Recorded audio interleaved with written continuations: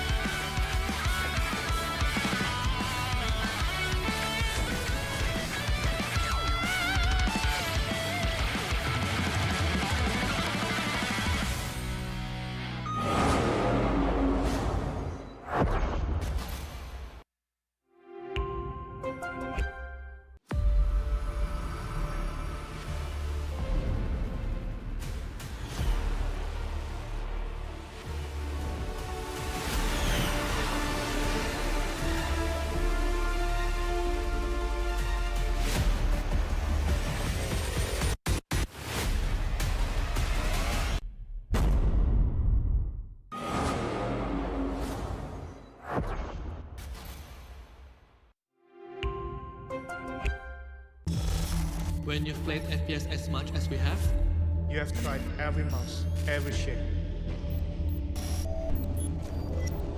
and we know shape matters. Shape is key. This one has both our experience, Our family name, the next piece of our legacy, built for the big stage, for the biggest moments. The Susanto Brothers Mouse.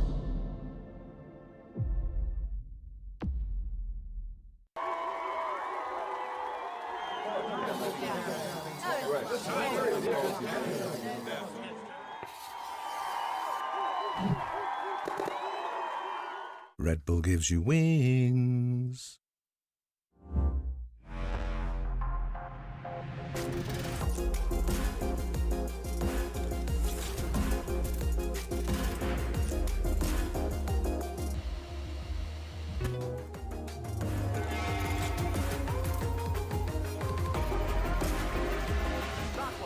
Push, push, push.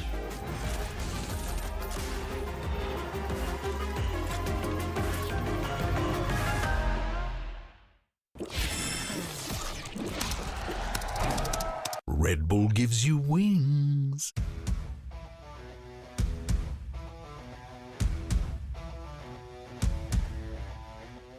Maybe getting onto site a little bit ahead of the Nongshim rotations. Zeus here on the other side of the wall will be able to get himself the first kill in Pacific. Welcome to Tier 1. Finds RB. Go, go, go. Big veteran to put down. His team forward onto the side. Cosmic Divide now going to be called in. Go, go, go. Stop it. Noted. Sylvan on the late lurk, able to find it. Zeus shutting down Dambi on the reapproach. Ivy looking for it, coming to the wall, but Zeus turns back as Ivy's whipping, and Zeus, okay. That's what we're talking about. Starts coming alive. He's going to be looking further on fourth, and he gets it. Let's go. Going to be favored in numbers. He does have the reckoning for a retake. Ivy could get one kill. He could do something weird with a pit. He's going to be given the opportunity. Is pushing the corner of the overdrive there. X-Ross able to steady it for one. Just put Kelly S on the floor. Can be res, but now it looks like X-Ross. It's his turn to take over! So he looks for that fourth and final. Will not be able to find the res. Attempt to come through.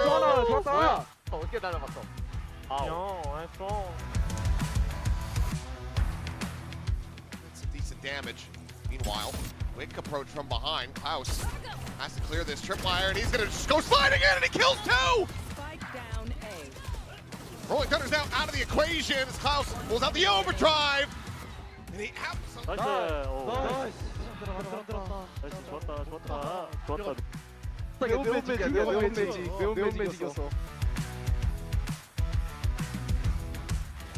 Klaus, another opener. Sends the head, pushed out though. May, filter of a shot. Gets the spot, and Klaus gets close. May, another one, but Klaus able to skill forward, finds Yatsuko, but May turns back, cleans him up. Now suddenly, just 2 players remaining for Varel. Trying to maintain his little win streak for them. But May on for an ace!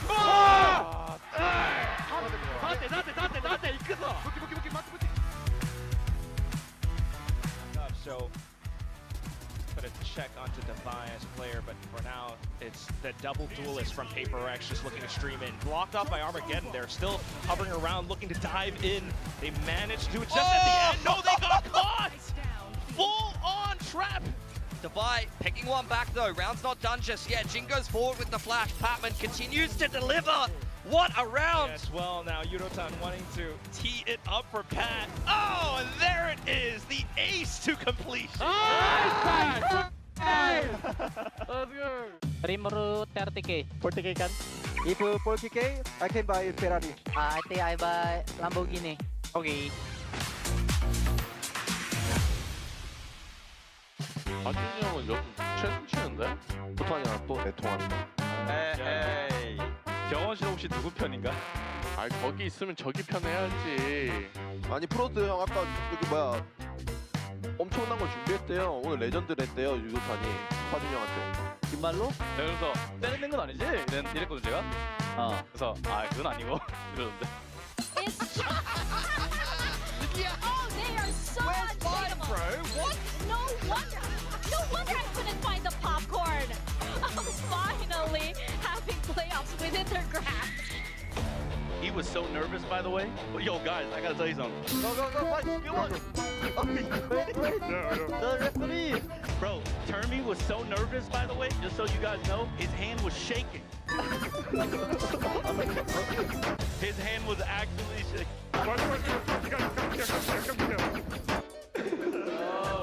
He win by knockout! All my life stood by me. If no one else is nothing behind that door, be shy. Nobody can drag me down. Zayn Manyet. 저거가 평상시톤이야 그거? 평상시톤입니다. 긴급하게 얘기해봐. 긴급상! 미러시! 이상 상태. 이제 너는 탑 이상 상태. 가져왔다. 뜨뜨뜨뜨뜨뜨뜨. 뜨뜨뜨뜨뜨뜨. 가바이! 가바이! 깜깜깜. เพราะผมอยู่กัน3คนแล้วผมก็จะรอรีบช่วยรีบโยกให้ เล่นยากเราต้องส่งเลยส่งเลย โอ้ไปเลย 자, 이 네온. 춤출게 가자.เฮ้ยโอ้โหเอาล็อกที่โดดตายย้อนเลสสิ จะเข้าซี리테간 마. 돌아도 돼 하이파 돌아줘 나 궁으로 핑 찍어줄게. ระวังทีไหลไปแล้วเว้ย เสื้อแถบคนหนึ่งขอแถบคนหนึ่งได้ไหมขอคนที่แถบคนหนึ่งไปแล้วก่อนนะเจน 안돼 나온다 삥 나왔다 닫아 시즌 깐서 나온 거 시즌 깐서กู้คนหนึ่งด้วยดิเพื่อนเราไม่มีใครกู้แล้ว 할 거야. 안해? 이제한다.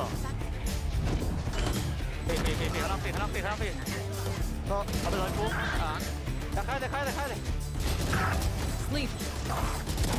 이게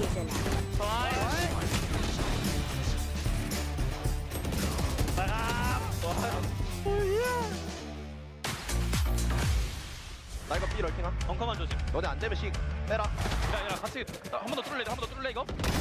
정신. 두시 어머 다시 시니크 그거 잡고 시니크 시행 조심. B가 볼래? 네? 아, 바람이랑 B가 볼래? I get it first Okay just have it just sit in smoke 둘 오맨 왜 이래 하다 너 왜 이래 시도 왜 이래 시다 조심 지금 설할게. 대장 모른다 이거 One enemy remaining. tip it last game 그러면 나 이거 사이트 그러면 내가 봐줄 수 있을 것 같아. 내가 먼저 해볼게 근데 혜민이 먼저 해. 와우! 혜민이 형 좋은데. 명가 정한이 형 죽는 거 잡아주는데? 아 잡아줘야지. 저인데? B 目セス手ほどのいける？でこれエミンこっち来てほしい3人。これ A アンカー俺やるわ。オッケーオッケー、いいよ。プラレス。はいよ。はい立ち避けてる。今エミンプラウラ避けれた？これでいいね。はい俺。フラッシュ。せーのこう。止まったビクティ。まだ BK やねこれ。ハウスしたリンク。シティコール。当たってくるよ。俺やってた？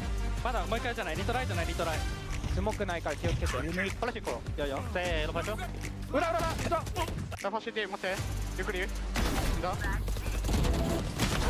ックフェニナイスグッラストオペラタ一人ケアできとけばよかったかな今の俺ずっとケアするわスーさん走っていいよ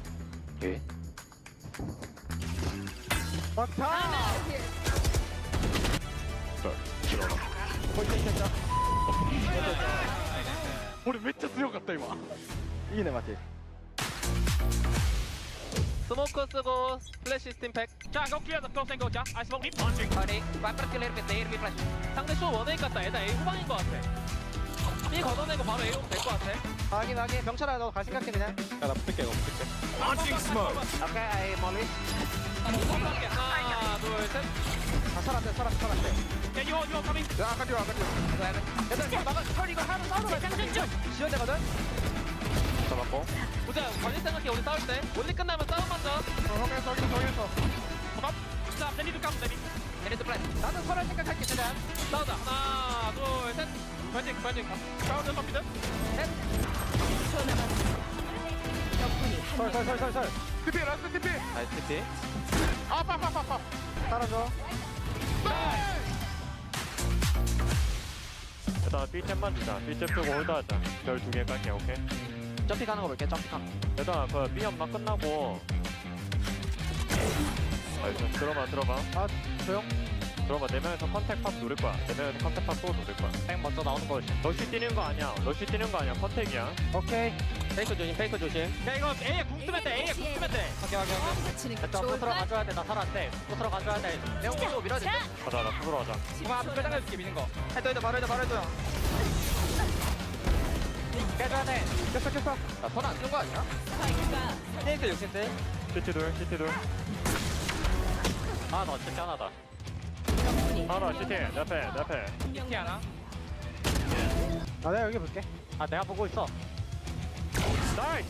그냥 가는 거야. 아, 나 오퍼 잘 쏘는데? 좋아, 알베. 내 첫 오퍼 데뷔전인데, 이거? What do you think of it? Cypher though? The Cypher, probably 4 aim in then. There's some in. Guys, I'm dead. Inside one. That's good for us, actually. Plenty left, yes, plenty left. We can wait. Guys, someone should do half. Boys, do we have smoke again? No. We need to fight. There we go. We need to push this, boys. Ready to defuse Kyung Won. 이런 건 눈 감고도 할 수 있어. 아군이 한 명 남았습니다. One enemy remaining. Nice try. It's alright. これ相手こねてんねんやろてんねん 쇼게 들을 거. ネオンもいったネオンフェニッシュフェイドビームエクサムそうあと前まで行こうナイス切ったこれマテウスも一緒に行かないチョーク注意ねこれマテウス武器落とさないと思うオッケー。下がる。いいよ、下がる。ミサイル先ね。グレー入れるわ。はい最初グレーでこれすぐキロしてほしいグレバなんか One enemy remaining. いけいいよいけ。待てせけ待て。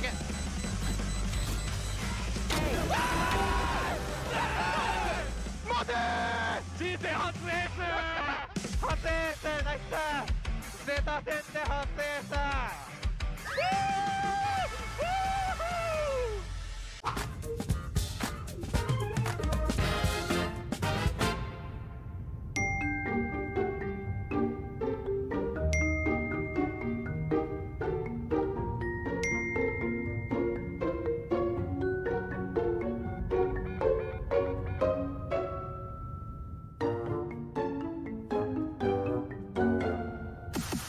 เล่นพ่นただ単に月光が好きだったから適当です。 I'm the mystery guy. 저는 레몬 러버고요. 제가 악어고요.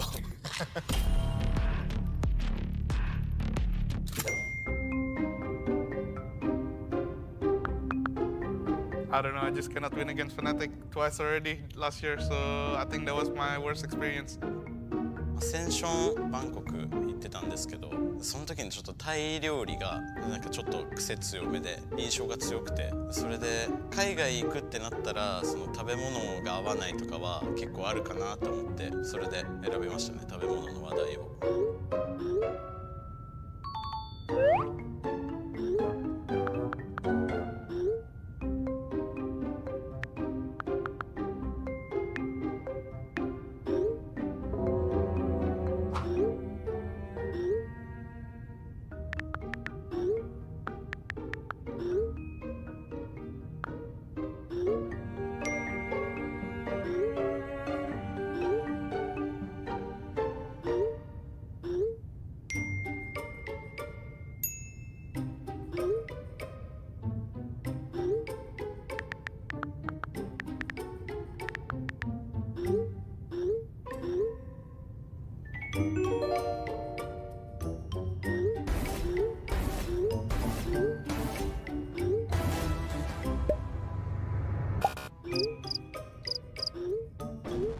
정답을 쉽게 말해줄 것 같아서 이렇게 쉽게 말해버리면 왠지 게임이 금방 끝나버릴 것 같으니까, 그래서 제가 대신 임포스터 역할이라는 걸 좀 해왔던 것 같습니다.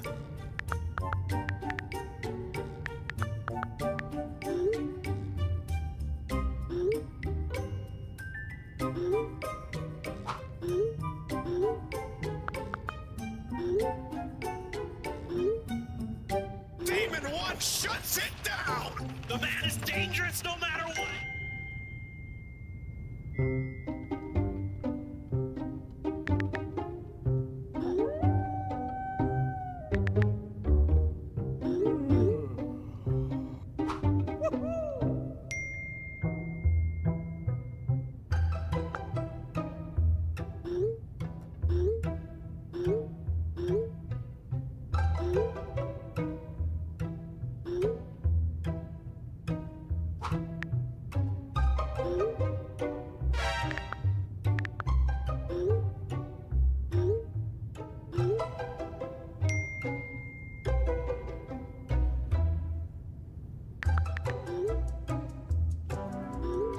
嘘つくしかないなと思ってとりあえず嘘つきました。そこが結構怪しかったかなって思います、自分でも。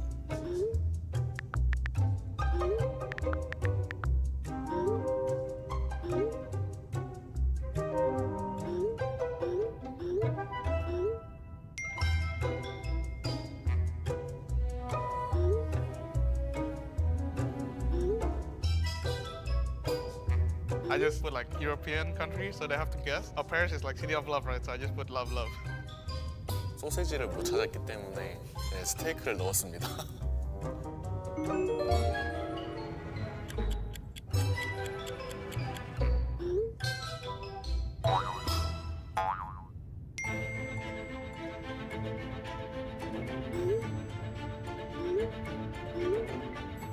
여기서 또 드네코 얘기하면 재미없을 것 같아서 또 임포스터 역할 하려고 그냥 6시간 비행했다고 거짓말 쳤던 것 같습니다. I just put it 10 hour plus because all the journey that I've had going into like event is always so long, and I hope this year I'm able to travel like just like a short time, you know. If you go to Shanghai, it's like only 2 hours.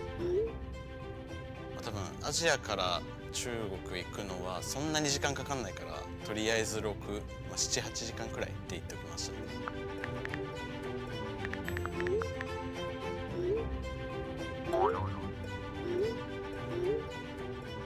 아이슬란드가 좀 더 길었던 것 같아가지고 정확한 시간은 기억나지 않지만 뭐 제일 길어가지고 골랐었습니다.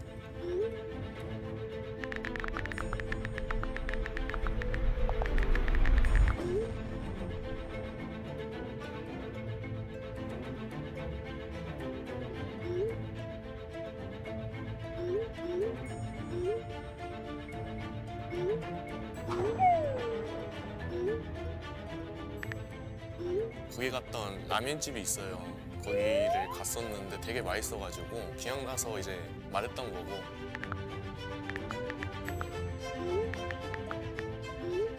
그냥 제 마음이었는데요.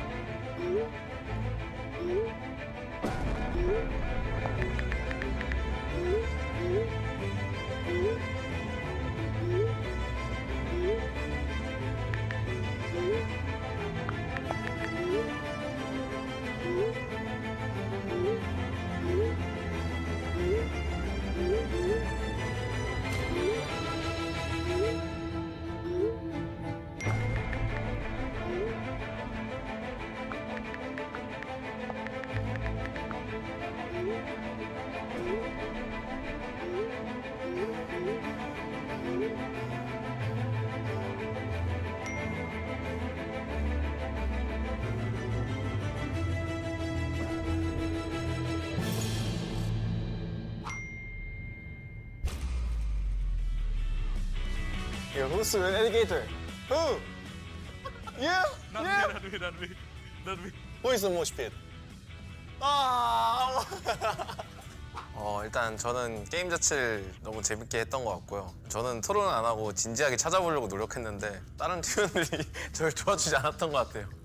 まさか自分がそのインポスター側だと思ってなくてちょっと緊張しつつも、結構いい感じに騙せたんじゃないかなって思います。楽しかったです。 At first, I thought he's lemon lover because he's so quiet. Second, I thought he's alligator because why would you eat ramen in Iceland? Like, where can you find ramen in Iceland? And then the last one is just MOSFET because the answer is too basic. 채팅을 했을 때 모시핏이 너무 임포스터인 것 같은 거예요. 그래서 어떻게 하면 도와줄 수 있을까를 좀 많이 고민했던 것 같습니다. 저는 시작할 때는 살짝 몰랐는데 이제 말하고 나서 알리가토르랑 미스테리가 되게 익숙한 말투가 들리는 거예요. 한국 선수인 건 대충 감을 찾았고 나머지 두 선수는 이 둘 중에 임포스터겠는데? 라고 생각했던 것 같아요. 저는 요즘 세계대회 나갔을 때 여러 음식 즐기는 걸 좋아해서 베트남 가면 또 맛있는 거 먹을 수 있겠구나 생각하고 있습니다. 현지의 쌀국수 집도 한번 방문해보고 싶고 만약에 거기서 이제 현지인분이 저를 알아보신다면 만약에 제가 한번 쏘겠습니다. Vietnam has been one of the countries that I want to visit lately. It's Crazy Guy's home ground as well. So I really want to make it to Vietnam and feel the crowd finally cheering for us. ベトナム人生で一回も行ったことないんで本当に行きたいしみんなで行けるように頑張ります。これからも応援お願いします。 호치민 베트남 이제 결승전에 가게 되면 정말 좋을 것 같은데 만약에 가게 되면 신차오 이제 베트남어로 안녕하세요 하면서 제가 외치러 다니겠습니다. Thank you for watching.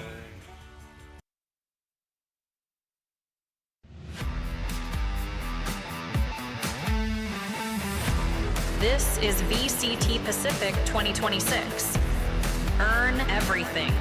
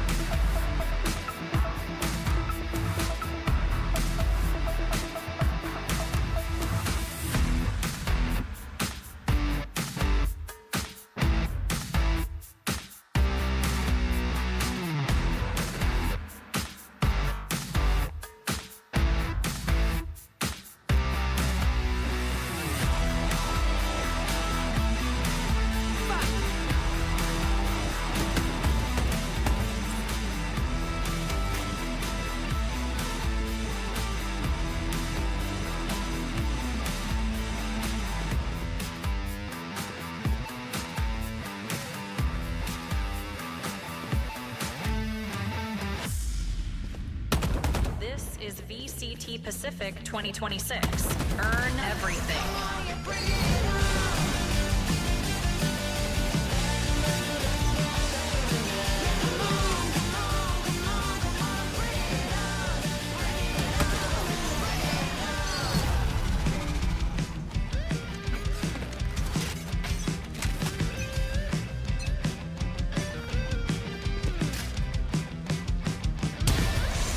I am sorry. You will learn our differences. There should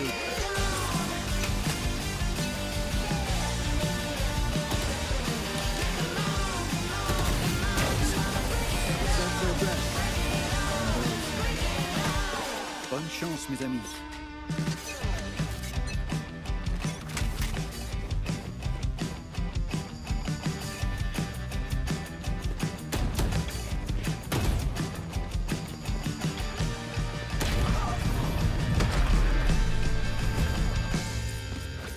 Chamber's going down.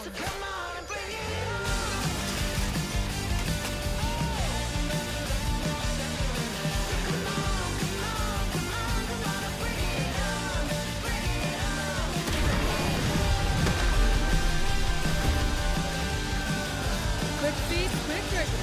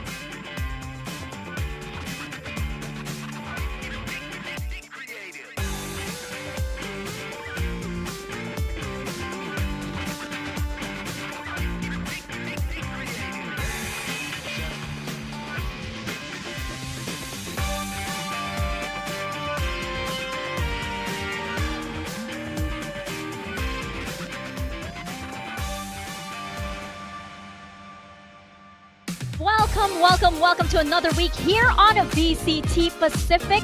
It is the final week before playoffs. That's right, stage 1 is slowly drawing to a close, and it's been quite the ride. Mika Fabs here on the desk with Big Time and Pilski back once more for, as I mentioned, our final week. I can't believe it's been going by like really fast. Yeah, I mean, it's flying. We're heading towards playoffs, record speed, huge games today, massive amounts of pride on the line. Pride for sure. Yeah, definitely. But before we get into the games for today, let's take a look back at previous week because we had some excellent flicks. Here's our Pulsar flick of the week. Yeah, you get Caron here in the bait setup to start things off, and honestly, he's done very well in that position. Yeah. Some nice flicks from him. He's been showcasing his aim a little bit more because he's been picking up the Phoenix and things like that. And of course, you end up with a something clip in there. Leviathan had actually a really good game. Oh, that was nice. That one was filthy, man. This one was crazy. Yeah. If he dodged that rocket, I back him to win that. That's a Guardian as well. Like the upwards flicks are always so satisfying. And then Privy, I mean, you could throw all his clips in there, to be honest. But you love a 180 flick from the man. It's no surprise. We've got 3 other full sense boys in this free-play package so They far. got some aimers. They got a few aimers on that team. Maybe a little bit. Yeah, they're pretty talented. I actually want to count of like how many times Primi has made it to this Pulsar flick of the week. This one from Zeus was also incredible. It was a great flick, but it was even more of an egregious slide in from Francis. Just one of many.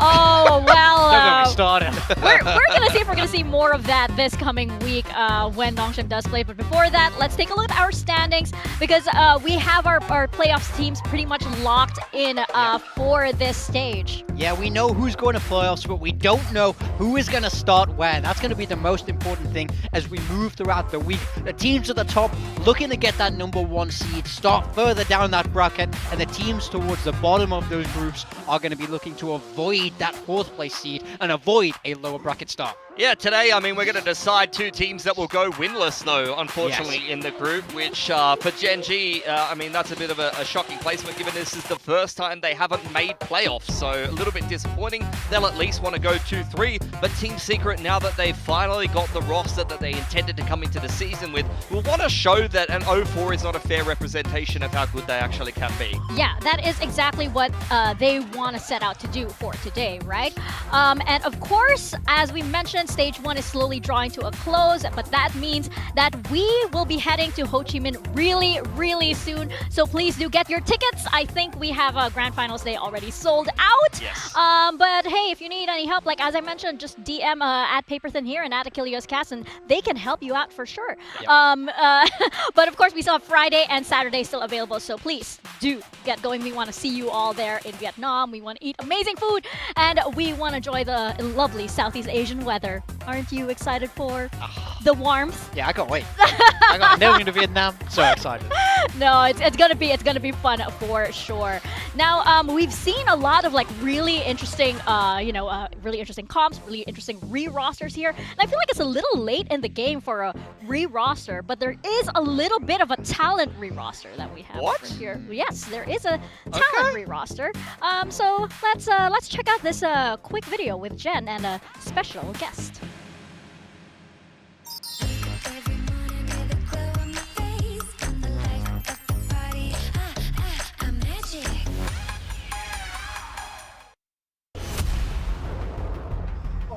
Oh yeah, no. No, I gotta no. Hey! Whoa! Back off. Come over here, Elfish guy. No, it's okay. He's one of us. Mystery man. Yeah. Yeah, he's one of us. Elfish guy? I thought they would get a memo. No. This is your first day at work? You're already making trouble? Yeah, well, I mean, I'm just that kind of guy. Oh, troublemaker. Right, we're upstairs, so conduct yourself, behave yourself, and come follow me.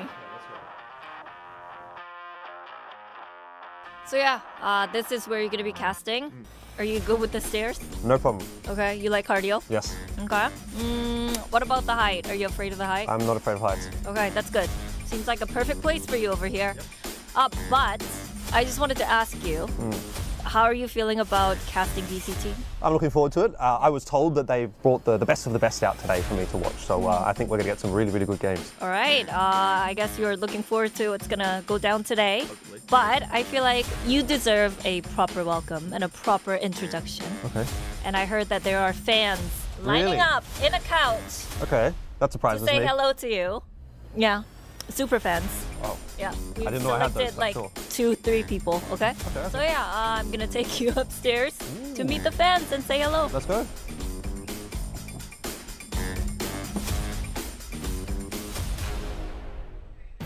That is right. We have gathered some super fans here of Elfish Guy. We have Big Time and Pilsky meeting Elfish Guy in the flesh. Woo! Hello, welcome to VCT Pacific, Elfish Guy. Okay, explain yourself. Who are you? I'm Elfish Guy. I don't know, what more do you want from me? Ask this guy. He knows me. He's seen me around. This is the first time we've met. Yeah. What do you mean? Oh, well. Unfortunate news for me. I can tell for sure. Well, welcome to VCT Pacific. I mean, it's I didn't realize that security was so aggressive. I know.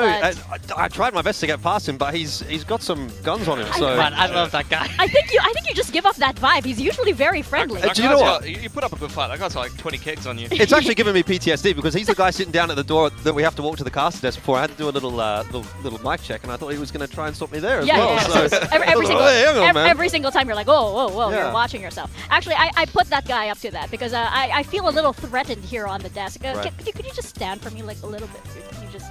Oh dear. Oh, I don't like Very this. tall. I don't Oh my God. Like this at all. You stand up. No. You stand up. Get up. Yeah, this is not. this is not it. Relax. This is not it, guys. Don't bring the balcony down, buddy. That is why. So now that we're on the same level once more, yeah, I think you have a self-written profile here that you submitted. Yep. We at VCT Pacific here, we take this job very seriously, so we have to make sure that all of our new applicants kind of send in a profile. So yeah. It was kind of like something of a resume, right? I think you guys were sort of teasing. I think people were expecting to see maybe TenZ or FNS on the show. Yes. Unfortunately, guys, you got me instead. But you know, Unlucky. one of the teasers I think that was put out was that he's part German or he's got some German nationality, which is obviously true there. Yeah, I've been casting for 12 years. The most important thing, though, obviously, is I have been absolutely stoked to meet my favorite analyst of all time. Big time. On the desk here with me. What? This is what I've been waiting for so long. You know, I've watched the show. I haven't been able to get here. You know, I've had some visa issues, but I've been watching along, and I just thought this guy is probably the best analyst, and I hope that he gets the chance to I appreciate that. do some big gigs. I appreciate that. Yeah. Pilsky, you feeling okay? You feeling okay? he's Come on, buddy. You get to be my best friend. How about you get to be my best friend at least? I want to know though. I want to know why is Big Time your favorite analyst? Given that you have Skill, a lot of luck, connections. Can we move on? He's handsome. He's smart. Move on. Moving on. What's He's the next not one? rude. He doesn't interrupt me in the middle of my segments. Yeah. He's got a nice smile. He has a lot of faith in you already. You Yep. know, he's been talking you up. Yeah. Oh. That's Are you really okay? Are you okay, Pilsky? I'm fine. It's okay. It's okay. You were there as best friend. You're so, my best friend. Yeah. You do have a position. Am I your on best there. friend? Yeah. Yeah. Yeah. I'm not sure. I mean, this guy used to be my boss, so I need to be that careful would what I weigh say. up. Yeah. Really? Yeah. He used to be his boss. Wow. Okay, that's interesting. This is a whole different interview. There's a bit of a weird dynamic going on here. So Yeah, I there's a lot of complexity that goes on here. Well, yes, this is how we are here at VCT Pacific. So I apologize in advance. You have your co-caster Quack as well. What have you heard about Quack? What are you looking forward to? What are you maybe apprehensive of working with him? I heard he's the GOAT. I don't He know is why the they keep calling him Quack. That's Yeah. like the duck noise. They should be calling him the GOAT. The They goat. Go, what do they go? They And go, bah. what is that? That is a sheep. I think That's it's a more meh. They go like meh? Meh. Meh. Meh. They should call him Meh. But I feel like Hey I'm Meh doesn't exactly work as well as Hey I'm We Quack. call He's ourselves he's cracking up. Elfish over guy and Meh. Yeah. That's, Yeah. That's the It's a bit of a challenge, Yeah. kind of like toss to, but Yeah. I'll work in it. I'll work in it when when we toss it over to you. But yeah, I'm curious what team so far. Oh, it's a serious question. all of a Wow. sudden. What team so far have caught your eye? Well, I wanted here to on say, stage? I want to originally say GE, obviously, because there's an Australian on the team, so no bias. But there was that at the start of the season, and I thought they were doing really well. And then the last couple of weeks, they kind of let me down a little bit, maybe. So that's been a bit disappointing. Anyone that knows my roots obviously knows I'll be a Paper X fan through and through as well. So Right. those are probably the two teams that I'm most interested in. That's right. That's right. Forward. You have meeting Alex as That's right. like your goal in life. Yeah, Big yeah. fan? Huge fan of Alex. Yeah, always been a fan of Alex. Yeah. We used to cast Alex when he was in the server. Yeah. He actually won his skirmish, and he was looking as sharp as ever. Yeah. You know? Ah, you should have been here for that. That Yeah. would have been amazing. What I used to say about Alex is he was the best worst player I've ever casted. Yeah. Why is this not the first time I've heard Alex being described in that way? There's this whole other history. Look, he was a great IGL. Yeah. He was a good IGL. We'll give him Okay. that. It's a great IGL. Okay, that's great. I love how you guys cover that up. But Jordan, as you know, of course, we have been playing this little game called Build Diff. Yes. By now, of course, you know how it goes. Oh, Four no. teams will be stepping on that stage, and we need to pick 4 players from each of those teams, including 1 bonus, to form out some kind of well-rounded roster. Of course, at stake, everybody's been trying really hard because we have a Predator Helios Neo 16 at stake, but now it's been upgraded to the Predator Helios Neo 16 AI, which apparently has a a dedicated NPU or neural processing unit where background AI tasks can improve efficiency. There's not much neural I was going to say, I think I might need need a bit of neural processing Yeah. the way my build has been I going. do need that. I do need that as Are well. you a passionate gamer though? I am a passionate gamer. That's good. You're qualified on the laptop. Wonderful. That is excellent. That's excellent. We have our rosters. How did you find building today's? Very tough, It was tough actually. today. Yeah, it sort of felt like a no-win type situation, to be honest. Like, look, let's not beat around the bush. These are the bottom 4 teams in the league at the moment, so it's kind of hard to go, oh, that's definitely a player that I want on my team based on how they've been performing. But I think for me, there was a couple of standouts I think personally. your team is solid. I think your team is pretty solid, but the Absol flex, I mean, that could go crazy. You think ZETA's going to win today over Varel? I think a lot of people do. Yeah, I don't know. I feel like they've done a little bit better so far this season. You guys all seem to obviously be on the Varel train, but I mean, who's the analyst on the desk and who's the play-by-play caster that's never really been here before? Quack has Doesn't really Lakia. matter. Quack has luck here at Quack has VALORANT. luck He's here. actually been pretty decent lately. No, yeah, that's true. You didn't go LP, Mika? I didn't go LP. I went with Suna for the side of Varel. I have Sylvan on my team. Ash on the flex. And Ash on the flex. Yeah. Just as he's gone into the Neon.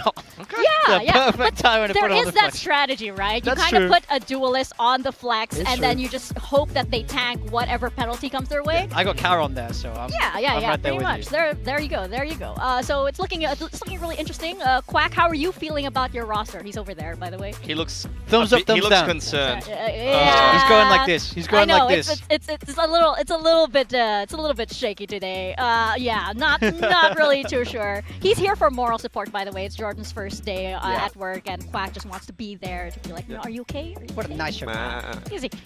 Quack is the goat. That's not going away. I suddenly regret bringing that up. We have our matches for today. Of course, we have Genji and Secret, and we have Varel versus ZETA. Really quickly, because you're not going to be here for the rest of the discussion, how do you think today's going to go? What are your predictions? I think I went Genji, ZETA was my two predictions, I believe. Pretty fair, pretty fair. Both wrong. Crazy. We'll Your see. We'll see after today, mate. Your favorite We'll see. analyst just said that Yeah. you are wrong. Pilski. I have a job opening for you. No, no, I'm sorry. Well, Right. that went south really quickly. This is actually how my career started. I think that was literally exactly how it started. Are you getting flashbacks right now? Yeah. It's getting real. It's getting real. Anyway, Jordan, thank you so much for joining us. We're gonna send you over there because you have a new job down that way. Please, Mr. Quack over here will escort you down over to the desk and your new spots. And we have Genji walking in right now. We actually saw Lakia there a little earlier, and Jordan nearly bumped into him. On over here, but we have Genji right now, and this is, both teams, of course, are out of playoffs contention, but we still need to see their performance, and Genji just had such a painful loss against KRX. They came so close, and just since then, it's just been really difficult. Yeah, I mean, you see them, they kind of get stomped in two of these games against GE and Nongshim, but they beat Paper X. They are very close to beating KRX despite the last-minute substitution for Genji, an organization that's been a Masters winning side, one of the most storied organizations inside VCT Pacific, and one that is synonymous with Korean Valorant. This is their first time missing out on the playoffs, so they're going to be very disappointed regardless how this Week 5 game goes against Team Secret. Yeah, I mean, it's incredibly sad, right? This is a star-studded roster. The core of this team lifted a Masters trophy, and now they're not making it to playoffs. It really is a rather large fall-off. We can't avoid it. But today they're playing for pride. Today they're playing to recover that season and start moving forward towards stage 2. So here's kind of what I wanted to bring up with this, is you see the round diff against GE and Nongshim, not great, but against PRX and KRX, two of the strongest sides inside of VCT Pacific, they have positive round diff against PRX. Of course they did, they won, but KRX even +5 there in terms of the round diff against two very, very solid teams that should make it quite far in this competition. So I'm just going to put it out there.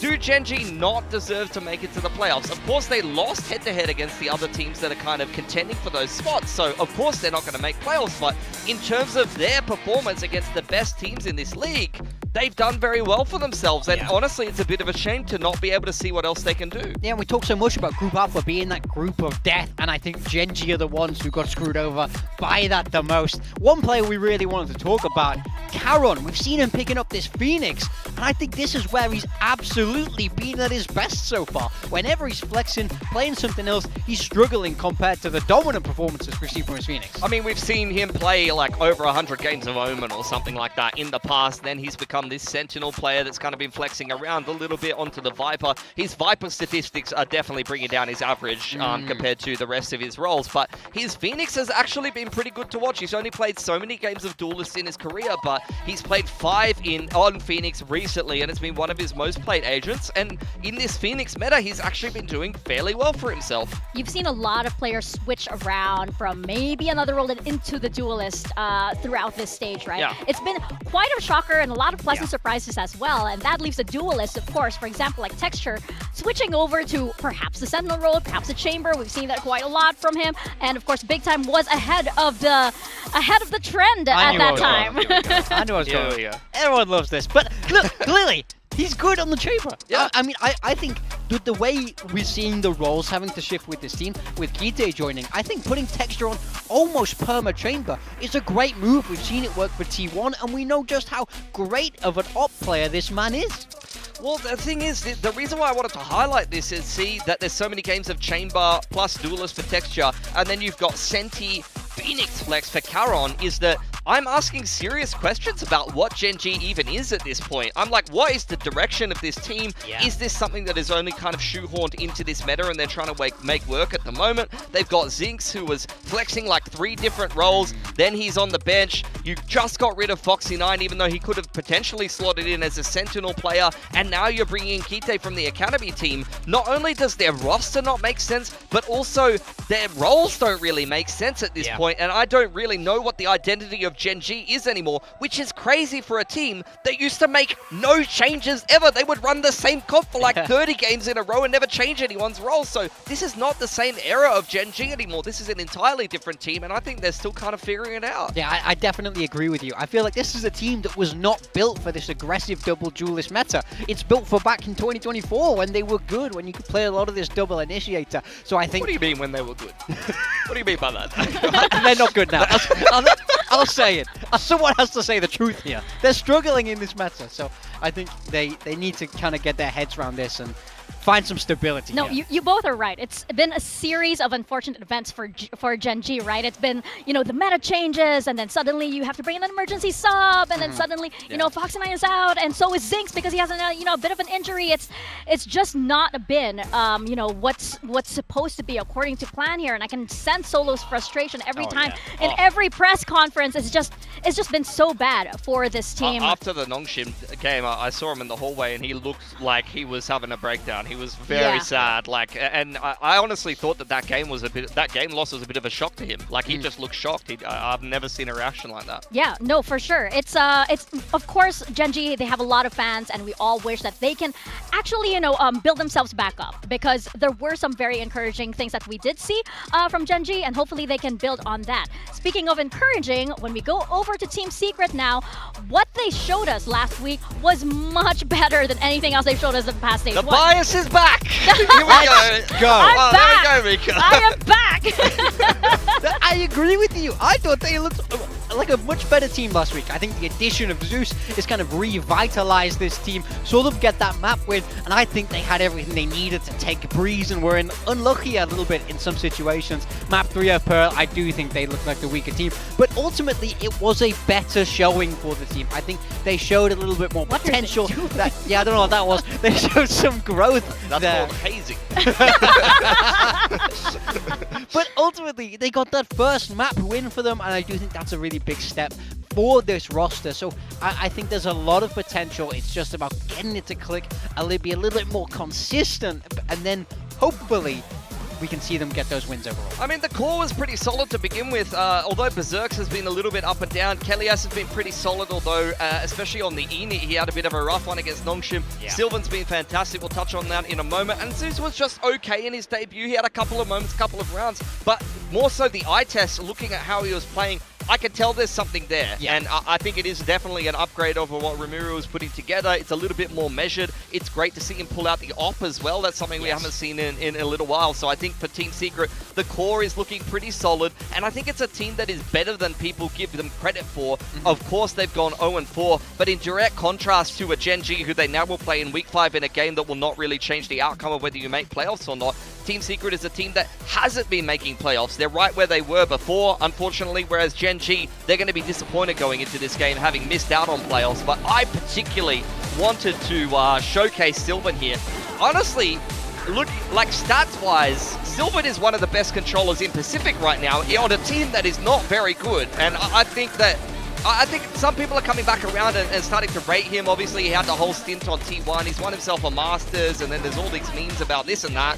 But honestly, unironically, and this is no hyperbole, I think Sylvan is actually very good right now. Like, he might be one of the best controllers in the league. I really do agree with you. I feel like the amount of rounds he's solo winning for this Team Secret roster, and you know, Smokes is not a particularly easy role to play. I think there's a lot of timings you have to consider. Your deaths are hugely impactful if you die prematurely, and I think he understands this role incredibly well. We see big growth in this guy from kickoff to stage 1. He was horrific in kickoff. I was like, this guy's about to carry this team. Like, that's what I thought was going to happen in kickoff, and it took him a while to get going, but now he's here in stage 1. He's been phenomenal. No, absolutely. It's been a Sylvan that's been transformed from kickoff, right? And I think it's because he's getting more comfortable with the team. Of course, you know, maybe it's the team also rearranging and working around him as well. Yeah. I mean, we touched on the language barriers before as well. That's going to be something to get you. Even me, like listening to people speak, you know, Southeast Asian English sometimes, especially with the hectic comms into the mix, I can have a tough time. Not a native English speaker. I think that's you know, going to be something he'd probably have to overcome. I bring out the Filipino, you cannot understand me. I just say that, I'm still speaking English. Anyway, of course, we also had some fresh names on both of these rosters, right? We have Kite on the side of Gen.G, and we have Zeus on the side of Team Secret. How do you guys rate their performance so far? I actually thought both had pretty good rookie debuts. Look, it's a very hard thing to do, to go from playing Tier 2 to come into the league on this stage against these big players. And I felt like Kite, especially when he was on this Omen, I felt like he looked really quite confident. I think that's the role I want to see him on a lot more. I didn't like his Astra anywhere near as much, but we saw him have these big rounds, and I think his help in that secondary calling is very important. And on the other side, we got Zeus. Yeah, I mean, Kite hasn't repped any of the other controllers as much as he's repped Omen, so that makes a lot of sense. He's usually been more of an info init player. For Zeus, I mean, I was most impressed by his opping. Some of his entries were pretty solid as well, but I think in particular his ability to bring out the op on the Neon in particular is something that you haven't seen as much as you used to in the Neon meta. I felt like Neon op was actually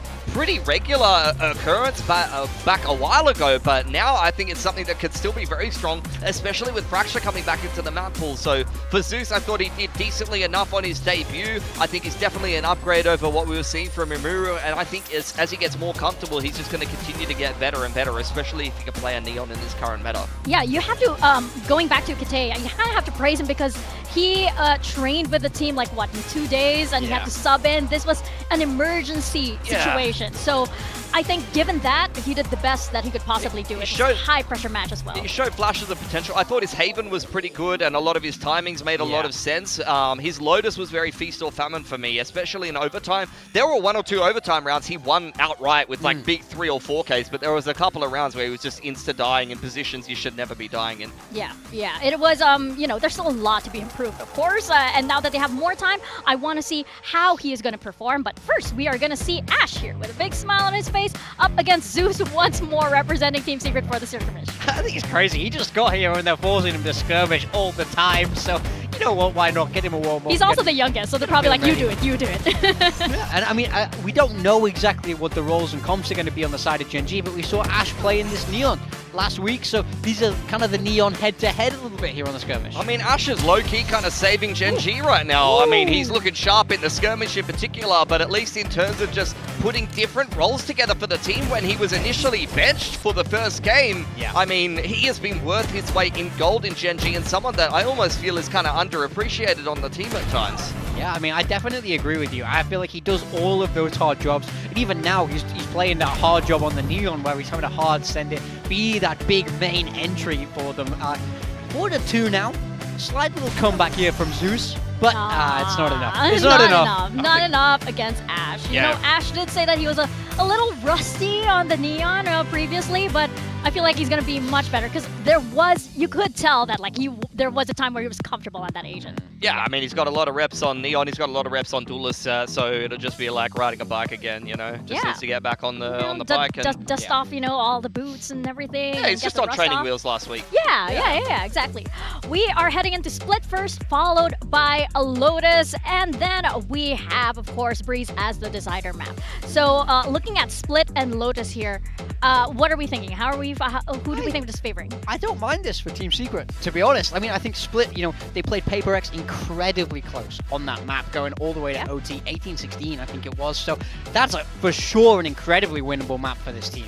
Yeah, I think Split in particular is something that did look shocking initially for Team Secret against GE, but then the next week they came back and put a lot more work in, and I actually like what their split was looking like, and now they've got Zeus in the roster, I think that they could look even better on that map. Shouldn't be too difficult for Gen G to put something together on that, something they played in the past. It feels like Gen G going back to feigning Lotus like they did with their old rosters and kind of going back to things that were working for them before, so I'm not too surprised to see them go straight for that again, and it was a map that looked good against KRX, which we know how good KRX are on that map. We've seen big performances from Yong, so if they can take KRX to OT, who I think are one of the better Lotus teams in Pacific, I think you should be pretty confident to pick that as Gen G. Breeze is a decider. You've seen shocking breezes from both of these teams, don't get me wrong. I mean, Secret picked it into Paper X and got slapped, and then Gen G got destroyed by Nongshim. But again, I keep saying this about Secret. From the initial Breeze game to the game against Nongshim, they made improvements and they looked a lot better. And I think I continue to say this about Secret. Yes, they have some shocking games, but I feel like they never suck on a map twice in a row. They do improve week to week. I think that's such a huge deal. I think it's very hard to give a team credit if they keep losing these games. But there are signs of life there. They are doing things right, and I do feel like Split was something that they did right against Paper X. You see, it's a map that they're choosing to go with quite a lot of times. Played it 5 times this year, and most recently was when it looked at its best. So I do think they'll be favored in this map 1. However, I think if the series goes the distance, that experience on Gen G might really start to show. Yeah, that's an excellent point because, you know, Zeus, he is like, what, 1 week old here in Pacific, right? But I do think that his presence gives sort of like reinvigorates the roster of Team Secret. I was chatting with Eric, Zeus' former coach, last week, and he said that like Zeus is actually a big vibes merchant. He is that guy who can keep the energy up, and I think that's exactly what you need for Team Secret. There are times when they can get a little bit quiet, maybe it's a bit of those comms, the language barriers. You need somebody to break the ice and get the players' heads back into the game. A lot of us are still favoring Gen G over on the viewer side, but here on the talents, it looks as though we're split. It's Desk versus casters. It is. Make your allegiance known. It is Desk versus casters. Yeah, that's funny actually. Look, in my mind, I think Gen G are the favorites. Yeah, I think so. Yeah, but I think like so. what I'm seeing from Team Secret. I think this game is relatively close. And look, all I'll say is it's pretty simple for me. Quack and Elfish Guy, I know a lot of people don't know the layout of the venue, but they're just not on our level. They are literally 2 levels below us. They are not. So, that is true. Factual. They're over there. For once, I'm taller than Jordan. So from this, I can look down over him. But yes, I absolutely agree. I think Gen G right now, morally, mentally speaking, they are coming from that heavy loss. They need to get back a lot of that momentum, and Team Secret, they can actually be proud of what they showed last week. I think a big thing for me is a lot of times in Valorant, it can come down to who wants it more in that game, right? Gen G, both these teams are out, but I think Team Secret really want to avoid going winless. I think a win today would mean much more for them for Gen G. That's why I'm going with. I think if Gen G lose, though, it's going to be insult to injury after not making the playoffs for the first time and giving Team Secret their first win here. No, you can tell it. Like, when we saw the B-roll of the team, you could tell in their faces that they knew that this match was going to be very, very heavy for them. And then you saw Team Secret kind of slapping each other. So who's feeling better as they step onto that stage? We're going to find out as we begin this first match, Gen G taking on Team Secret.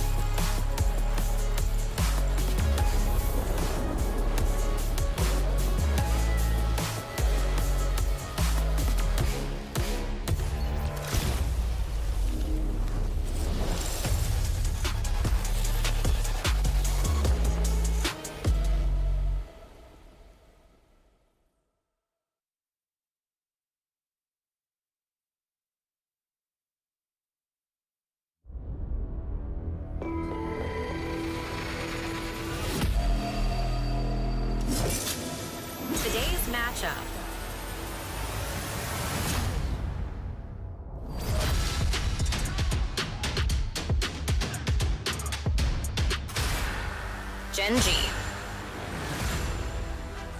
After a painful loss to KRX last week, Gen G, they need to end this stage on a high note. They had everything working against them, but still, they managed to bring it so close to KRX. Against Team Secret, though, can they win with confidence? That's what we need to see, quite honestly. It's been a disappointing year for Gen G. Even kickoff was not too awe-inspiring, but let's be honest, they've had some roster instability, they've had some out-of-game issues to deal with, and we need to see them pick themselves up by the bootstraps, because although they haven't made playoffs for the first time, and that is disappointing, you cannot give Team Secret their first win here, because that will be ending the season on an all-time low for a roster and an organization that's known at times to be good enough to win Pacific and even international events. Yeah, I mean, the mental crumble will be hitting an all-time high if they end this group at the very bottom of it. I think they need a win today to have some confidence in this roster towards Stage 2. That is absolutely right. But speaking of that confidence, Team Secret, this is the best that the team has looked in a really long while, and there was such an amazing debut from Zeus as well. You have Rimuru back in the coach walkout slot over there, but these latest rookies to the Pacific stage have given new life into this team. Now, how will they look like up against Gen G? Look, the stats don't really tell the whole story about this team. You have to take our word for it that I really do think they're better. They're better than the numbers are saying. I'm so sure of it, especially with Zeus joining this roster. I think that's a guy that could really become a staple for this franchise, because I think he has a lot of potential there. It's just about them realizing it. Sylvan is continuing to grow as a player. I think they're making really good calls. I think a win today would really start to boost this team towards Split 2, to really feel like they have a chance of making that playoffs the next time around. The problem is a loss kills all that momentum dead. Yeah, I'd agree with that. I think for Team Secret, they continue to show improvement week to week.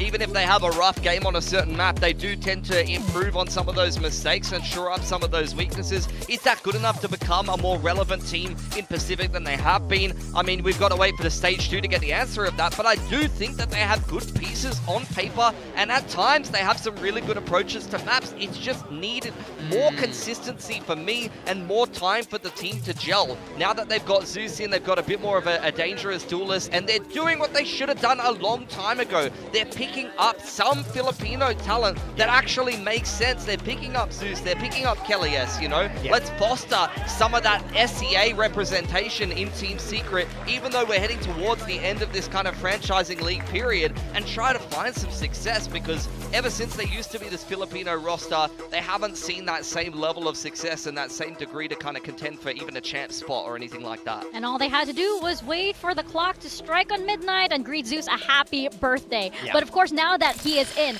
Team Secret needs to show that they are building towards something. And it begins now in this match versus Gen G. Of course, the Asian comps are a big question mark, and Gen G, it looks as though they're running double duelist. Yeah, I mean, this is a change up, because last time they played this map, they had Zinx on the Cypher, and it was not a good look at all. Yeah. Now they've had to change up their roster. My big thing is Kite, once again on the Astra, didn't have the best performance last time around. I think Texture Ash double duelist makes a lot of sense, and they're running the Charon Vice, which plays quite well into the Neon. I will say I like the Vice a lot. I think it does a lot in this meta. No changes for Team Secret. The trouble is their attacker side was poor against Paper X. It's the defense where they did the work. So I need them to have a bit of a hotter start, survive until that defender half, and then I think we'll see them shine. Yeah, for sure. We need to see Team Secret manage to get this win if they're working towards anything for Stage 2, and the same goes for Gen G. Who's gonna take this one? We will find out as we toss it on over to your casters. Hey, I'm Quack, and please give a warm Pacific welcome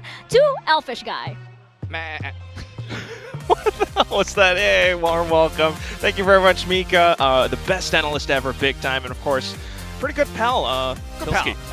That's what I can say about Pilski, is he is a good mate. Yeah, he's always been there for us. Yeah. But apart from that, yeah, it's going to be a pretty well, I mean, let's be honest, right? Today's game's maybe not exactly the most impactful for the entire group standings, but yeah, it does matter to the teams. I think it certainly matters, especially to a team like Team Secret, who have gone winless throughout this event so far, right? So, you know, there's always going to be that incentive in an event like this to come into your last game, if you haven't won anything, to maybe take a win, right? They're going to be coming into this one pretty hard. Obviously, there's a lot happening on the Gen G side as well, with all those roster instability and whatnot. So I think that both of these teams kind of have something to play for in this match, even though you'd look at it on the surface and say it's not going to get them into playoffs. playoffs. I know. Yeah, I think that's kind of the biggest thing, but it still does matter to them so much so that you look around the crowd and so many Korean faces a lot of people are there, here. for sure, all to support Gen G. So for Team Secret to take that first dub that they haven't seen in quite a while, honestly, but for Gen G to also find some, I guess, form back in their wings. Yeah, I'm looking forward to it. I think there's a good time ahead for us here, Quack. Let's find out as we jump into game number 1 of the day. Gen G up against Team Secret. And yeah, look, again, you can look at it and say these are the bottom of the barrel teams, but I think for both teams, obviously knowing that they're going to be coming back in the next split, in the next stage, they're going to want to try and build a bit of momentum at the back end here and see what they can do. Especially for these guys, like, a young player like Zeus. Exactly. Experience on the stage can matter so much, but You're apart right. from that, the compositions as well. The double duelist definitely can do some damage. It's a big switch up from what Gen G previously played, a very welcome one. Some would say it fits the meta a lot more as well, but Team Secret for now, just starting out towards the bottom of middle. Yeah, quite a bit of mid-contact actually yet to come in this round, you would expect. And that orb will slow things down a little bit alongside the Boombot, but for Gen G, pretty aware that there's nothing happening just yet. Team Secret going to try and find the timing as they will walk their way out into mid, and Gen G are ready for it. They had all the players they needed, and they've gotten all the frags they needed as well. Happy with that, backing off. And that'll slow Team Secret down quite substantially. Yeah, already we can see the effects of Gen G's comp switch up. The flash from Karan just to allow for the team to peek out as well. Off the little orb going down. Team Secret previously, when they played this against Paper Rex, they had some sort of a mid to A pivot. This time around, when you're down 2, I don't know how viable that's going to be anymore. You just need to find some picks, don't you? Try and isolate a couple of duels, and they're kind of trying to do that onto Kite here, but the deeper they get into this site, the more avenues are going to be opened up. That's nice from Jesse Bash, and Sylvan also manages to land the shot that he needs on Texture. All of a sudden, Gen G in a bit of a troubling situation. Yeah, real awkward 2v3, and it's all down to Ash and Karn without much utility. In fact, Jesse Vash, on the other hand, has a flash available, but still, positions out hand. It's Karn, and he's deadly. Yeah, Ash also yet to show his face too much in this round. Be that X factor. Dark cover has gone out. That'll give Team Secret a bit more room to work with, but you're right, the time's really a factor. They're going to have to try to go for the plan here, and Gen G surely want to make a play off the back of that. They will allow the plan to go down. Sylvan starts it nicely, but Karen ends it even better, and as they say, Quack, he who laughs last, laughs best. And that will be Karen in this instance. Pistol goes the way of Gen G. Well said, and that's kind of what Big Time was kind of talking about as well. You do want Team Secret to start off better on the attacking side because their defense was what worked out for them before. But right now, I mean, perhaps a little bit of nerves, I think, for both sides, perhaps. You can see that little moment up by Rafters where Kite had some awkward whiffs as well. But down to the end of it, the fact that Karan is still that strong, that sharp, coming down to this little 1v2 as well, making use of some elevation, crouching down a little bit, Jesse Bash not quite finding the shot. That's what makes the difference. Yeah, I mean, a little bit tighter than you would have liked it to have been, though, for Gen G given the start, but early game nerves potentially, and it'll be a quick entry in towards B site here by the looks of things for Team Secret. They're going to run right into Ash, and that will put a stopper to it. Yeah, I don't think you want to peek out of there anymore. That's a quick rotate over as well from Gen G. 4 players set up on B. Oh, look at what's happening on A at the same time. Karen's not fighting anyone. He's going to pick up the Orb for free.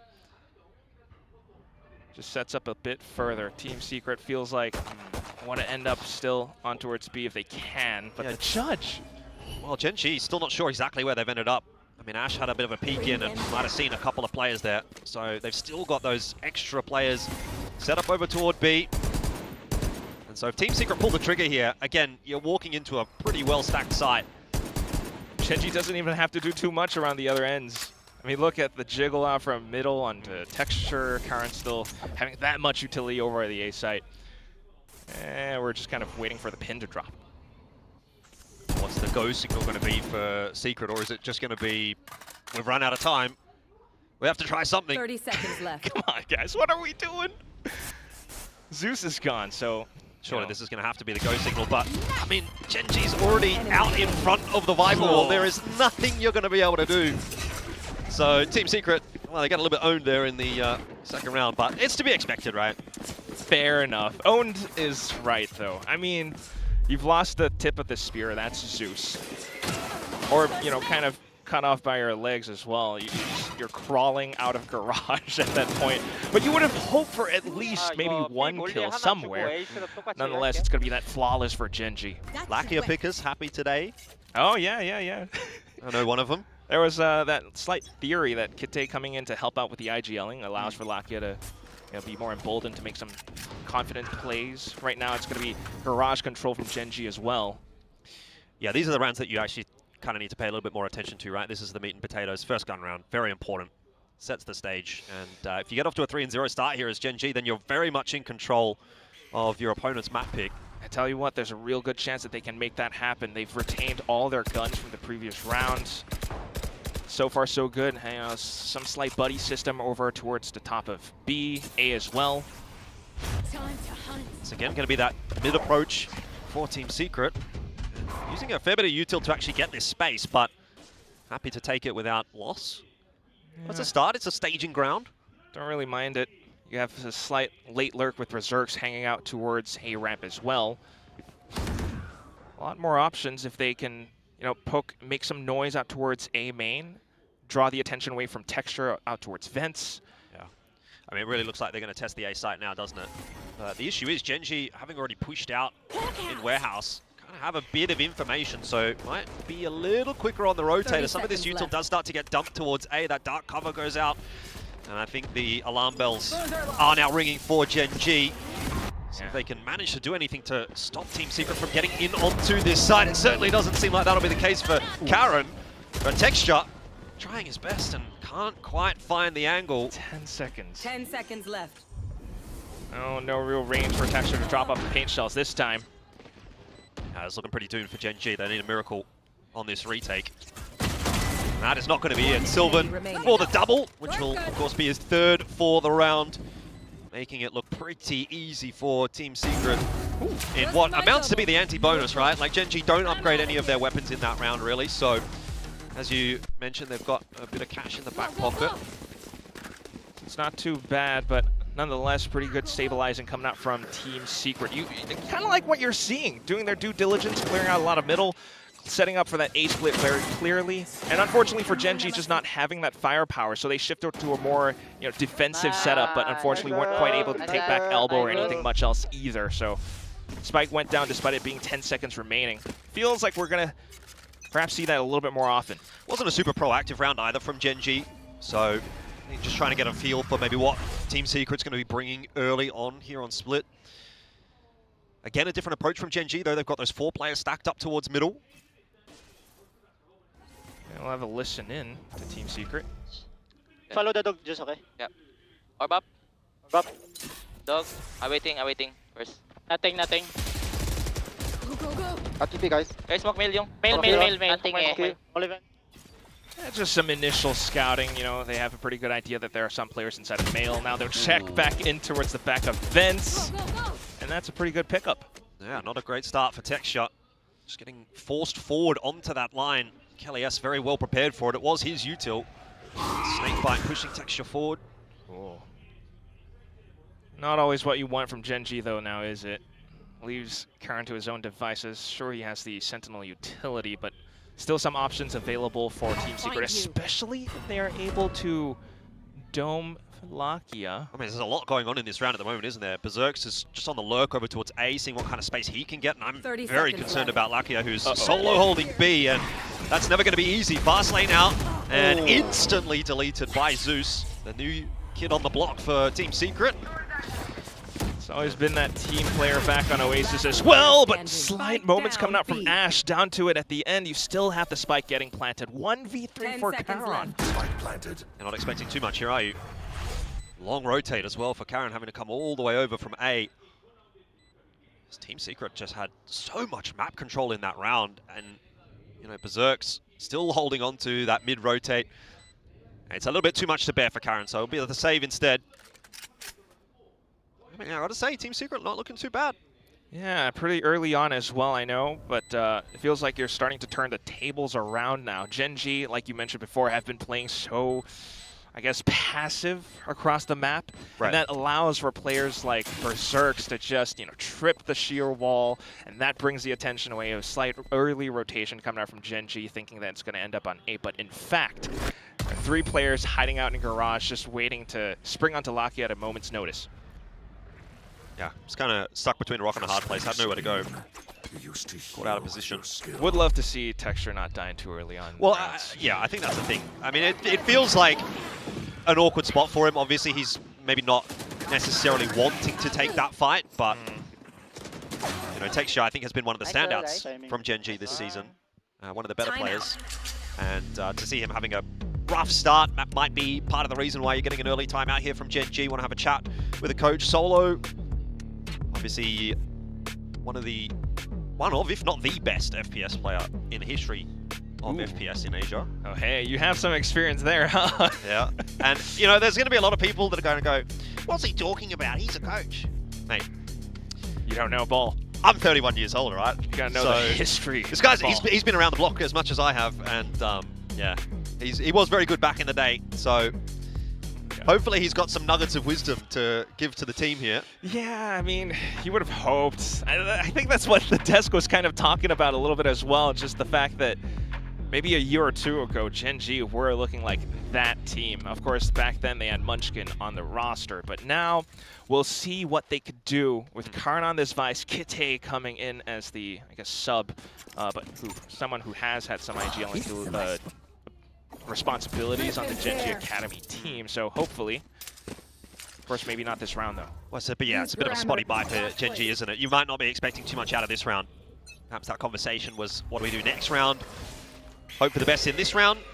Bit of garage control already established for Gen G. It's nice, but they aren't actually pushing it. They're not actually getting the information, so they're not really to know necessarily that this setup is headed towards A. Perhaps after some elapsed time, then you could start to push up. If Ash picks up an orb or something as well, you would have the overdrive. That would be huge. Over onto the A site, though.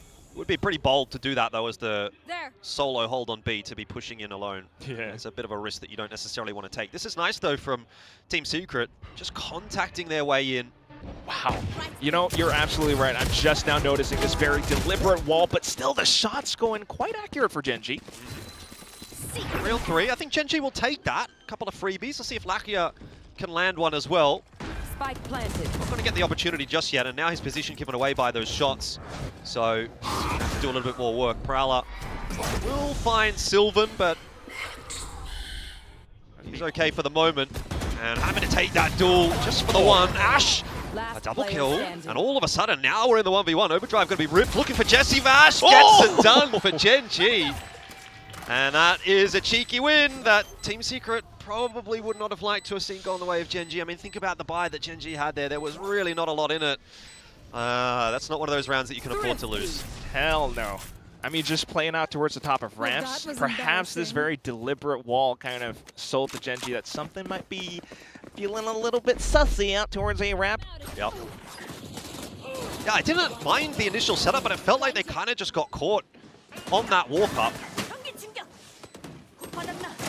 And honestly, that in the end is just a really nice play from Ash, right? You have that little individual pop-off moment, and that's all that you really need, especially if it's coming from your Neon, who is going to be the one agent that really can do something like that. Never would have expected it, by the way. Ash, previously the controller player. Now he's onto the Neon, and we're off to the next round as well. Team Secret trying to pick up the pace, but Texture has the off. Maybe a little bit too overzealous there from Lakia, but luckily, again, Texture there to trade out. So nice spacing from Gen G, and I kind of like that a little bit more from them, right? We talked about maybe they were a little bit passive, a little bit reserved in some of those opening rounds on the defense, but now very proactive, very aggressive in this round, and you can see how it's already unsettled Team Secret and their plans. Back now to a 3-on-4. They've taken all they wanted. Ash is still up towards a tower, so he's able to kind of pivot back and forth and just keep things in check. Otherwise, you shift to something like a fast flood or a retake setup where Texture has the showstopper, and that can definitely still give Gen G what they need.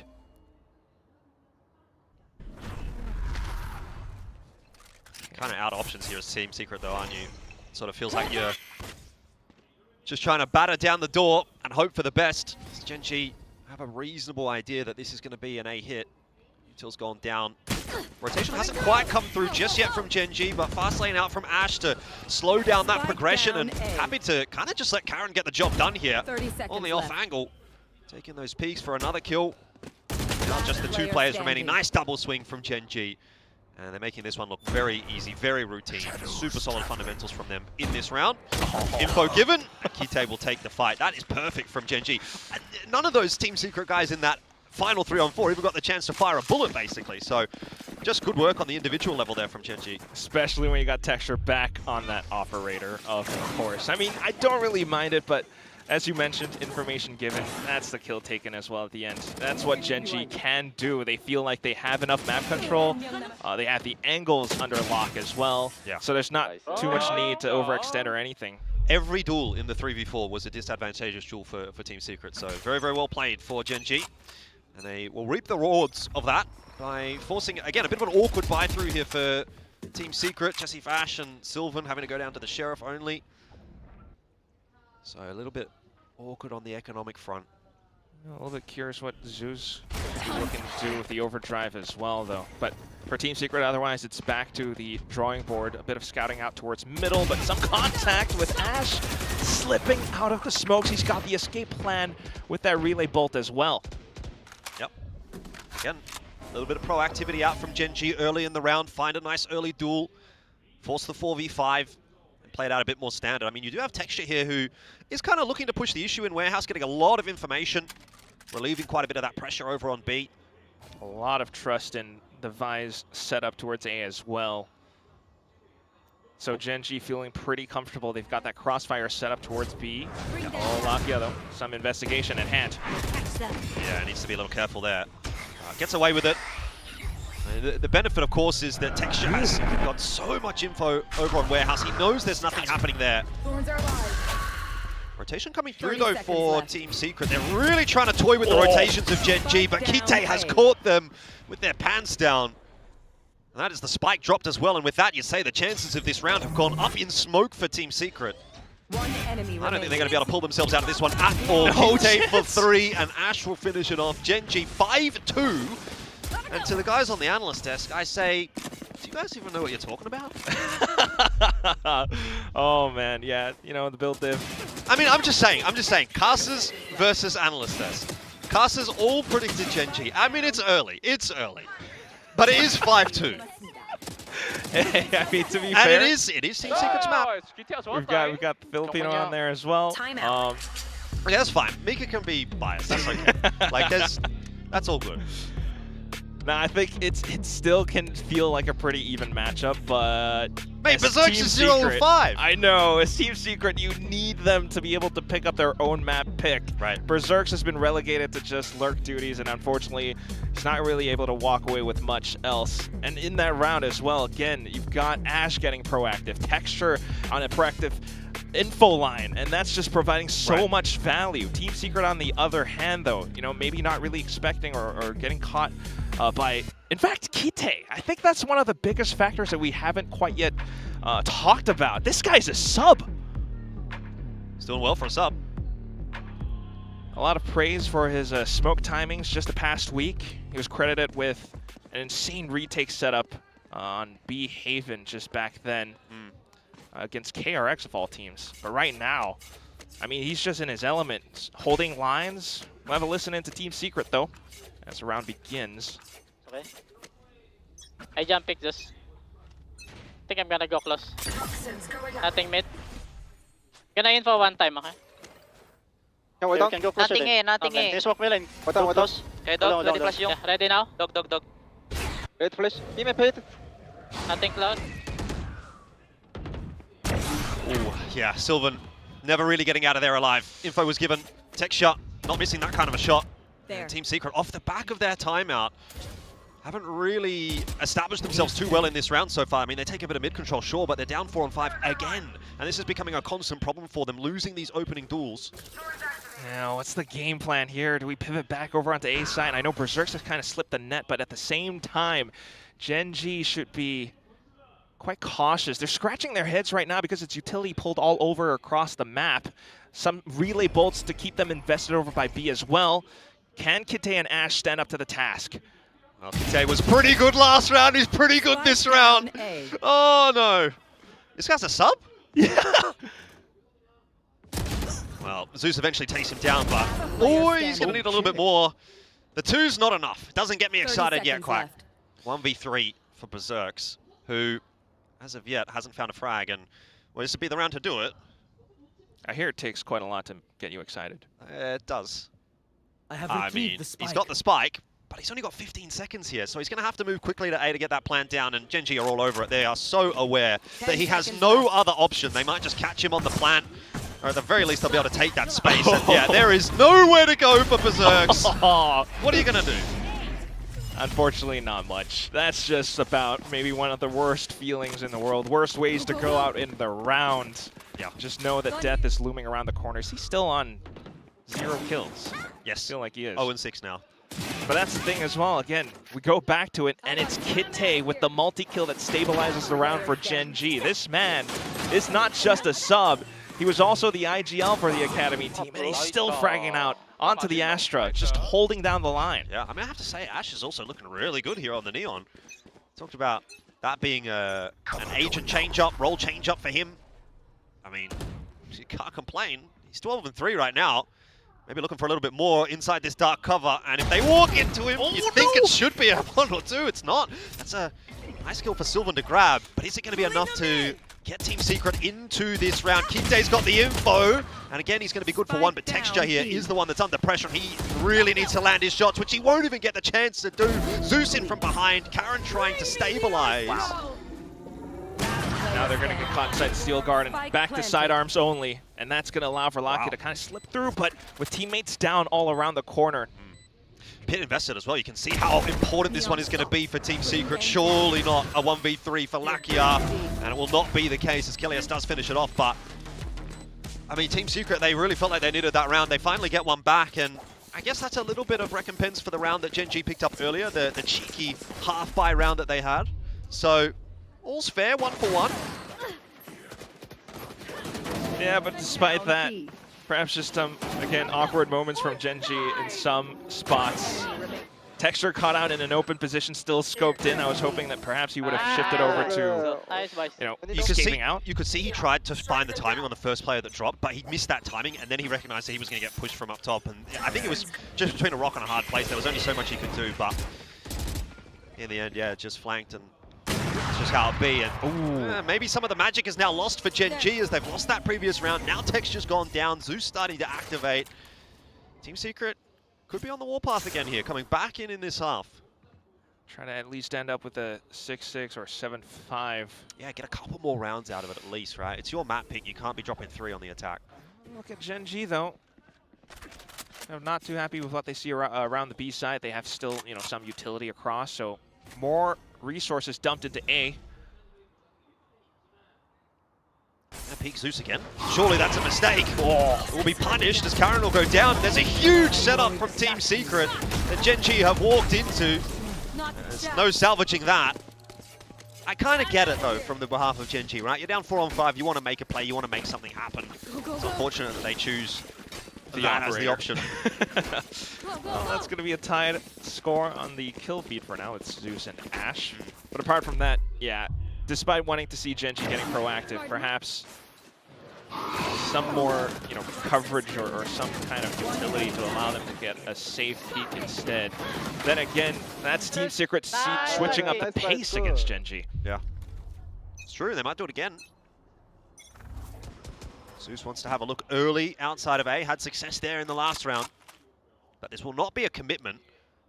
Yeah, that's some pretty good conditioning work as well. Ooh, awkward timing. This time gonna get caught. Yeah, the orb just goes up, but Texture, I think, might have caught a glimpse of him before it popped. What's happening towards the B side, though? Has Lakia spotted something? He's repositioned all the way towards the back end. What is that? Some reliance onto Karen's utility, but unfortunately that gets checked by Team Secret. The shear wall popped. Then Ash to slip through into the smokes, where unfortunately Berserks will not find any choice still. It's a pretty swift response from Gen G, isn't it? Looked a bit awkward there for a moment that, you know, Karen just gets shot in the side of her head, but Gen G very much had that on lock, as you can tell, prepared for it. really just slows down the pace from Team Secret. 1v3 from Kelly S though, but with Ash's quick movement just makes it impossible. 7-4. Last round before the switch. Just really still seeing some attempts from Team Secret, but then getting caught up by some micro plays and movements out from Gen G. Spam, they caught a slight sliver in towards Garage Choke where they just kind of feel like they're never ever able to make it out alive, especially when Karan switches his setup onto that wall. Right. Like you take some coordination to clear that together as a team. Quick feet, quick Well, trigger. last chance attempt here for Team Secret on the attack. Don't think you'll be happy with 4. Still managed to grab themselves 5. Guiding Light will get them into Warehouse. A bit more passive from Gen G this time. They are sitting on ultimates. Texture hasn't had to use a showstopper yet. I can imagine it'll be getting ripped in this round. Jesse Vash, the ulti coming online as well. So Seeker's available. A little bit available to play with there for Team Secret. Maybe if Sylvan can find another kill in this round. I guess that's that's not the most impactful of ultis though, is it? Go back to thinking about what's the game plan for Team Secret here. They've been scouting out most of middle with the dog, and that's quite telling for Gen G to get ready. Ooh! Alright, that's not worked out well for Zeus at all. Whoa! Getting Neon diffed by Ash at the moment, and the showstopper from downtown catches Berserks, who will end the half with only the 1 kill. Texture is taking this round into his own hands, and well, pretty much just ending Team Secret of his own volition. It is looking awkward here for Team Secret in the 2v5. It's pretty textbook though. 30 seconds left. Again, you're losing down to numbers, and then Gen G starts to go for the hunt. Lakia with the double kill to finish it off. I mean, Gen G putting on a bit of a show for their fans that have turned up today. And I think you've got to respect the fans that turn up, right? Like, this team's obviously been struggling this season, and you know, I think it's very easy to be a fair weather supporter and say, they're not doing that well, I'm not going to go watch them this week, whatever. You know, we've all been there, favorite sports team or whatever, and they're like bottom of the league, and you're like, I can't deal with this pain again. But you know, you get rewarded when you come and watch Gen G play like this, because I think the fans will be very happy with this. Hands down. We actually had that lovely little interaction in the elevator. elevator. They spotted Lakia outside with the doors opened up, and they were like, "Oh, Lakia!" I think he waved at them or something, and he did. They really got excited. It's three boys. there was another one on the way back up, I think, after you left us. Oh, okay. She was wearing a Gen G jersey, and I heard us talking about the game, and then she said, Gen G! And nice. I'm a Gen G fan. And I thought, there's no way. How could we have guessed? With the jacket on. Yeah. It's supportive. You love to see it, and that's what they're all here for. I think we're here for it as well. I mean, apart from our predictions, of course, it's nice to see Gen G trying to adjust to the current meta, starting to adapt that double duelist, and it clearly shows that it can work on some other maps that they've tried out before. Maybe not so much, but Haven definitely one of those strong ones. Team Secret banded out clearly, not wanting to go down that path. Yeah. But onto Split. A map which Gen G has only played once. They dropped it to Global Esports in the first week. Right. It's a lovely surprise, and if they can continue on this trend, who knows what's going to happen in Stage 2. Look, I mean, if you can keep getting this kind of performance from Ash, I think you'd be very happy with that. Texture, I mean, maybe would you say down on the output a little bit, but it's not a bad result at all, 8-6, right? So yeah. I don't think you can be too mad about that at all. And look, now that they're obviously moving on to the attack, maybe that's where Texture comes into play a little bit more, you know, jumping in with the satchels and getting into some funny business. We'll see how this ends up obviously playing out. That this round underway. Gen G taking a bit of mid control, but imagine it'll just be the B split here for them. Quite likely. Team Secret just turtling up towards the back of B site instead. The trip kind of a signal, but the high-low outside of Garage. Oh, 1 or 2 taps going through there from Kelly S, but only one of them connecting. Luckily, Sylvan is there for the fadeaway, and that just about wins that engagement for Team Secret. Now, what's really awkward here is Ash is the one that's got the spike. If he goes down, this round gets really awkward for Gen G, but he will go down swinging at the very least. Back into the 2-on-2, Jesse Vash coming through. Will catch both Karan and Kite, who had dropped into the site. And so Team Secret take the pistol in the second half. And that's something that's always admirable as well. Just to kick things off, you know, try to find some wind in your sails. That little adaptation to decide to push into Garage, I think, is what solidifies the round for me. as a trio, they took down, Ash. Sure, it took some work, and it was magnificent coming out from Ash, but it's always that little recognition from Team Secret. We know where Gen G are. Let's pivot around that. Jesse Vash from the top of Rafters, and that's what you need to see more of. Yep. Good fast rotate. Gen G not messing around, though. Straight back in again. Try and have another swing. Okay. Little haunt action. What? Well, Gone here. sometimes you just hit a good shot, and you're going to take that. That's not only it's a kill, but it's also an ult orb. So it's a good start to the round here for Gen G on what really shouldn't be much of a round. But remember, they've pulled off already one cheap round win. Could do it again. I think they've got less tools in this instance, obviously, but oh no, never know. Yeah, some false information with that flash from Jesse Vash. Now you might see a B split starting to get staged. Got to clear that trip though. Yeah. That's where you hope to see some utility getting pulled. Pain Shell's going to go out. Prowler as well, but it's not enough to help Ash or Karen on the entry. Sharp shots from Kelly S. And Team Secret, they've been showing some moments so far on this map, right? I don't think we can say they've been completely out of it. Second kill on the board for Berserks. That's a bit awkward from Kelly S. 30 seconds left. On my built-in team, of course. Yeah, I don't know what you were doing there, buddy. He's not doing too bad. 10 and 12 could be worse in a losing game. Lakia, though, we finished off by Jesse Vash. And so that'll be 8-6. It's obviously a decent start to the second half here for Team Secret, who are underway nicely. All's fair. Get the pistol and the subsequent round for both Gen G and now Team Secret on their defensive side. Yeah, I think it was minimal losses as well, so not too bad of a drop-off. More importantly, you want to see players like Kellius and Berserks get back on the board as well. I mean, popping off that Poison Cloud just in the nick of time. Yeah, get some vibes back in. It's not all doom and gloom just yet. 6-8, very recoverable. Maybe not so much on this round, though. Gen G with the full buys back in towards B. Another contact play from Gen G. I've really been loving that. This time obviously making a fair bit of noise, and so that's going to prompt the dark cover across from Sylvan.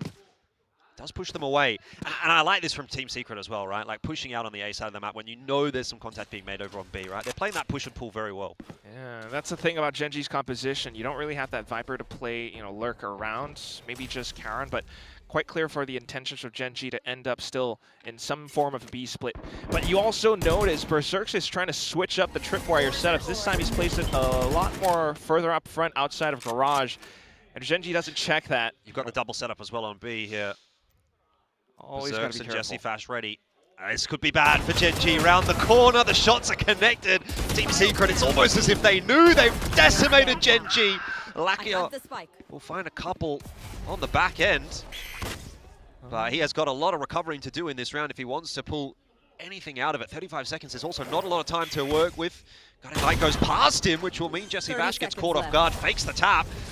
Information now given. What? Lakia somehow has threaded the needle. Did they miss him? They saw. I swear they saw him. I'm pretty sure they did, but they're kind of just recognizing that, all right, he's gone off to the races onto A site. Right. Let's just pick up as many guns as possible, because what they had previously was an outlaw and a sheriff. Yeah. 10 seconds left. You're right. Sylvan porting into the site. I'd been confused for a second there, but it's all good. They're on their way. That said, he's got a lot of time to take space, which he hasn't done. So I wonder if that even in itself is going to be a bit of a question mark here for Team Secret. One way going to go out, try and disrupt his position, which will do a pretty good job of that. Lakia, though, happy to just play the time. Here's the footsteps. Now gets those first shots through nicely, but where's Sylvan coming from? He's got no idea. And in the end, it will be a round for Team Secret that got way too close for comfort. Let's go, Sylvan. One of the best controllers that we have, weirdly enough. So actually, they say. Stat-wise, yes. That's what Pilsky said. He's not really my favorite analyst, but he does have some good points here and there.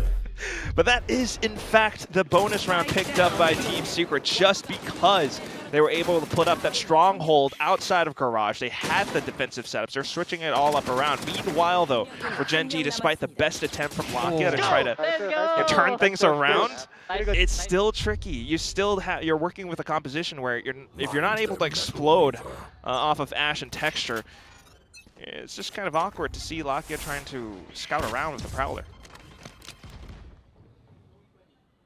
This is starting to look a bit awkward for Gen G.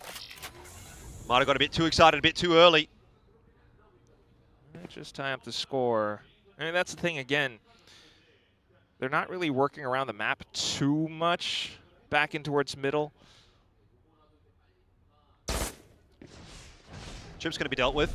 Obviously, that's some info for Team Secret, so Gen G prompted to go a little bit quicker here. Fast lane out, Berserk's backing away nicely. Texture for one on the entry, but Sylvan ducked behind the box.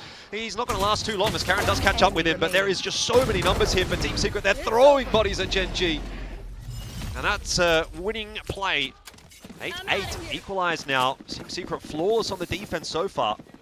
What has happened? I mean, it feels like similar signs to what we saw from Gen G versus GE in the first week of this group stage. Their attacking side wasn't that strong, and that's what we're seeing right now. You know, all the momentum knocked away, Team Secret picking it up. They're not clearing that little corner around the boxes, and at the same time, it's an all-in or nothing strat where you're just dumping ult into sight, but if Team Secret react appropriately, that's that. Once again, all in or nothing. Ooh, yeah, showstopper out here for Texture, but hasn't found a target to use it on. So that's going to end up being a wasted ulti, which is a pretty big one as well for Gen G. It does get them into the site, to be fair. The plant goes down early. They've got some space, so you get something out of it. They would have loved the kill. Ooh, Ash will deliver, as he did in the first half, but this time only for one. One might not be enough. Kite catching Kelly S on the rotate. There's layers to this round. We've still got Kite coming in as well, late in the picture if necessary, but the insurance is not required as Lakia and Karen will get it done at 9. Gen G have their first on attack. Not too shabby at all. I mean, it looked kind of strange at first, but a lot of respect paid to that showstopper, and I think that's what caused the entire round to play out this way. Also, pretty interesting to see how that sheer wall is used. Oftentimes, you know, some kind of a flank watch or, you know, lurk play, but instead they used it post-plant just to block off the entirety of Heaven, and that worked out pretty nicely. Yeah,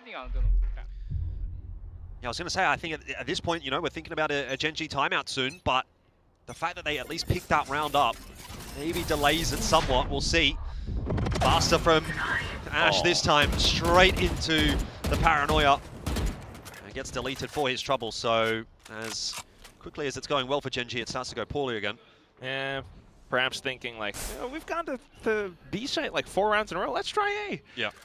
But it's a little bit too telegraphed perhaps for Team Secret's liking. Back towards middle, and already Team Secret's getting a good read across the map, thinking the rotations are going across. Yeah, it's going to be a big brawl in mid. And the setup that you've got here for Team Secret looks pretty good to me. Prowler will cancel out the trip. Texture still not able to get rid of it though. Berserk's going to be prompted for the swing, and yeah, this is the issue. You've just got so many numbers there for Gen G that what's Team Secret really going to, for Team Secret, what's Gen G really going to do? Right. Spike's dropped in mid as well. Oof. You can kind of somehow work around this crossfire slightly. Kelly, yes, on the flank.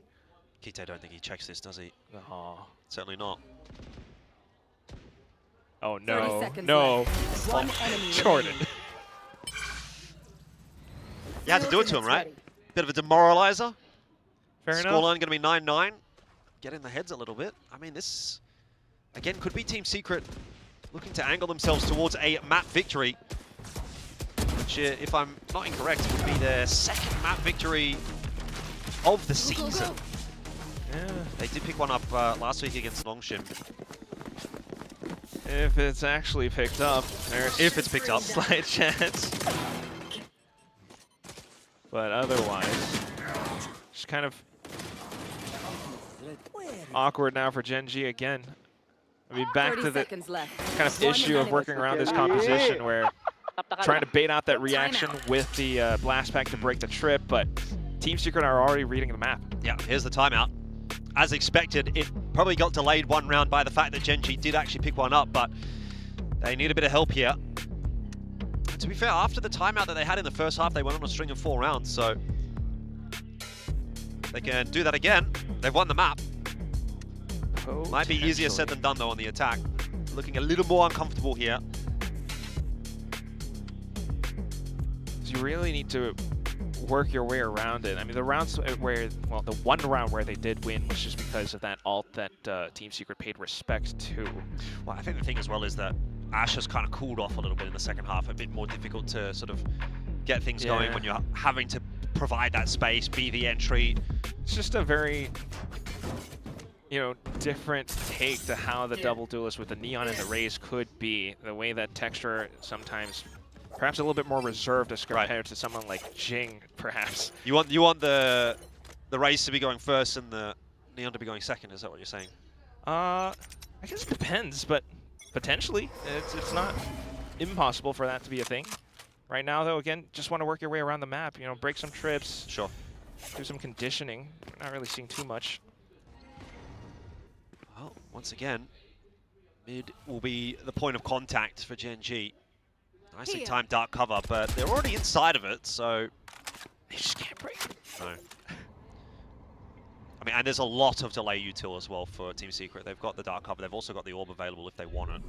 And they're also still playing 4 around middle just to play around that trap. And there's trips. I mean, how do you even take mid here, right? As Gen G, that feels like an insurmountable odd. You would think paint shells or something to break it and go somewhere else off. But no, they've left that unchecked. Team Secret kind of read around it. Seems like a good read. 3 players back towards the A site here for Team Secret. Prowler's now spotted, and Ash will be spotted as well. So that's going to be information given to Team Secret. They haven't started their rotate yet for those B players. To be fair, Gen G haven't quite committed to A yet either. They could still go all the way back over to B, which seems like it might be the play around the world. Kite is going to pop that trip, and that might give the info over. Oh my goodness, what a call by Coach Solo as we end up back towards the site. Steel Garden ripped as well. Team Secret will be forced to respect it. That should be Spike Plant. 5 on 5 again with a plant down. Gen G won one of those rounds before. Can they do it again? This is an interesting retake attempt though for Team Secret. They've actually got quite a bit of space, but they have lost Sylvan and now Jesse Bash as well. And well, that kill feed is lining up for all the wrong reasons as far as Team Secret is concerned. So I guess the win condition for Gen G, as stupid as this might sound, is get the plant down. Oh, yes. Perhaps. They get a plant down 5v5, they've looked really good. Start to play around that Bucky as well, something that Team Secret definitely not expecting. But it's also just the most insane way to end up on the B side. You pull off so much utility, it's quite a risk. I mean, it's got to be frustrating for Gen G, for Team Secret, right? Like, you've done so much work to get back to an equal scoreline, and immediately it's taken back away by Gen G, and then it's taken away again. You're always still playing catch-up here. Who knows? I mean, that's off the coach timeout as well, though, so you hope to see maybe Gen G just being able to string more rounds together, because there's still a chance Team Secret turns it back around. I mean, that was one of those trick plays where you conceal movement, ending up back from A all the way over onto B. This time around, Team Secret still sitting on some ult, especially that Viper Spit that comes in handy around mid. B-side's completely open. Gen G not quite going to pull the trigger immediately, but they're going to start to have a look now. Ash has already managed to cross, so again, some nice space being taken by Gen G, and like I said, if they can get a plant down, they've looked really good, and they're going to get another plant down here. 5v5, Pit out in middle. He take down early on in this engagement though, so it's 4v5 and Team Secret have that advantage to play with. Flash pops, pushes Texture back, Lakia falls in the meanwhile. Now Texture has to get involved alongside Karen, who's found himself a double, needs a little bit more and won't get it. It's on to Texture solo, who's playing a ring around the rosy here with Team Secret. They can't find him. Time ticking away, obviously. Defuse going to be tapped. Texture looks like he's going to take the gamble that it's not a stick, and it will prove to be correct, but he's going to have to go now. The stick on, and Texture not even taking the peek. That will be around for Team Secret. Can he just lock the flashback, but perhaps not safe enough to pull out utility in that moment. So nonetheless, despite the spike plant this time, it's the post-plant setups that all get disrupted by Team Secret. They had that peek out from heaven, which catches a player out in position. You have the flash just to support the entire firefight as well. And some lovely movement from Zeus. I think the issue here as well for Gen G is they just didn't quite get as much space on the site as the previous 2 plants that they had. If you remember, they were able to play a little bit more aggressively in the post-plant in the previous couple of rounds. This time, Kite, he's taking that swing from the site. trying to take that space, and he just gets his head booked off, and that's where you're now then into the 4-on-5. We've got a bit of a tech. What is this? Oh no, a spill. Oh, it's a hand warmer. It blew up? It's a hand warmer that's blown up. That's insane. Oh my god, that's dangerous. Okay. Well, might have got to be angry after that death in the 5-on-5. Just slammed onto the warmer. Slammed on the warmer.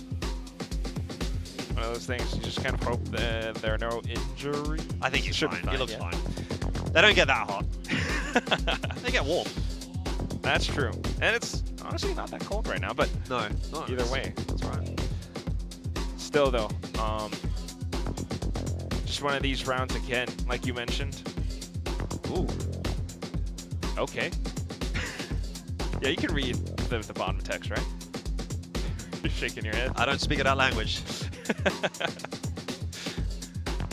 But yeah, tied up score, and there's still always a chance for Team Secret to turn things around, Well, despite the the slight lead that comes back in. I think that's what we're looking for at the moment, isn't it, right? Like the fact that every single time we've got to this tied scoreline, Gen.G have then won the next round, and it's continued to be Team Secret playing the catch-up. I think what will be the straw that breaks the camel's back will be, can Team Secret finally find that break point that they need? They might, if they do that, just run away with the rest of the map. And that's really what we have at our hands, I think. I mean, just the way that they continue to kind of control around middle. You've got like 4 players some at times. Otherwise, they could just rotate back to watching B site from heaven. Maybe shift to something more of a retake, which, they can definitely keep some stake in as well. It's clearly worked out at times for them. They hold on to that utility. Oh my goodness. It's a tech pause. It's fine. Okay. She's woken up. Oh no. Cameraman had to do it to him. Could have zoomed a little bit, Gotta stay locked in. What's going on? That's tough. But, apart from all that, I also do feel like Texture's a little bit off today. Maybe. Early days though. Obviously, opponent's map pick. Maybe not going to show your best footing. It has me a little bit worried about Lotus, not gonna lie. Worried about our predictions. I'm not worried. Not worried. How have your predictions and build divs been so far, Jordan? To be honest, the fact that I'm not dead last is a win as far as I'm concerned. Honestly, that's true. I've been dead last. That sucks. Like, I don't know how to play this game. Some Indonesian fans as well, which is always nice. But yeah, Team Secret definitely still pretty decent so far with how they're playing the defensive side. That's what Big Time mentioned. That's what worked out for them against Paper Rex.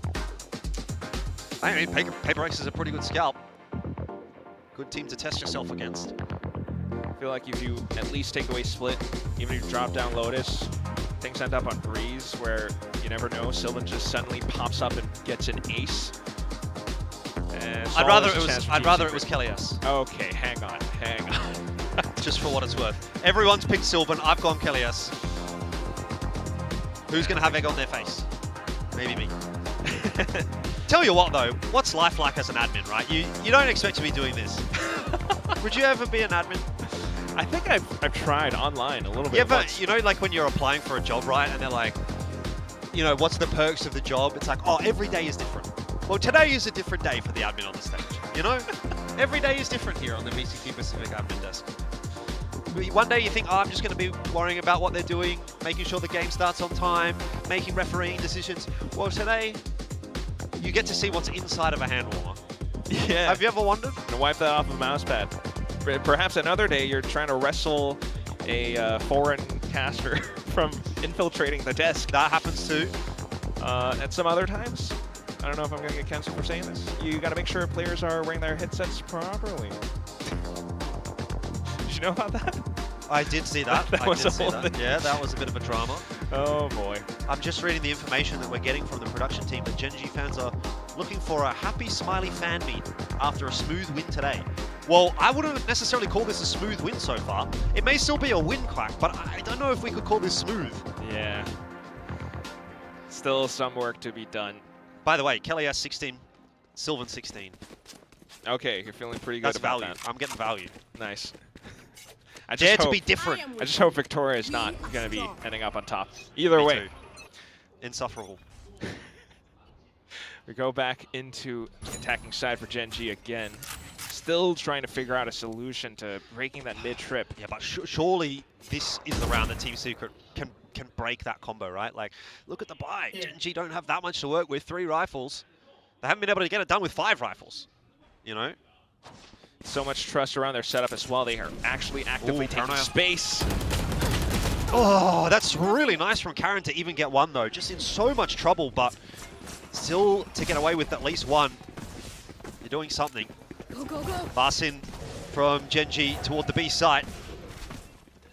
And again, they have taken that space, so, you know, Team Secret gonna back their retake, which, you know, they're 1 for 2 on the retakes on this B site so far in the half. You are divided. And there's always still a chance. Utility looking pretty healthy, more so on the Gen.G side. Yeah, big investment though. Cosmic Divide. Gonna keep Team Secret isolated on their side of the site for now. Got a late play from Texture who will come on the flank. Let's see if Kite can get it done. The flash is good. There's nothing for him to do at all. But time will start to become a factor as Gen.G just hold their positions for now. Ash caught off guard by Sylvan. Defuse on Lakia, looking for it. Can't find it. And Texture with the paint shells from downtown. I'm not sure he's going to be able to do enough. It'll be another round for Team Secret, and finally they'll be able to pull ahead. Not gonna lie, this might be the round to do it for Team Secret. Yep. You take the next one, and that's gonna be up to map point. I know Gen.G, Spy, maybe not looking the best either. They're gonna be able to scrounge up something, but the way this entirely works out is the fact that Team Secret kind of used Gen.G's Cosmic Divide as a launching pad. You flash through it, and because Kite can't hear anything around it, he just doesn't click. There's not even a single reaction to it, and that allows for Team Secret to close in that space around the rest of Gen.G. Oh, and they're feeling happy. Certainly would be. Got the lead now. Time to close it out, Team Secret. A second map win on the board for VCT Pacific. Stage number 1. All right, Gen.G again going B. Oh no! Look at the trip. It's so high up. The utility doesn't clear. Well, they've got it in the end, but I mean, surely you can't just keep hitting B here, right? Like it's sort of stopped working. You're getting in, you're getting plants, but I think you need to show a little bit more here, Gen.G, if you want to win this map still. And that's the thing about this current meta as well. The utility timings. You try to bait out more of it from Team Secret, and that could help you a little bit more in the post plant. So you end up on A site. You need to be able to take down Zeus. So they've cleared out the trips on B. They've cleared out the trip in mid. And they're going to end up going A by the looks of things, leaving Texture on the lurk. Just to try to end up regroup back in, launch the assault against Zeus. No, Jordan. Oh, spikes drop. Zeus has got himself one. Kelly's another. The trade's not through eventually. Zeus does fall, and Texture, they're on to Sylvan as well, will equalize the numbers. Kelly Airs out in no man's land, somehow is allowed to get away with that duel, and he might find another as he's playing ring around the rosy here with Texture, and the fight is awkward. He'll get one. Again, a 1v2 though for Kite, and he's got 16 seconds to work with. How is this going to be possible? Has to just try and send it. Needs to get that spike. Needs to get in onto the site. It's surely not going to happen. He's going to cancel and try and save that rifle through to the next round. You can hear him running down though. Run! That's a quick chase for Kelly S. No, surely not. He's not going to keep going. Point. Okay. Match point for Team Secret though. Be happy to get it done here. 13-10. It has been a bit of an effort. But it all comes down to this moment right here. Zeus finding that one little nook to hide inside of, springs out with that judge, and that's enough of a play to break Gen.G's momentum in the round. Took a while for them to get the trade as well, and Texture, well, now has to showstopper. Gonna have to make the most out of it. No reason to hold it. Unless the round's going phenomenally well, I suppose. Prowler again just going to be sent out in mid. Again though, you feel very one-dimensional from Gen.G. These hits have always been towards the B site. Showstopper again going to be ripped early. We saw this much earlier in the half, right? They took the site with the Showstopper, didn't get a kill off of it. It was very much respected by Team Secret. And it is again similar 5-on-5. Oh, gotta play around that forward space though. That's what we saw from Gen.G previously as well. Oh man, surely you're never expecting a player on that kind of a line. Kite so deep, gets Kelly S. Info off of the Cypher cam, but again, how much is that really going to help you? You're going to have to push your way out through this smoke. into 5 waiting players. Texture for 1 and Lakia another. This looks like Gen G will hold on, at least for now. 11 to 12, so it's not done yet. There we go. But yeah, not out of the woods. Still very possible for Team Secret to end this 13 to 11, depending on how the next round goes. Some ultimates online for both sides.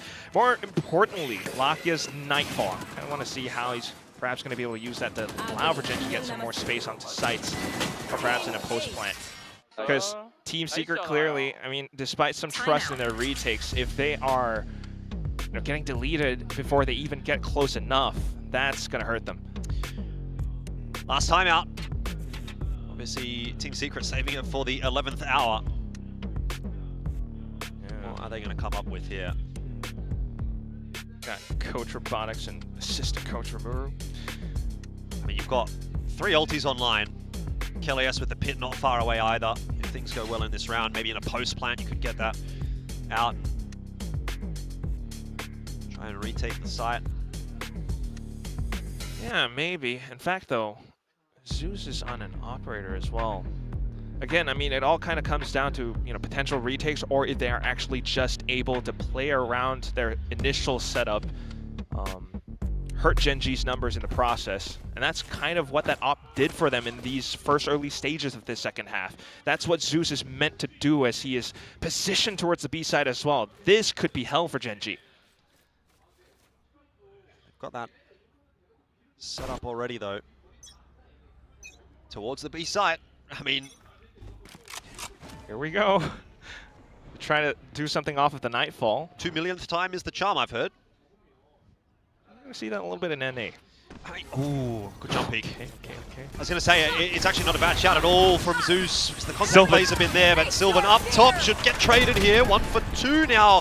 Turns to a 2 for 2. Karen and Kite salvaging things, and Gen G filtering their way out onto the site. Again, another plan on B. I mean, I feel like this is Groundhog Day. There's just nothing else left, though. Just some thorns from Karan and just playing around the pillar. Some slight crossfire setups, but look at the approach that Team Secret has taken as well. Kelly's has been spotted. Kite's going to be watching that. It's going to be hard to get the hat out here as well. So that's probably an irrelevant ulti going forward for Berserks. Kelly's really needs to win this duel and does. Kite goes down. That'll open some space up. Team Secret, they could get it done here. Lakia, though, on 15 HP for just the 1. Now Karen's position given away, and he's whiffed a couple of fights. It's getting awkward. It's closing in on him, and eventually you could tell it was going to be a little bit too much to deal with it. That will be that. Team Secret will take their map pick. It was not easy. 13 to 11, but hey, a win's a win. A laborious effort, but you're absolutely right. We go the distance, but at the end, a fadeaway shot. Finally out from Kelly S. Everyone, had their, involvement in today's efforts. Concerted one for sure. But ultimately, again, it's that defensive side for this team. The way that they work around the map, the way that Gen G kind of struggled to work around it as well. It all came down to that all in or nothing play, all in or nothing execute onto sites, just because of the new double duelist composition that they've brought in.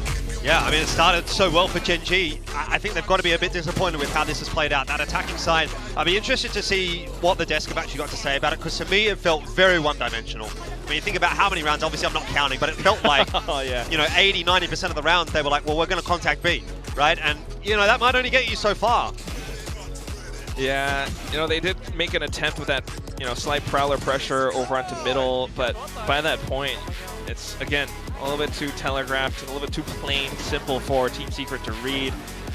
The few rounds that they did win, as we mentioned before, were the ones where they took the site quick and were able to push it a little bit deeper. That was only early in the half. Even then, at later points in the half, it felt like, yeah, you can have the site, but at that point, Team Secret had kind of figured out maybe how to make that retake work, or in fact, I think they just put themselves in better positions for the retake initially. They didn't give quite as much space over to Gen G, so I think Team Secret adapted pretty well on the defense there. Made up, obviously, for a bit of a weaker attack, but hey, that's what you need to do on your map pick. Just not really Gen G's style, I guess, but for now, we're going to toss it back over to the desk with Mika, Big Time, and Pil Badowski. With who? That's my government name. Relax, buddy. I have no idea what Quack said. Maybe you have to check on him and make sure that he's okay. But I'll tell you what, I am definitely not okay with how Gen.G was looking on that map. Because yes, I do want this Team Secret win. Team Secret really need this, but not in this way. This was, I wouldn't even say appalling. No, it's those defender sides. This is what we said heading into it. Last time we saw Team Secret play this go the whole way to OT against PaperX, it was that defensive half, and they showed it again today. Very dominant there. Gen.G, I feel like a lot of kind of fundamental mistakes on that attacking side as well. You know, we're seeing these big name players, Texture, Caron, they're not getting themselves into the game. Yeah, it's an inability to have impact on the lurk a lot of the time. Like, I think we're going to point out, like, compositionally what some of the issues might be, but I think a way you could shore something like that up is if someone like Caron or someone like Kite maybe has some more impact on the lurk and actually takes the game into their own hands if they're feeling a little bit more confident. That could shore up some of those issues, but as kind of mentioned, it was a little bit of a one-dimensional attacking side for Gen.G, and I felt like Team Secret definitely out-macroed them and outplayed them a little bit in the second half. Definitely a winnable game, though, for Gen.G. Their defensive half was looking pretty decent with the double duelist. Texture was getting a couple of kills with the op and things like that. So, yeah, I think they're going to be disappointed they didn't get split across the line given how the first half started, but they do still have Lotus coming up, and then whatever happens on Breeze will happen. I mean, both of these teams have been pretty bad on Breeze, so that third map's going to be something interesting if we make it there. Yeah. Before we get over there, though, we have to talk about Split a little bit more, because I feel like on the good side, I feel like both Neons were still, you know, keeping up the performance that we expect of them. Because like last week, we did see Zeus with a good debut, and we did see Ash shaking off the rust from his Neon, and I think that still came into play right now. I think we have some highlights that we're going to bring up here with Ash and Zeus. Yeah, their performance was quite I mean, Ash looked like the only one who didn't want to lose out there.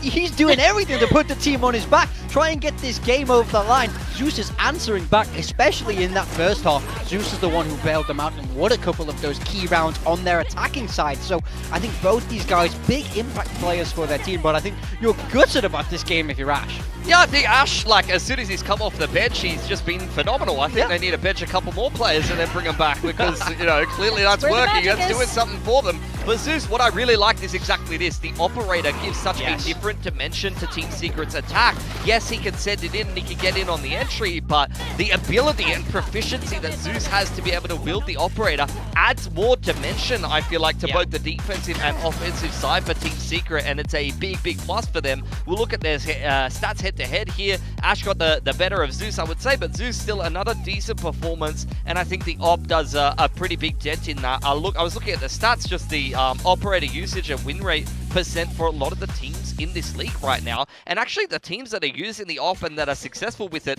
are the best teams in the league. T1, PaperX, you've got KRX as well with Yong on the operator using the chamber, so I actually think op in this meta, even though it is a very chaotic meta and is a little bit all over the place, a lot of the better teams in Pacific right now are the teams that are good at mixing in the op into their play, and I think it's something that is working at the moment for Team Secret as well. Yeah, in an era where there isn't as much util, especially with a lot of teams playing this double duelist, you want to do a lot of contacting and bursting, so if you're able to get that op deep onto the line, you can see the impact that it has, so full credit to Zeus. He's finding the gaps there, and he's adding great wrinkles to Secret. Yeah, for sure. And we have criticized Team Secret a lot for not having the dedicated op player. Now they do. So it's going to be an entirely different page for Team Secret, and we're seeing exactly why. But on the side of Gen.G as well, they seem to have a lot of trouble once they went over to the attack. It was just like really, really tough for them. Both the casters and ourselves talking about their attack side being one-dimensional, and it's because of this composition. They don't have a Viper, they don't have a Cypher,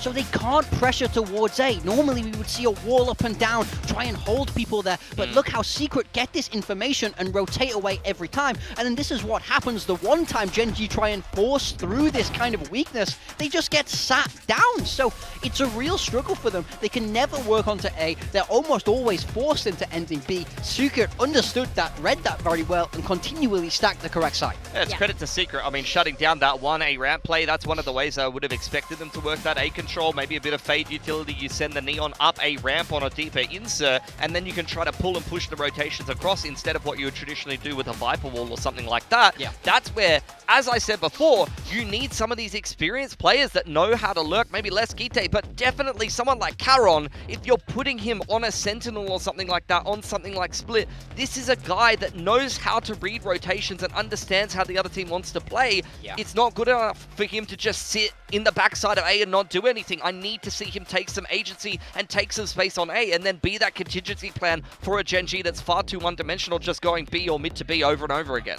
And I think a big reason why we would see Gen G play the Astra over the Omen is to use those stars to create that A pressure, but Kite clearly not comfortable enough on that agent to make it work. I'm not even sure we even saw him attempt it, to be honest. So I think that became a real problem in the second half. You want to see a consume cross or even put up a star and then someone try to sneak across. Just create some pressure, create some question marks on the map, because that was fundamentally why Gen G didn't win that attacking side. There wasn't enough questions posed of Secret, and as such, they were able to rotate accordingly and deal with everything really well. Yeah, a lot of that uncomfortability really coming out on this map.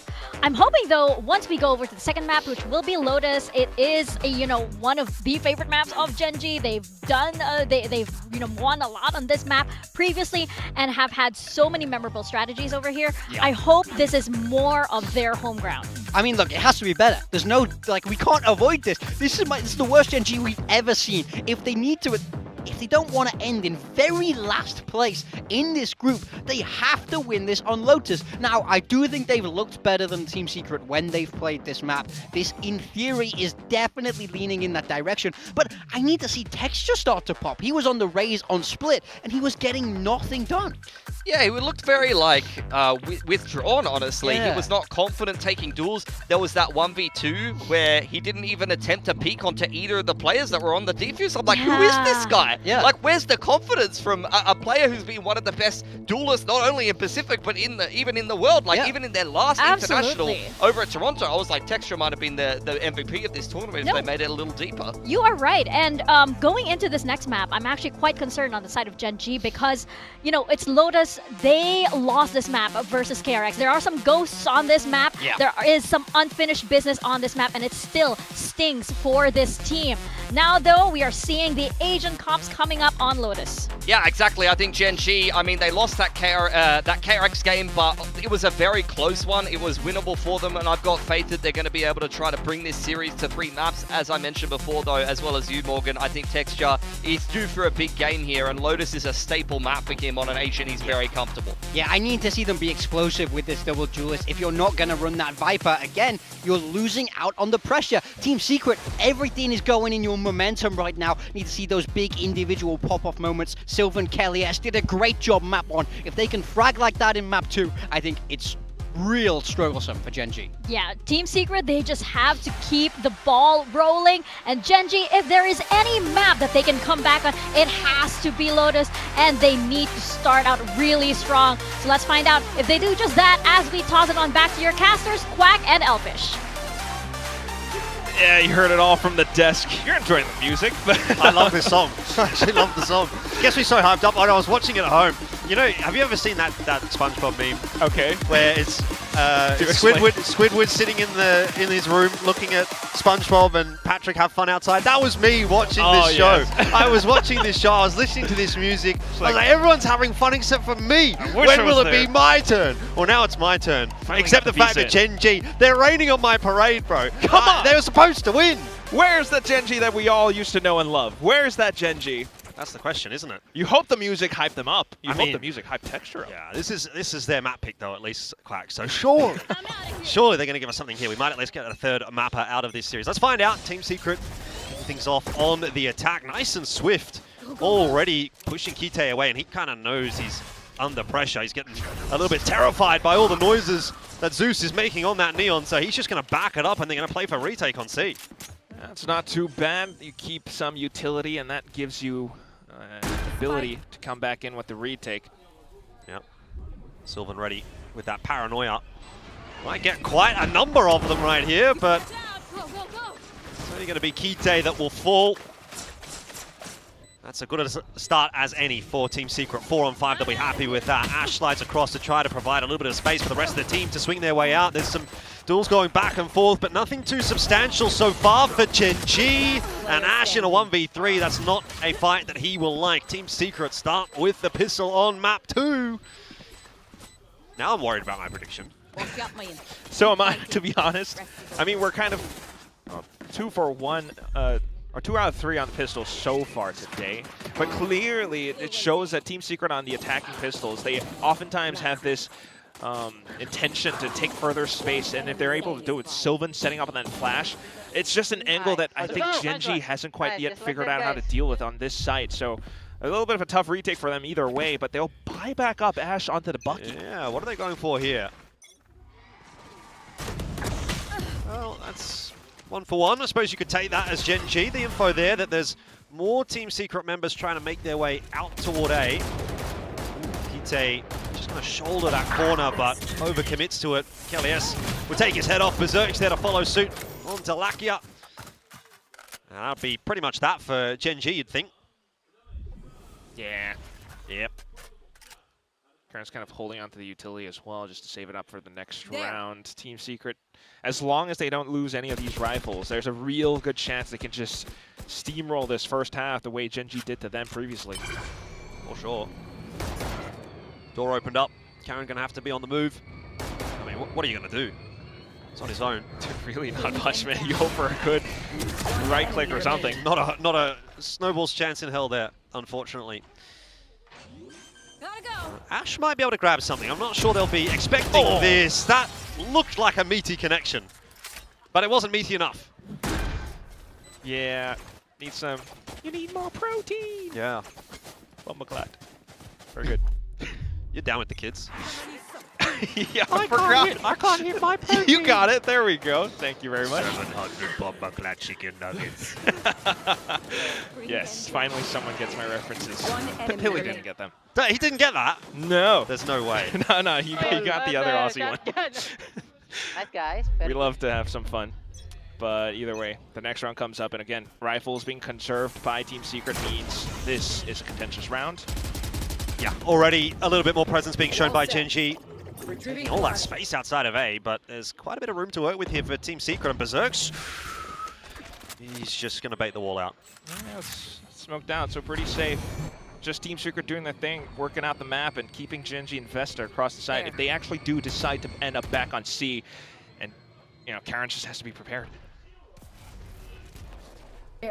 Tuck yourself back, play around the flash. Thorns are meant to kind of dissuade Zeus, but if they actually find it, Zeus doesn't look like he's being dissuaded at all. Yeah. Well, he's going to be pushed away in the end. Dark Cover going to go out as well, and so Genji will reclaim that space as well. It's a real push and pull, isn't it? Yeah, but also baiting out the smokes again. We're going to have to listen in to Team Secret. I'm Molly. Molly. I got. Go no.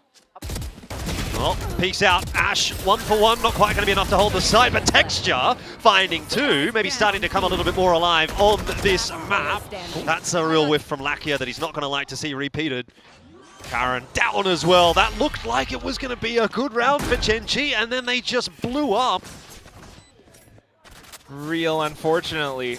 Especially once you got the utility coming in. I think that's the whole game plan of Team Secret. Chip them down bit by bit, you get the rotations across, apply some pressure, and Genji starts to panic. They start to activate more things, and that leaves them a little bit weaker in. Meanwhile, out for someone like Kelly's, you see the effect of the Haunt plus the Snakebite. That informs you to more players around the side. Meanwhile, Lakia tries to take another duel, but he's DK'd up by the little molly on his feet. And that just makes it more doable for them to win out the gunfights. We go off to the next round, and again, Genji just trying to go off of the partial buy. Wow. Don't think that's going to work into Kelly's, who's ready and waiting. It's a decent enough trade from Ash. And it will be a weapon retrievable, but maybe not as effective in the hands of Genji as what it will be in the hands of Team Secret in a round like this. Yeah, shields all up online, but at least trying to work around the positions. I don't really mind that too much.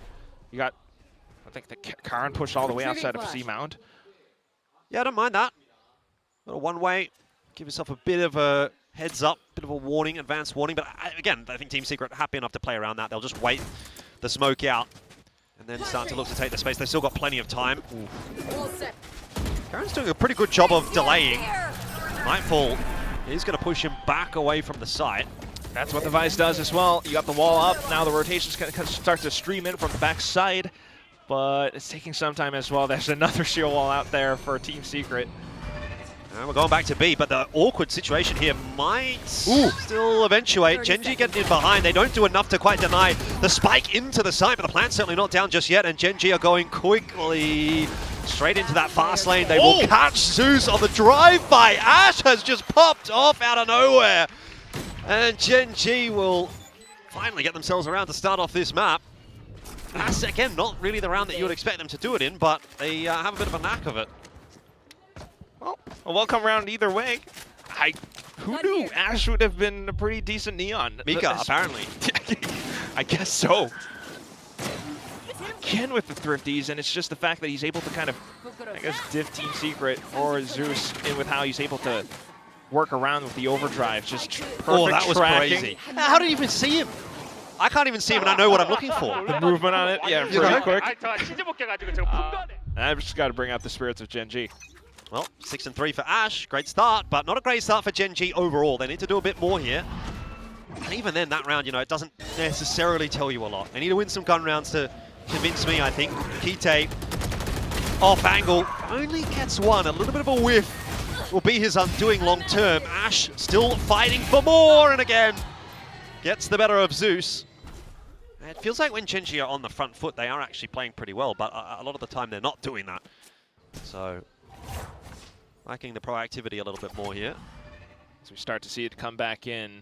Team Secret, though, once again, back to the drawing board, trying to figure out a way to work around what's already been set up, and that's going to be that toxic screen that Kelly-S has. Texture, however, is in position. There. Of course, with some utility as well. Lakia to support. Ball goes up. Got a bit of time to work with here for Kelly-S and Jesse Vash to just take a bit of space, but, I mean, you can't really go anywhere without making noise. You open the door, it's a bit of a dead giveaway. So Kelly-S drops the texture. Jesse Vash will as well. It's a second for Gen.G.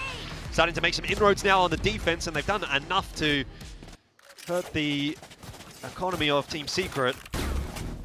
See what the buy ends up looking like, but might not be perfect in this round.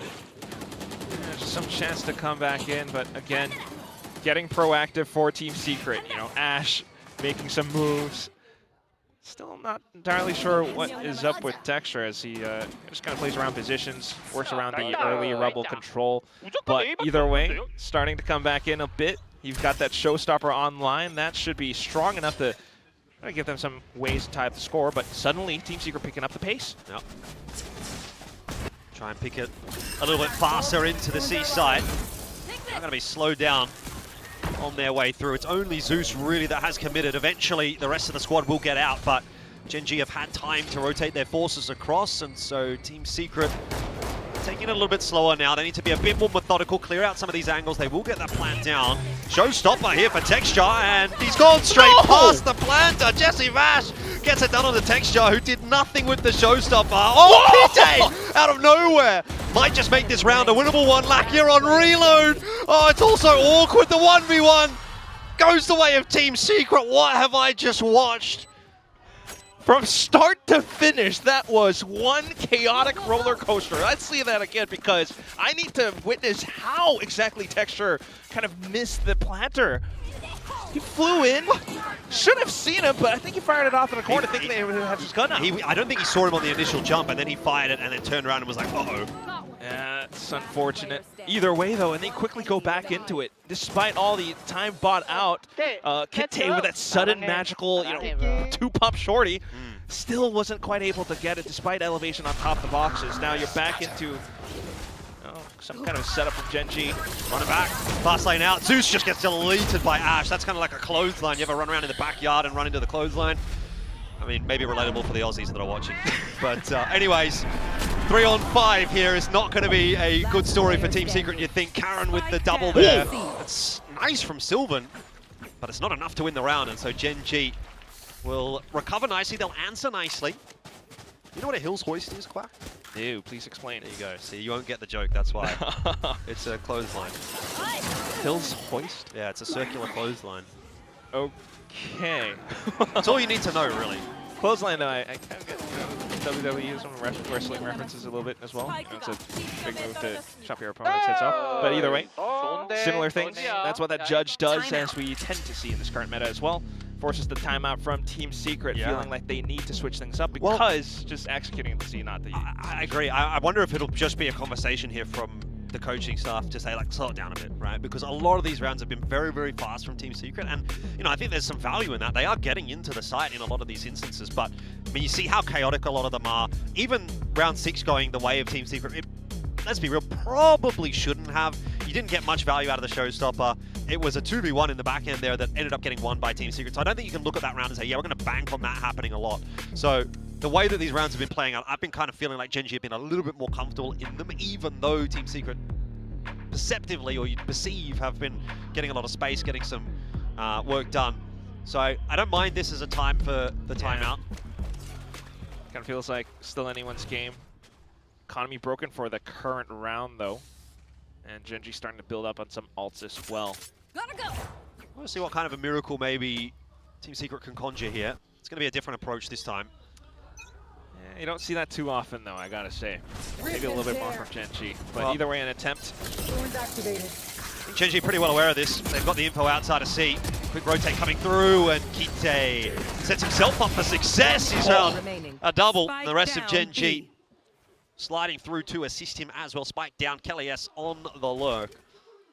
Just confidence, man. Like knowing that their opponents aren't going to have stronger weapons, they start to swing more. Kite especially. They're down to just Kelly S, who hopefully can find something, but not going to be found. Nice. But this is now that kind of problem that you might want to start to want to think about for Team Secret. They've got some ults starting to work out to it, but at the same time, Karan onto that Steel Garden can somewhat equalize things. So again, for Team Secret, you kind of want to see them go back to what's worked out for them. Just work their way across the map, bait out more utility from Gen G. That's what we saw in the first few rounds. Right. But back to the rubble fight. Sees an A combo. Wall goes up straight away as well, but not sure that that's fooling anyone on Gen G. Now, the rest of the investment has to come through from Team Secret. They are going to be given that space, essentially, by Gen G, who again are putting a bit more emphasis on this push now out of C. Ooh, so a lot of room to work. See if Team Secret is up to the task. I don't think they know. Oh, that is an interesting peek from Kite. Kind of a costly one, though. He was the one controller that the team had, so that kind of affects your ability to delay the pushes now. Perhaps more reliance on the current. Meanwhile, though, at the same time, that's where you start to see the rotations come around. Perhaps more assistance for Ash on the C site. Yeah, I mean, now all that information that you had, all that space that you had, feels like it is for nothing. As you can really feel that space being taken away by Team Secret. Texture also just missing the timing on that shoulder peek, and that's going to be awkward for him on the next fight. Lakia needs to activate and will. You're exactly right. He was the X factor, and he gets the job done. Might even find the third here to finish it off. Kelly S, again, sort of just left on his own to lurk around toward A. And at this point, it's more a case of trying to farm me some build F points rather than win this round, because with 16 seconds, I don't think he's going to be able to get this one done solo. Come on, Kalias. Come on, one more. Do it for Elfish. Oh, no. Oh, no. I mean, he could have at least gone down to texture, you know, like, but it's all good. It's all good. Yeah, no extra ults for Gen G. But you know, perhaps some way for them to start to find some confidence. 5-4. You need to want to come up with more rounds. I mean, then again, it is Lotus, so I don't really mind it too much. But thinking back to how they're starting to play around the map, you know, you get that early involvement from Ash plus, I think, Karan outside of C. And that's extra information, extra space that they're starting to take. It's the second round now in a row that they've done it, by the way. So I wonder if Secret are going to recognize that at all. Doesn't look like they're interested. This is now the third time in a row for Gen G using that same setup outside C. They throw that one-way smoke, take a bit of space out there. And they have been allowed to do that. But at some point, Team Secret might want to go back there and try to disrupt it a little. The next round, perhaps. This one, just try to see what you can find, scavenge with these slightly lesser weapons. checks. Prowler's trying Getting to some allow info, them to get that's that for sure. peek. Karen, blinded out. We'll have to back off. A lot of pressure being put down on that B site right now. Even a pit invested, but is it going to be the B confirmed? The B hit confirmed for Team Secret here, or are they still just waiting? See if they can draw out another peek from one of the Gen G players, maybe a mistake somewhere. Potentially. Ash around the corner with the judge. He does not want to go inside that pit.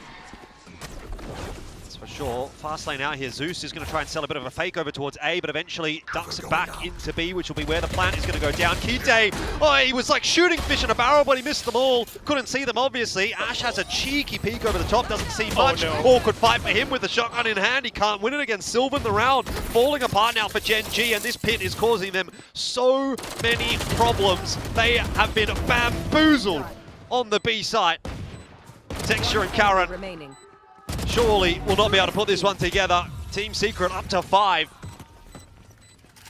I mean, you kind of feel for him, but at the same time, that was just a godlike Thrifty. Zeus single-handedly selling a fake just by making that much noise towards A link, and that's ultimately what peeled Ash away from the pit itself.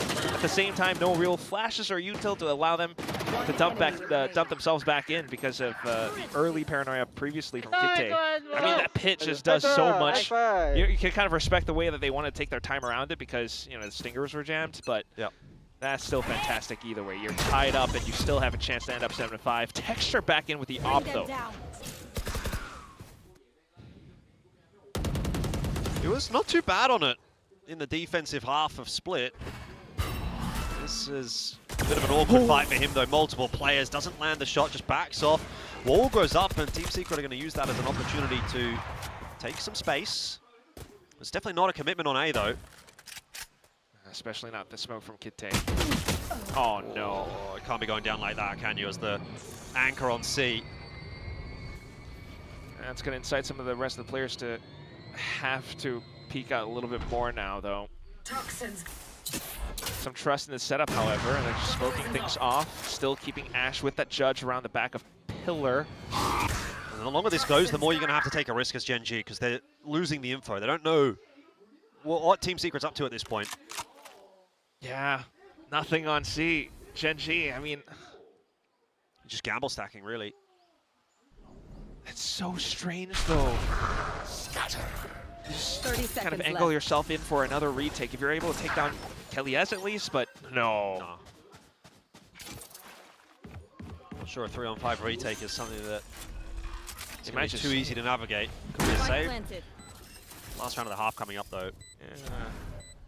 I guess you want to hold on to that off, but even then, you're just like not finding too much value off of the current setup. That was such a strange round from Gen G, seeing Karan just... Yeah. It's just a mishap from Karan, is it not? Like, on an individual level, you just can't be going down like that if you're soloing on one side of the map. Yeah, but then also for the rest of the team to, like, not make much of a reaction around it. I suppose in that case, though, you're kind of damned if you do, damned if you don't, right? If you rotate an extra player back over to C now, then you're weakening the defense over towards B, over towards A. So, kind of either way, it was always going to end up in you that just save. have to take a risk one way or the other. And then, again, you might just put that one guy on C, and then it's like, well, you're solo holding C. So, like, really, what are you going to do? So, just really screwed on every front. Not great Team at all. Secret. Yeah. Having a grand time. Last round in the half. I mean, credit to whoever took that first blood duel against Karan, because that just won them the whole round. Sometimes that's all it takes.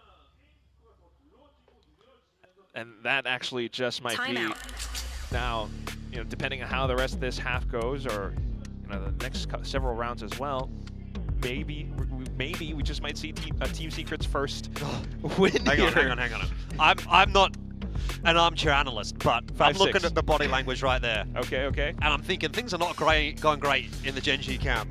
Yeah. It's been, honestly, a little bit weird. It's frustrating. Start of the year, you know, you come into this with the roster shuffle, you're losing Munchkin.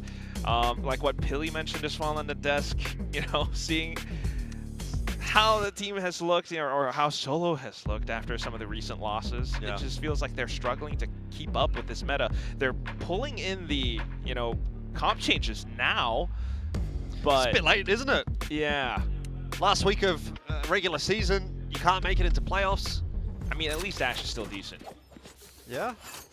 If anything, better. Oh my god, actually, we're getting some updates from production. If this goes down, are we actually going to see Genji might be last place in the entire standings just because of the head-to-head that they might lose right here? That's weird. That's weird to say. That's a pretty big deal, right? For an incredibly storied organization. I'm not talking even just in VALORANT. I'm talking esports in general. But yeah. Okay, here we go. Oh, that was a message from a fan. That's all good. Kelly S, though, out of the picture early on in the piece here for Team Secret. So Genji might have a little bit more to play with in this round. I mean, even if it's from a fan, actually, it still might happen. But either way, though, different setup this time. Texture firing off a blind shot. We'll check with the boom bot and has some setup with Karen close by. Go, go, go. All right. Zeus again.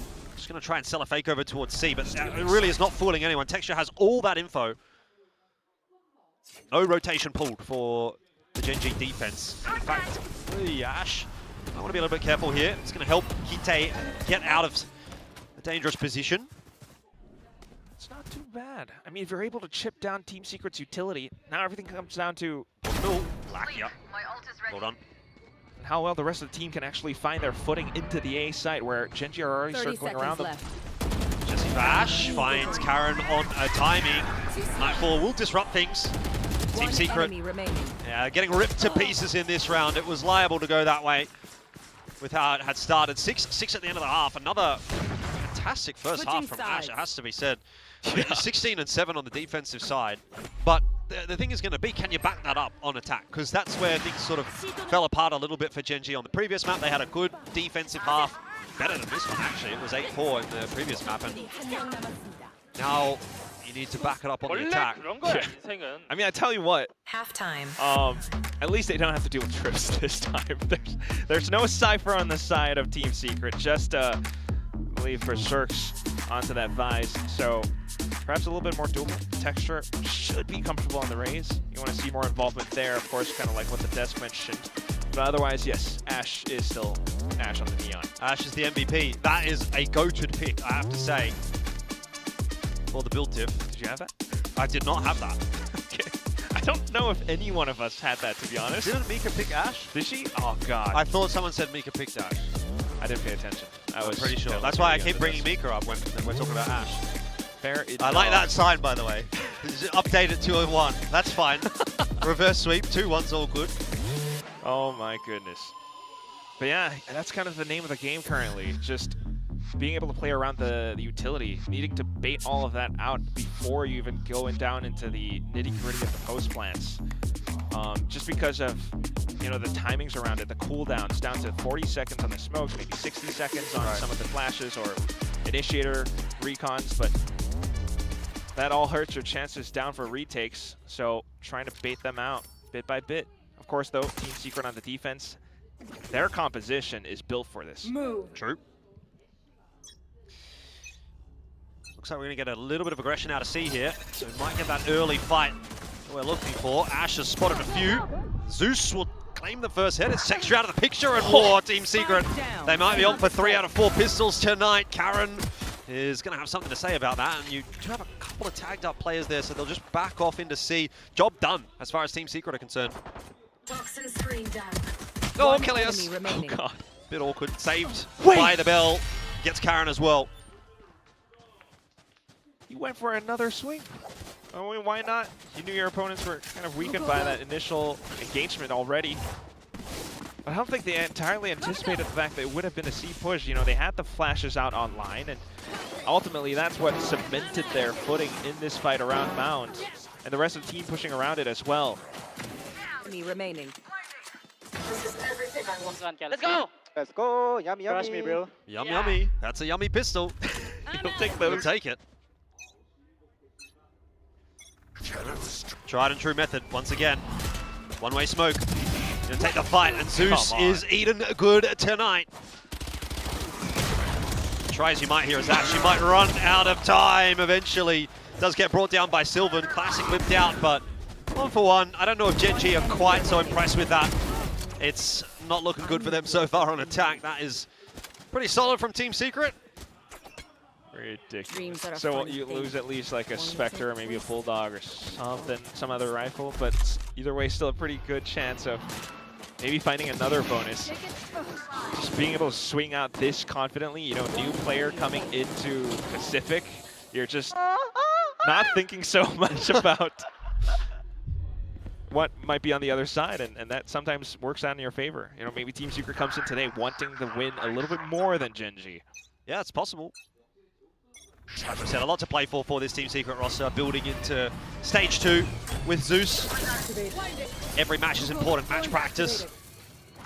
We'll be bringing 100% to this game, and already Gen.G trying to try and pressure in on today, but it's not gone too well. Kellia starts the proceedings. Jesse Vash follows suit. It's just exchanges 1 for 1, but side's taken by Gen.G. Yeah, slightly overstayed his welcome. Still, though, very crucial for Kitay now to be able to hold up around this heaven position. Some post-plant utility coming through with Karan onto the sheer wall as well, but it's 2 players to try and hold on the site itself. Pretty tough crossfire to break, especially yes, with a dark cover out now as well. Kitay will be flashed out, drops off. Lakia suffering as well. So 1 for 1. As Team Secret try to make their entry back on in, it's down to the one-on-one now. Karan v Zeus, and Zeus is tagged up, 5 HP. Fastlane will keep him alive for now. He's got no idea where Karan is, and the swing will get it done. So Gen.G will take a round. I'm actually kind of surprised it looks this even. I am? Yeah, a little bit. Just with the way that, you know, it starts to go down to the exchanges, it feels as though Team Secret might still be able to kind of turn things around a little bit, that air strafing movement, but Karan just being able to quickly recognize what needed to be done in the firefight. What's your read here then? From this position, 8-7, is it a Team Secret 2-0, or does Gen.G pull it back? It's so hard to say. A little to be honest, achievement. it feels messy enough that I could see Team Secret getting this one over the line. I'm not so impressed by Gen.G on this map so far. Already, again, having some difficulty getting anywhere. Zeus is tearing them apart. 5 on 2.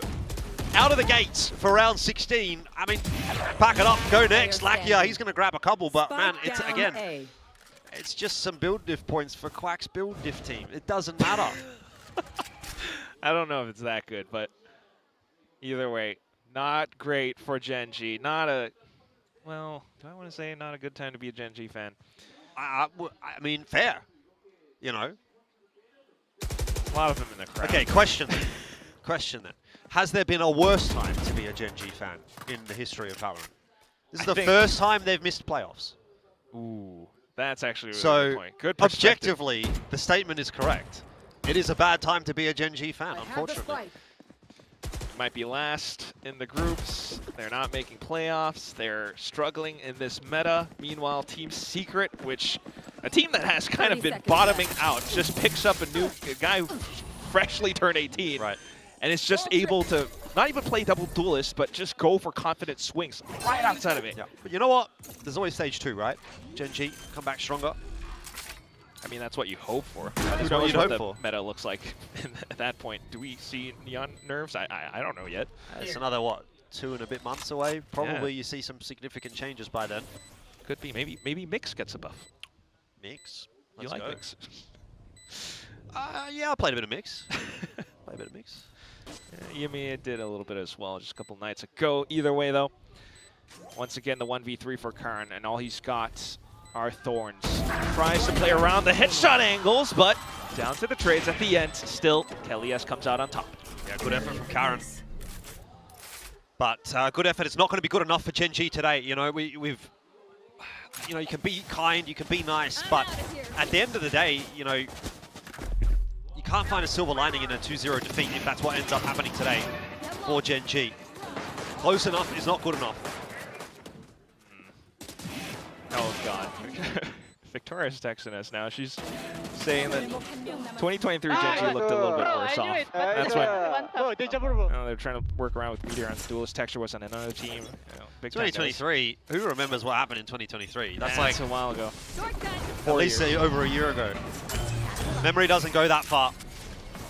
We'll see how far Gen.G can go, though. Straight in, double duelist action into the A site, but Team Secret have already set up. And they continue to look pretty good on this defense, though. Ash has gotten up close and personal, finding himself the double. Eventually will be brought down to heal. It's, again, a bit of madness as Nightfall descends on the A site. Lakia taking advantage of that. Knows Jesse Vash is around the corner as well. It's a 1v1. 1v2, I should say.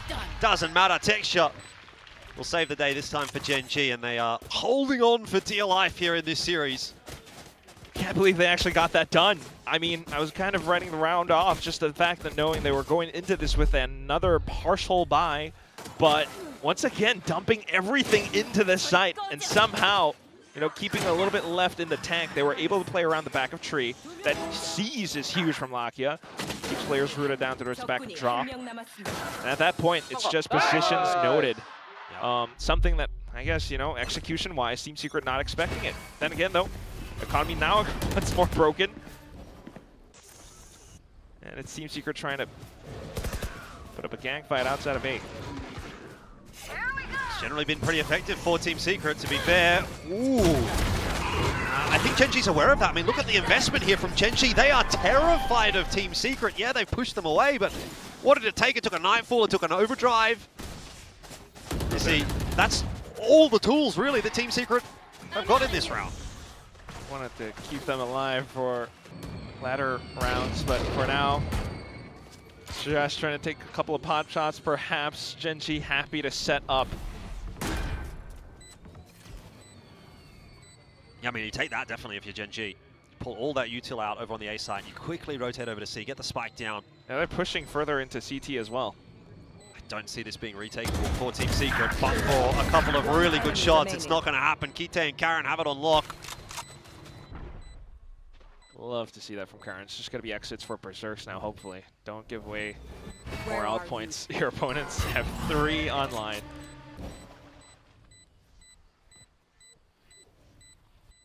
It just feels like things continue to swing around and around. Okay, not too bad, but Lakia gets the outpoint. Now he's half away. They have courage. Well, no Gen.G going to have to lock in here. 9-9 the scoreline.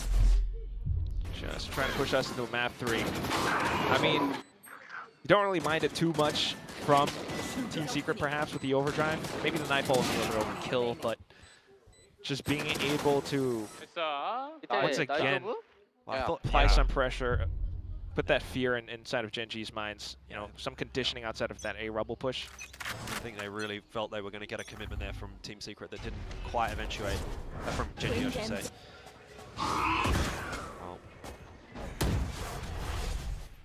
A bit of toing and froing outside of C, but no harm, no foul. Nice timing for Karen, has just walked his way out though, so that'll be a bit of space that Gen.G is happy to take for free. And this without a Viper as well. That's pretty lovely. You get the smokes in. Perhaps a launching pad for Texture to come in with Showstopper into sight. It's just Ilias here. Not for long. Team Secret on the rotate across. There's the Showstopper. So far, no connection. Kite, though, gets Kelly S on the entry. You've still got to worry about what the rest of this force looks like. Kite is doing it all alone. Spike plant goes down. Team Secret not really in a favorable position, but Zeus, again, keeps it interesting, still having impact on this Neon. Flash available for Sylvan. This is not impossible if they're able to isolate the angles bit by bit. Tough ass with the time. Ticking away ever quicker. Boombot not seeing anything. It's the contact play. No flash involved here. Berserk's trying to draw out a peek. Tap on the defuse is not really going to amount to too much. So Team Secret will see that lead taken away again by Gen.G. This is incredible. I mean, not something I was expecting with today's matchup, to say the least, but playing that double duelist again, you know, expensive round previously for Team Secret, expensive round this time for Gen.G as well. And it kind of works out well. They managed to take that lead, but apart from that, down to the brawls, Gen.G looks pretty decent. The trays are always there. So that contact play style kind of works out for them. Meanwhile, for Team Secret, you know, you just kind of want to get a good read around the maps, not getting too early involved. Yeah, half is feeling pretty tight, pretty tense, so won't be too surprising to see a pause come out here. It's a tech pause, unfortunately. But, you know, obviously you're not able to do much communicating during the tech pause, none of that, but it does give time to think. And sometimes that's what your IGL needs. Quickly relay that information going into the next round. Yeah, just slight breather. Yeah. Still thinking back to it though, I mean, although we are seeing more results, I think, from some of the Gen G players, Texture still kind of looks, you know, not like his usual self. He tends to be so jovial, but today it's a kind of different feeling. Meanwhile, for Team Secret, you know, they're happy to take whatever they can get. And if I'm just thinking about how they could play it on the defense, you know, if Gen G is dumping everything into sites, and Lotus being a 3-map site, there's so many avenues of entry that Team Secret could just, I don't know, try to relegate things more to a retake setup. You start to get a little bit more setup proactive around, you know, other portions of the map. You start to take other points or flanks again back into the retakes, and it could be a Gen G that's, I mean, I might be overreaching here, but it could be caught, you know, unaware. Well, I don't think that's too unreasonable of a take. You know, Gen G clearly not at their best at the moment, so. Right, like you leave a player lurking around B pillar or something, just in case, and then he starts to slip through the cracks of, I don't know, back of mounds, play around the door, or back through the cracks of A rubble, and even if Gen G just quickly takes the A site, you know, it's one other thing that they might start to worry about, and that's where things can get dicey. But apart from that, if Gen G keeps this up, who knows? We might see actually, God, map 3, Breeze. That's another one where I think that both teams have been giving us confusing looks with how they've been playing in their recent showings. I honestly, look, obviously Team Secret would prefer this to be a 2-0, but I don't think getting another map in the belt will be a bad thing for them necessarily. Like any reps that you can get Zeus comfortable. You know, obviously you'd rather the 2-0, but you take what you can out of these. You know, life gives you lemons, make lemonade, right? So yeah, you can find a silver lining to potentially going to a third map here for Team Secret, and obviously for Gen G as well. They need the third map so that they can win this series. Again, just kind of odd to be thinking about this of Gen G. 17-19 was the score when they played against KRX. It went that far. Yeah. But today it's, you know, although they have the lead right now, it still feels kind of labored. It feels so tentative. Like, I think any of these rounds, it kind of feels like Zeus could just win it on his own. You know, gets a good moment, nice couple of kills pop off. And all of a sudden, you know, Team Secret are straight back into it. Yeah, and that's the other thing that we kind of haven't really touched on too much as well. I mean, the desk kind of brought it up. It's the fact that Team Secret can, you know, perhaps start to save up, go in for an investment with an operator or something, because that's a new dimension that has been added to them because of, you know, Zeus getting picked up. Offline, you start to, I don't know, decapitate someone like Ash Texture. Right. I feel like, I mean, Zeus he's been good, but he hasn't really angled towards the op all that much. But it's nice to have it in the back pocket. Anyway, back into the swing of things here for round 20. Gen G leading 10-9. Hoping to close this map out to force us through to a third. Okay. This attack's been okay from them so far, so I guess we'll give them the benefit of the doubt for the moment. Either way, though, Gen G has already taken up quite some space off of just a hunt. And a smoke up as well. Team Secret, of course, not really having the guns this time around, but a sudden pivot over to B site. Yeah, straight into B. Hey, look at Kelly S. Oh, his position is found and dealt with. Sylvan as well in tree. As the door opens, can't get much done. It is going to open the door up for Zeus to find a kill, but realistically speaking, that's just not enough in this round to provide anything of interest. Fair enough. Texture with the outlaw as well. This should be a free kill. Yep, indeed it is. Jesse Vash out of the picture. This is where we need a Zeus pop-off moment. Get the team back in the game, but a 1v4 and the post-plant position is not ideal either. With shots though from Texture! Come on. And hold on a minute. A 1v4. He's running out of time, surely. I mean, I don't even know why they've given him the chance, you know? I guess in the end it was not quite the chance that he was looking for. I'm out of here. Good effort, but the best you can say is NT. It's really nothing in the end. Still some pressure on the Gen G, I guess. They were playing that safe. Lakia gets one away from the Nightfall. Zeus, he's building up towards his ult as well. We could be going in for an explosive round in just several minutes. 11-9 currently with the score. Timeout. There's Texture. And there's always a chance for still Gen G to walk away with things. 4 rounds in a row now.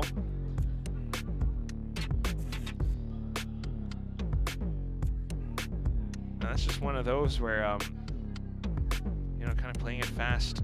They start to work around the C side, keep players, no, A side, and keep players from Team Secret involved. The sudden rotation is something that Team Secret hasn't really dealt with so far on this map, so just any round possible, get yourself that map point initially, and then you can start to relax. Yeah, yep. Feels like now or never really for Team Secret though. Take your time out. You're down 11-9. You have to put something on the board here. This defense, as you can see, has been crumbling.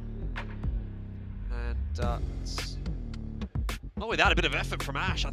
Sorry, from Zeus. I think Zeus has, again, been fragging. 23 and 17. He's been putting in work on this defense, but 4 on the trot for Gen G is a formidable statistic to go up against. That said, you've got 4 ultis available for Team Secret, so I think if you're going to win any round, it has to be this one. Off the timeout, you've got ultis available. You need to get it done here. Let's have a listen in Team Secret, though. Hey guys. Nothing Seeker eh, or B. What the place? Nothing close. Okay, I jiggle. I hold the place. It's okay. Nothing C guys, Kirby or A. jiggle here. Never mind. I jiggle. I'm gonna retake. Oh, good info there. Nothing C. Care B or A. Care A is what we need to be talking about at this point. The info here on B is limited. It's so tentative. I'm just not really seeing too much, but I do like them pushing all the way out. That's kind of how you want to work around the map. Gen G could still end up on A, but then suddenly if you start to fast flood back from Rubble, that's a position that Gen G hasn't really contended with so far. Right. Yes, though, I want to see him stay alive. Well, plant's going to go down. That is going to be the go signal. Oh, Ash. What a position to play. Kelly has got to make sure that he doesn't drop. Here's the 1 point of difference in terms of where this retake is coming from. Which just kind of flipped sides. Yeah, it's almost as if Team Secret are playing on the attack. There's Kelly S though. That is the thorn in the side of Texture. Ooh, spotted. All of a sudden now, starts to feel like it might be doable for Team Secret. They've even pulled the pit out to get a bit more space. Defuse is on. Jesse Vash has that coverage. The other side, you'd have to go through the pit. Team Secret have pulled it out of nowhere. Oh my god. What a round. They didn't take any damage, Quack. They took 0 damage. I cannot believe that that's what we're witnessing. Is that what they mean by flawless? You take 0 damage in the round. That's about as flawless as you can get. I mean, the Viper Spit definitely helped them out so much, but the little bits of movement, Zeus clearing out back with the relay bolt, the slight check on towards the side of Baby Door, B-Link, that's what gives you vision onto Ash. Ash was the one sleeper agent that Gen G could have activated, but that's gone. So now within range of tying up the score.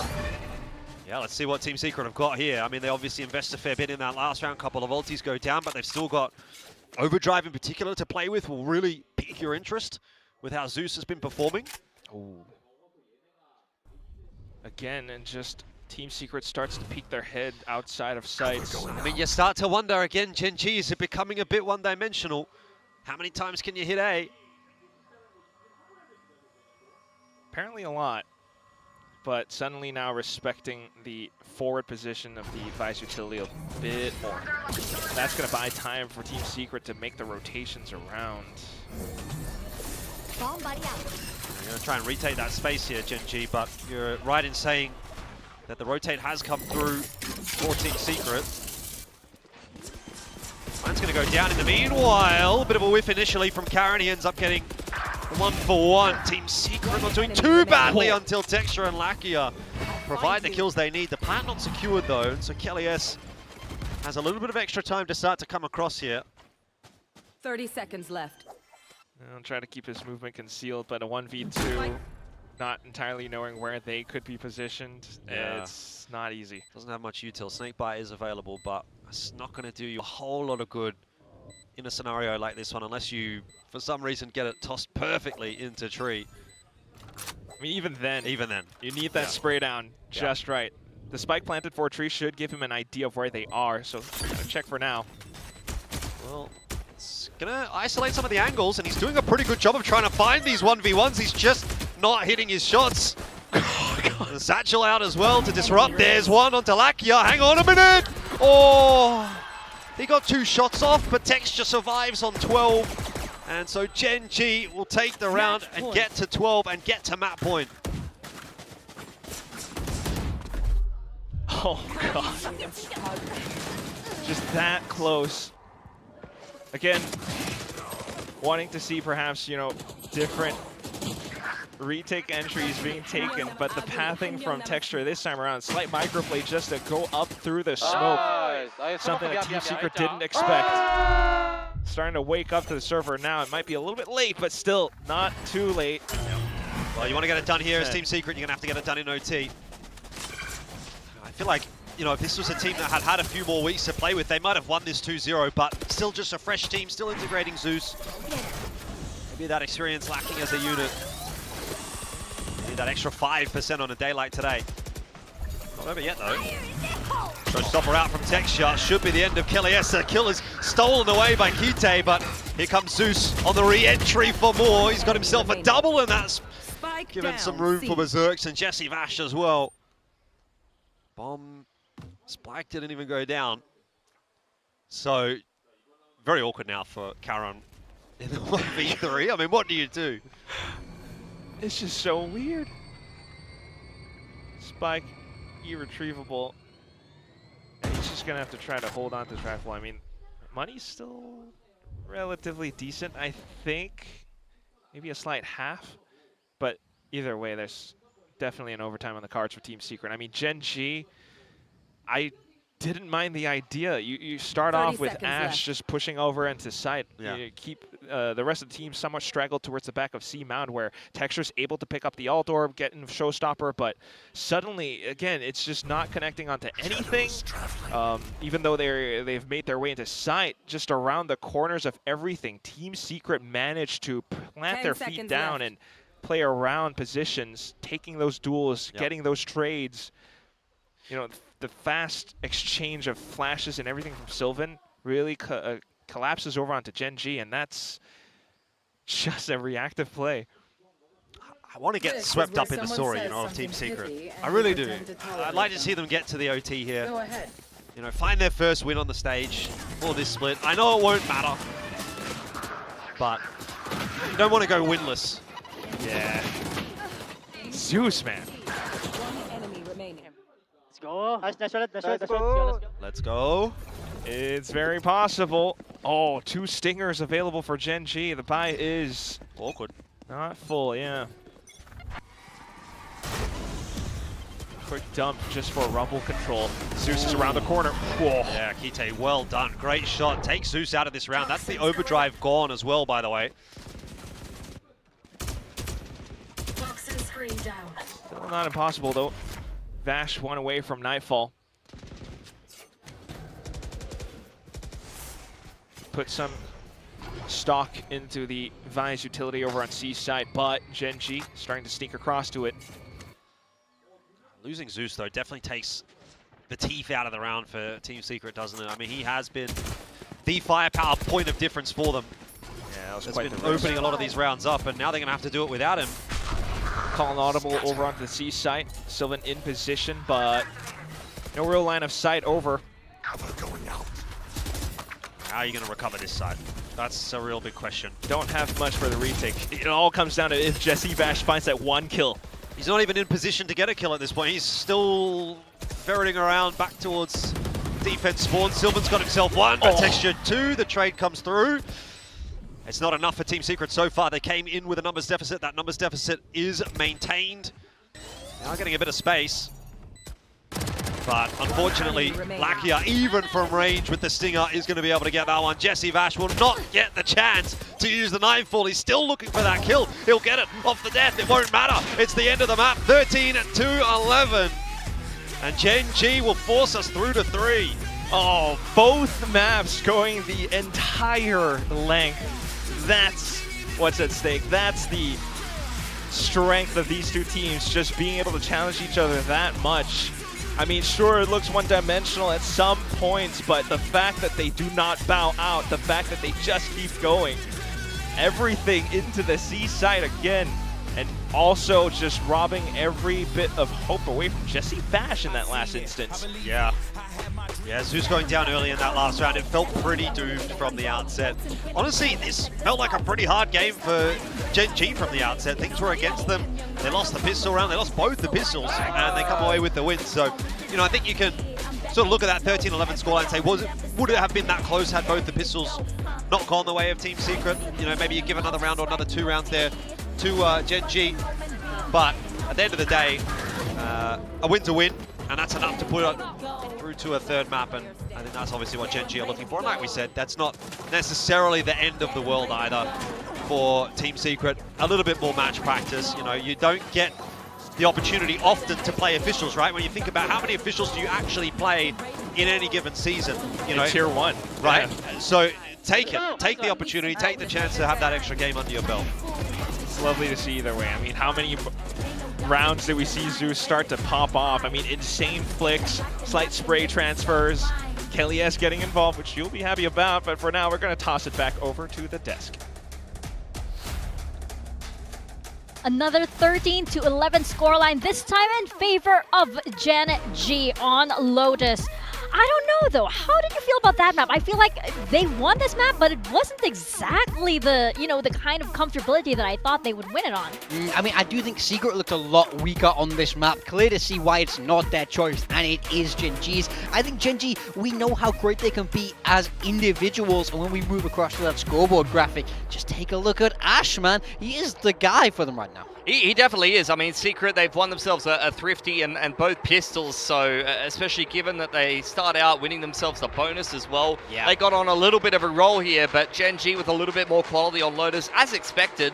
Although, still a winnable game for Secret. Like, this has been an incredibly close series, and I don't think that's too surprising given the level of both of these teams. And I'm not necessarily talking about the fact that, you know, both of them have struggled to get wins in Pacific. I think that, honestly, both of these teams are better than their results necessarily reflect. Again, it was the tale of the Neons for me. 5 first kills for either of them, 300 ACS for either of them. You know, those are kind of the two guys that you're looking at all throughout this series. Zeus versus Ash. Outside of that, I mean, pretty well rounded across the board. This is maybe one of the more quiet games we've seen from Sylvan in a while, especially on the Omen. I feel like, you know, Omen can be a big fragger, a big playmaker on a map like Lotus, and we just didn't see that from him. Yeah, unfortunately, not so much from Sylvan, but you're absolutely right. It was the show for the two Neons here.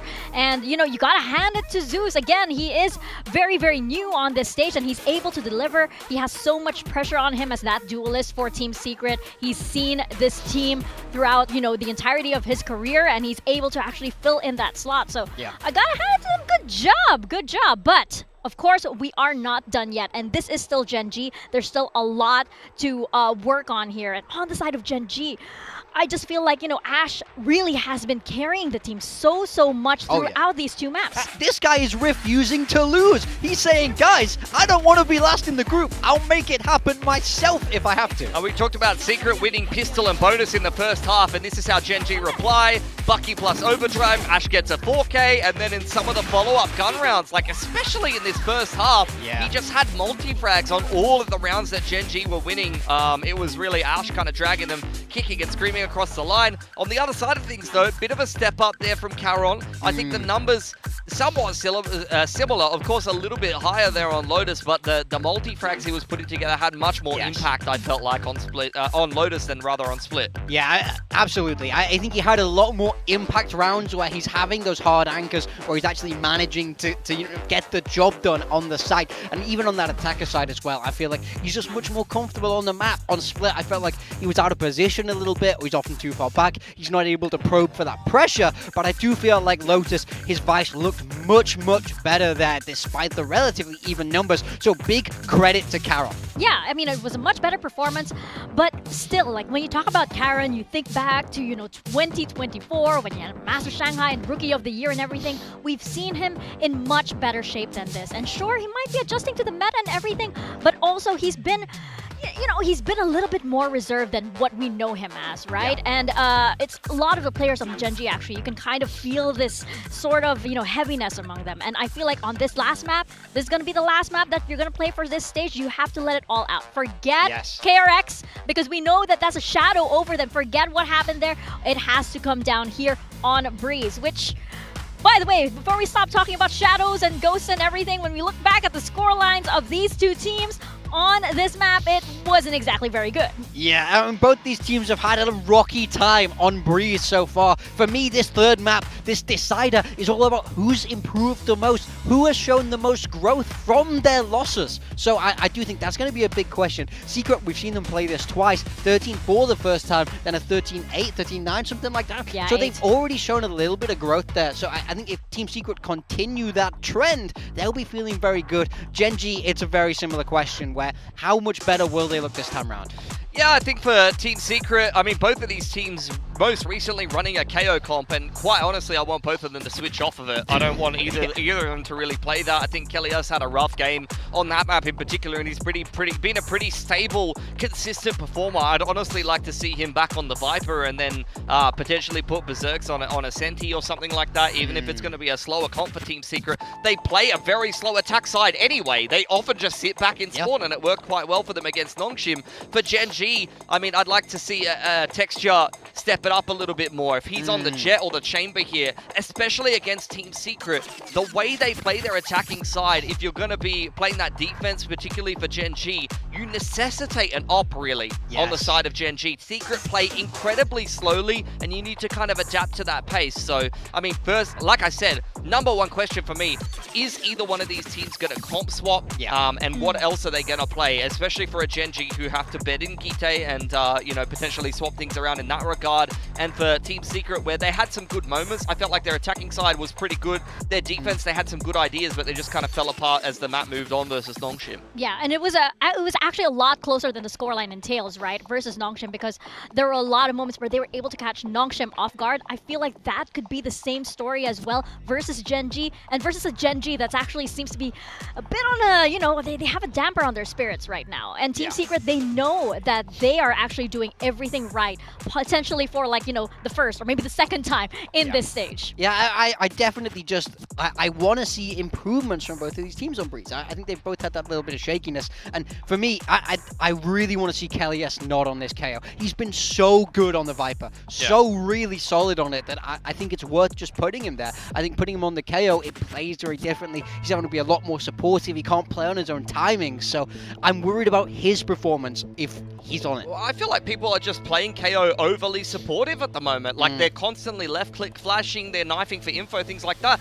I want to see a KO with some balls. Like, we're playing in a Phoenix meta. Underarm the flash out, the choke, and just run out, bro. Like, I don't understand why everyone is playing this, like, very passive KO. Hey, man, I'll flash you in. Like, come on, let me help you. It's like, bro, get in there and frag. Yeah. I mean, I'd be excited to see that as well. And, Kelias, he's been very, very flexible player. He does have that in them to actually be more aggressive. So I hope to see it. I hope that Nongshim match did teach them a lot and did show them where they were actually faltering, and that they learned from that, and see that Gen.G, they can apply that in this match in Gen.G. And for Gen.G, oh man, I just really want to see them come alive again. I mean, the good news is it's going to be a completely different team. I'm hoping for a comp change. I'm assuming there will be a comp change now that Zinx is off the roster and they're betting in Kite. They're going to have to play to his comfort a little bit. I think that's going to be a net positive for Gen.G. And for Secret, I mean, I'm honestly backing them in 3 here because they showed demonstrated so much growth against Nongshim, and they looked like they had a good game plan there. It's up to Gen G's prep. They've picked this map in the past. They've shown the propensity to want to play it, even if it hasn't necessarily gone well for them,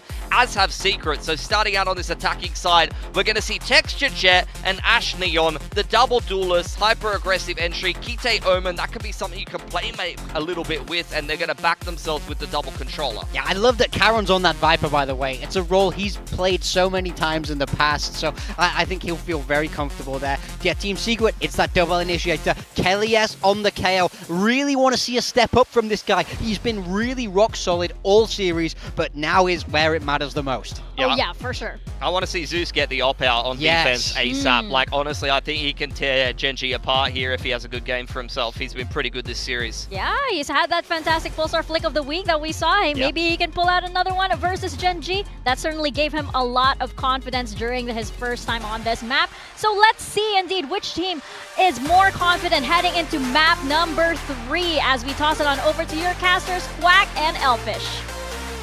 And here we go again, straight into map number 3, onto Breeze, where things feel like it's kind of uncharted territory. But the desk is right. We do want to see Zeus getting involved with that operator. Let's have a sniper duel between Zeus and Texture. Let's have it.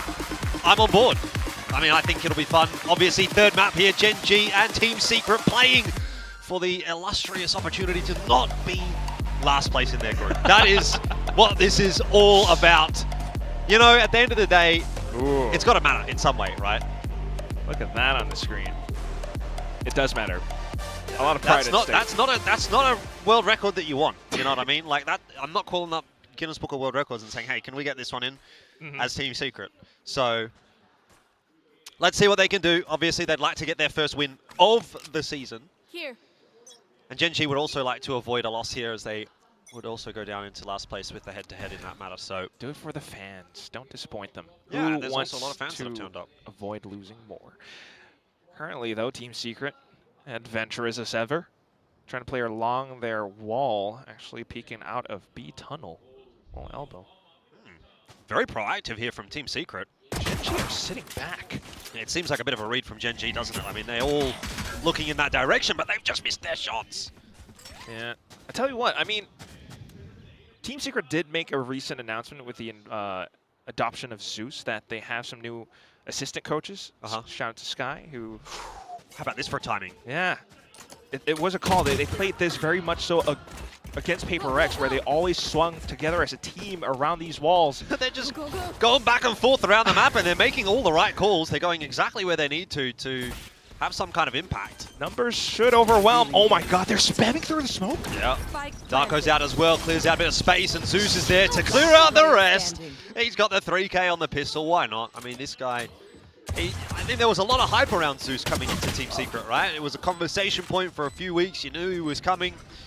And then last week was good, but it wasn't really the win, I guess, necessarily that Team Secret were looking for. They're even going to give him the defuse here for the extra ult points. So, you know, a lot of resources being invested into Zeus. And I think it's really nice to see him coming in and having that kind of impact, right? Even if it may not end up being a win overall for this game, just at least to say, okay, well, there's something to look forward to next split for Team Secret. Guaranteed. I think that's the other story as well. Is, you know, plucked up from Tier 2 is a thing, you know, from Oasis.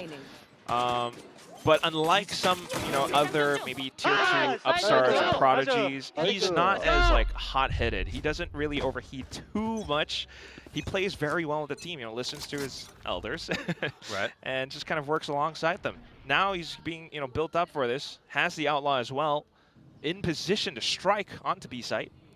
There we go. The double banger. Texture and Ash out of the picture early. And Team Secret, they have not really struggled in converting on their pistol rounds so far in this series, and it doesn't look like they will here either. Gonna let that plant go down, but at the end of the day, the round itself seems like it is going to be pretty cool, calm, and collected, and this might be the world's fastest overdrive charge. And he doesn't quite get it. I mean, he can get the defuse, right? So, yeah. Would have been flashier if he got the kill. Overdrive in 2 rounds. Round 3. That is definitely some potential stake to really... What's going on here? What's the KD? Let me have a look here. I'm pretty sure everyone else has only got 1 kill. The neons are popping off today. Yeah. Zeus has killed like everybody all the time, but everyone else on his team has only gotten one. You're thinking about it a little bit. No, I'm not really, actually. Just kidding around. Gimme. I'm just trying to give him his props, you know, when he deserves it. 6-0, and his rest of his team's picked up 1 kill each. Yeah, mate, you're out fragging the entire team. And also, Gen.G is 0-2 across the board. Not a single kill to be found between those 2 rounds, but now that they have all the guns, hopefully you would think they would see something. Yes. All 5 down into B. Yeah, going to be a bit of a faster play here for Gen.G. They're feeling confident knowing that Team Secret haven't upgraded their weapons. So they're going to take that space nice and quickly, get the plant down early. Force the drone out here from Jesse Bash to see if he can figure out what the setup's going to look like. Difficulty dealing with that drone, apparently. It gets quite a lot of time in the air. Some vision, but at the same time, take a look at what's going down bottom mid. Yeah. Rotation has come through. Just waiting for the perfect time here on the behalf of Team Secret. Zeus has got a long sightline. Kelly S looking to clear out Karen, and will do a good job of that. That brings Zeus into play here, and the overdrive, as we talked about in the last round, will come out to play in this. It's not enough to close the round, but certainly has got its space, and it's on to Ash. 1v3, the spike got planted for him, gets that one, needs more! Oh! Is it enough? The question in my mind, the defuse is there. It's Team Secret that will stay alive in that round in the end. Kelly S gets it done. I had a question for a moment though. How is a matchup like this tight? Down to the defuse, 0.3. But really, I mean, it's just a snowball effect from the initial 2 rounds. Zeus, the main catalyst. A lot of noise made as he set himself up with that outlaw. Karen is forced to kind of think about that angle, and that allows for, you know, the other swings that come into the site, actually. Must have got a bit heated there for a moment, because, look, obviously it comes down to a really close affair in the 3v1. Oh. Fast play, this time again. But the thing that worries me, obviously, with that is that's a bonus round for Team Secret. They've won the bonus round. You know, Gen.G are really in the pits now. Big momentum gaining rounds for Secret. Gen.G, again, I don't know if I want to keep saying it's one-dimensional, but they're going to be for the 4th round. Of course, this is the one where they're on an eco, so you don't really think too much about it, but you ever heard that it's phrase? Kind of worrying. You ever heard that phrase, to be or not to be? Yeah, sure, yeah. Gen.G, they know the answer. The answer is to be. Yeah, you've seen that quite a fair bit in your career, haven't you? Yeah. Oh, man. At least we've got that slight lurk of Karen out towards shot, but that's a tough angle to clear if your opponents are on rifles on the other side as well. Just wait to see what happens after the smoke drops. Here's the hit. Once again, Gen.G going to be allowed out onto the site. They're going to be allowed to plant. Team Secret happy to play for the retake. You do have that late lurk coming through that's dealt with. Karen was looking to find the timing on the Sylvan. That's a really tough pill to swallow, Gen.G. They're trying, as they might here, against Team Secret to find a cheeky round. A 3-on-4, but Lakia tagged up.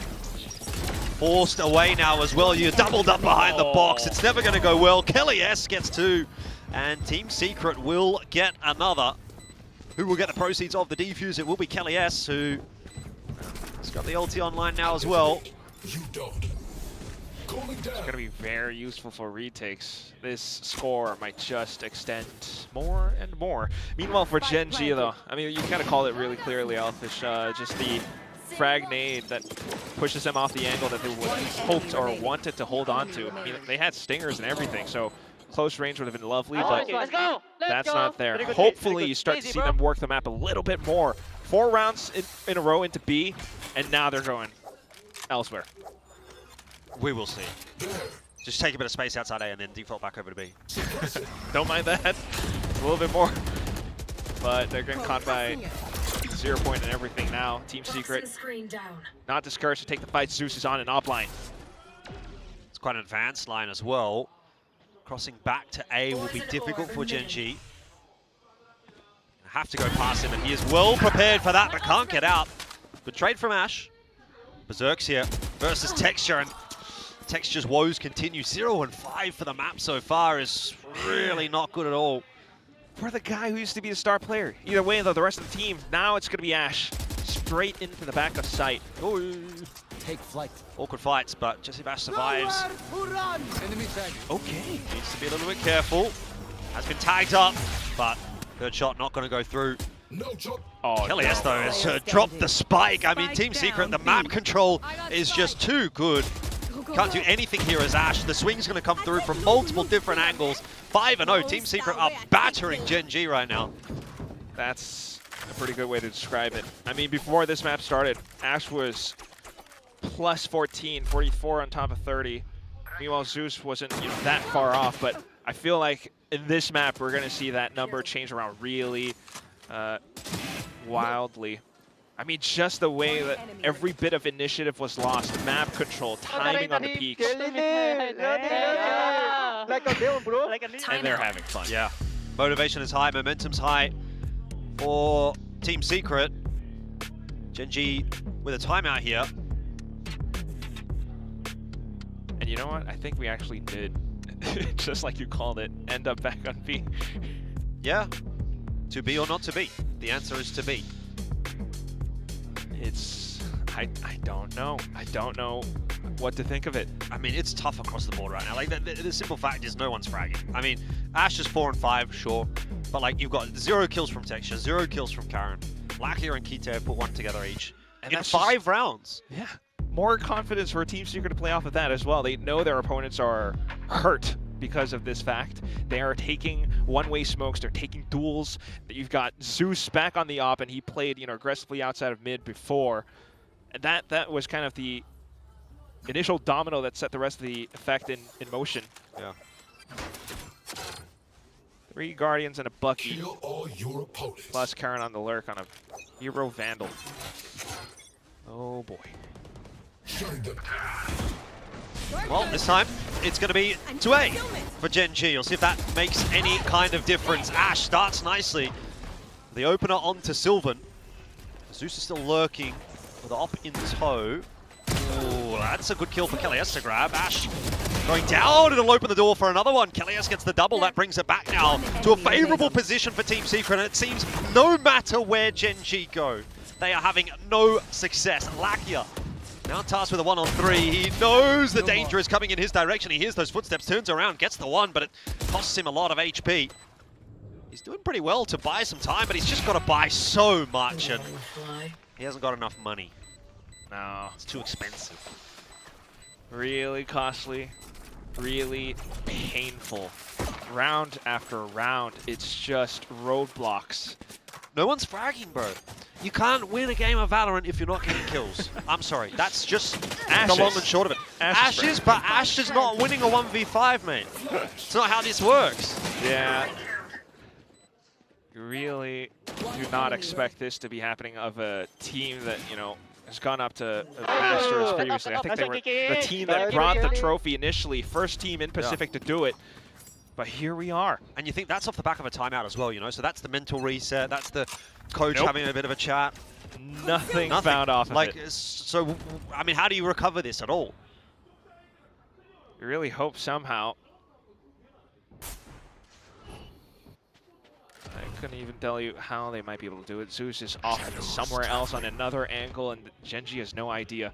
Just to try to hope to take a bit of space, baby steps back over into A side, but Ash has unfortunately blinded, self-stunned. Panicking. The cracks are starting to show for Gen G, there's no doubt about that. Even Texture back onto the Jet as well. At least we've got Ascent coming back into the pool. Maybe Gen G might feel a little bit more comfortable then, but today... Not today, sir. Yeah, a little bit of drone. Try to set up some kind of an A-split. Berserk's lurking around the smokes, though, on mid. Off we go again. Into that A site. Kelly S, Jesse Vash, they say no. The door is shut on Gen G today. You're kidding me. 7 in a row. 30 seconds left. Not much was checked. They walk into sight. The corner clear as day. Now at least Karen will be able to find 1, but that is all he gets. This is rough, huh? This is very rough.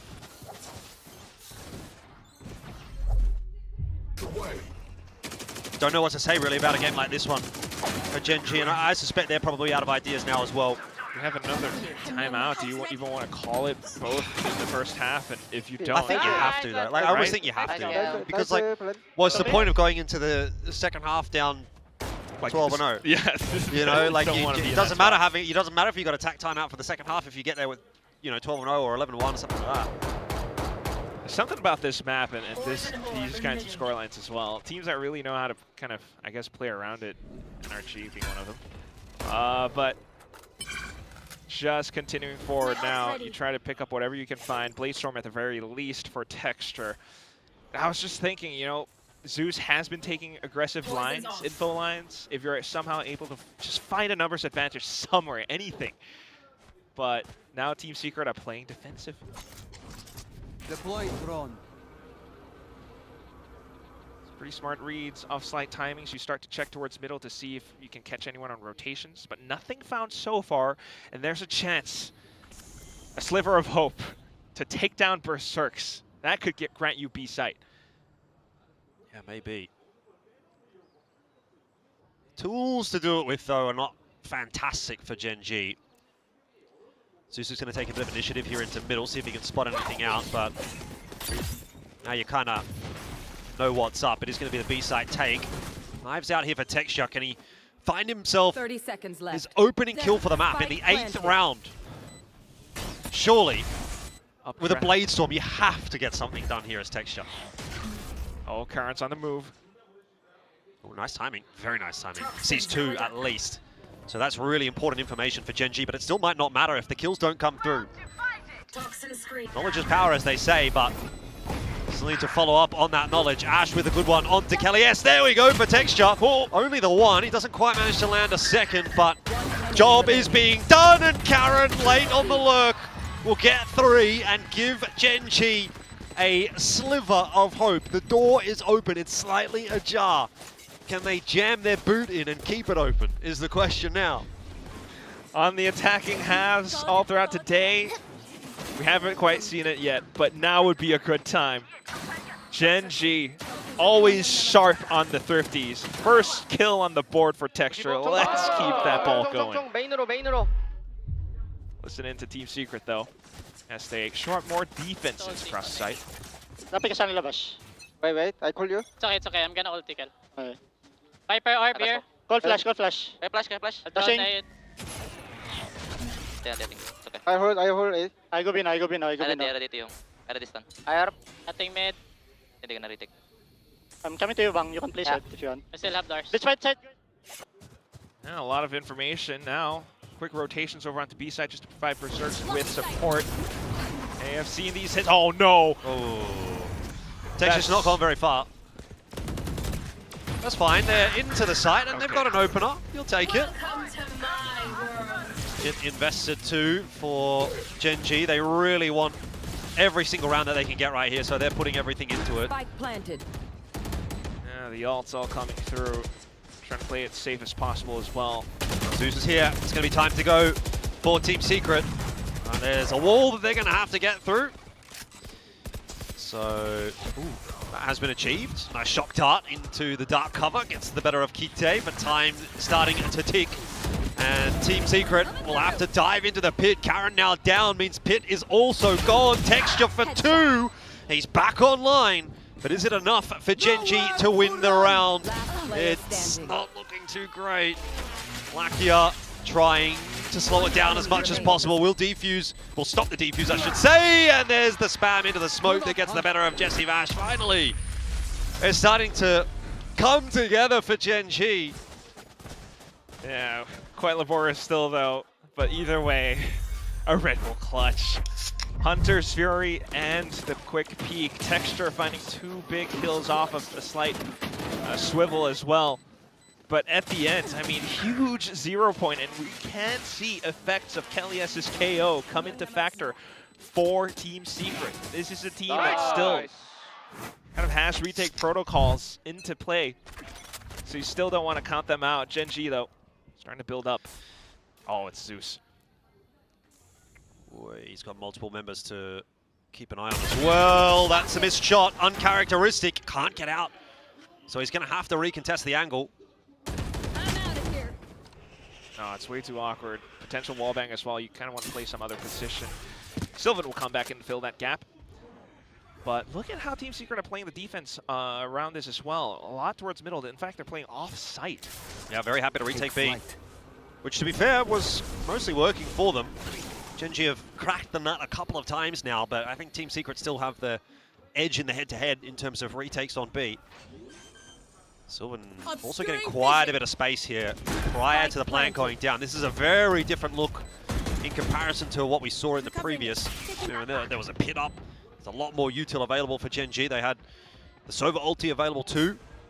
Team Secret might find it a bit easier for this retake, but with Texture getting the better of Zeus, that will add another layer to it that Team Secret are not necessarily going to enjoy. And man, it has taken a while for Texture to come alive, but now that he has, he's kind of hitting everything. He's kind of popping off.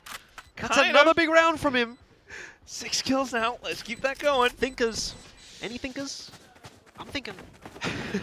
I don't know what I'm thinking. I don't think much, all right? It's usually dangerous. But he's gone from like 0-7 to now 6-9. Okay, let's not. No, okay. Ooh. Yeah, 6 and 9. I mean, it's not a great scoreline, but if you would consider it from the 0-7 standpoint, yes. You know. My brain's kind of empty as well, not gonna lie, but I mean, in rounds like these, it's just, again, Gen.G being able to quickly take down sites, set up around it. Team Secret, despite Zeus's positioning. Terrifying.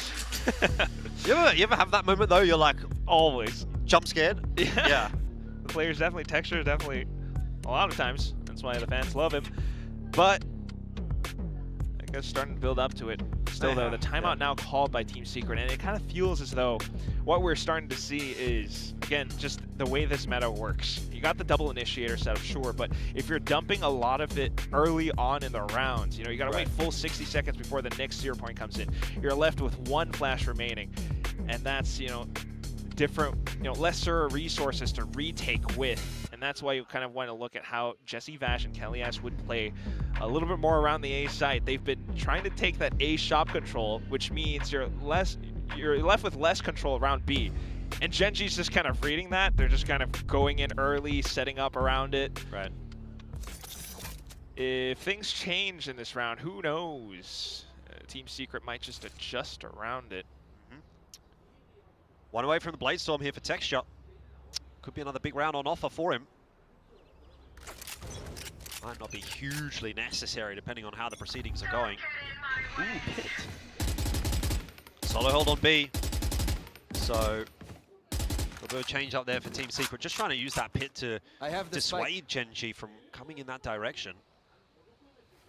They could still kind of flash and dance all around into it with Ashe close by. They're not that scared, are they? I mean, Spike's got into the pit. We're going back towards Elbow even. Try to start up something towards B tunnel. It has to be a B hit right here. Like, Lakia's just chilling, waiting.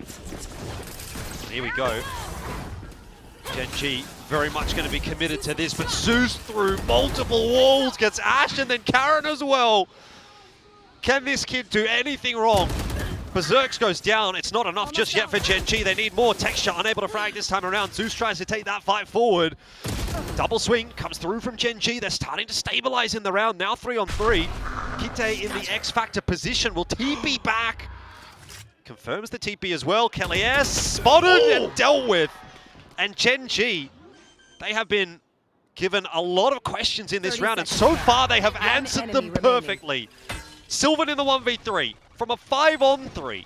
Team Secret surely should not be losing this round, but it seems like it'll go in that direction. Texture, another big one. Another 3K from Texture. He was missing for 7 rounds in a row, but now for 4, he's starting to pull it back for Gen.G.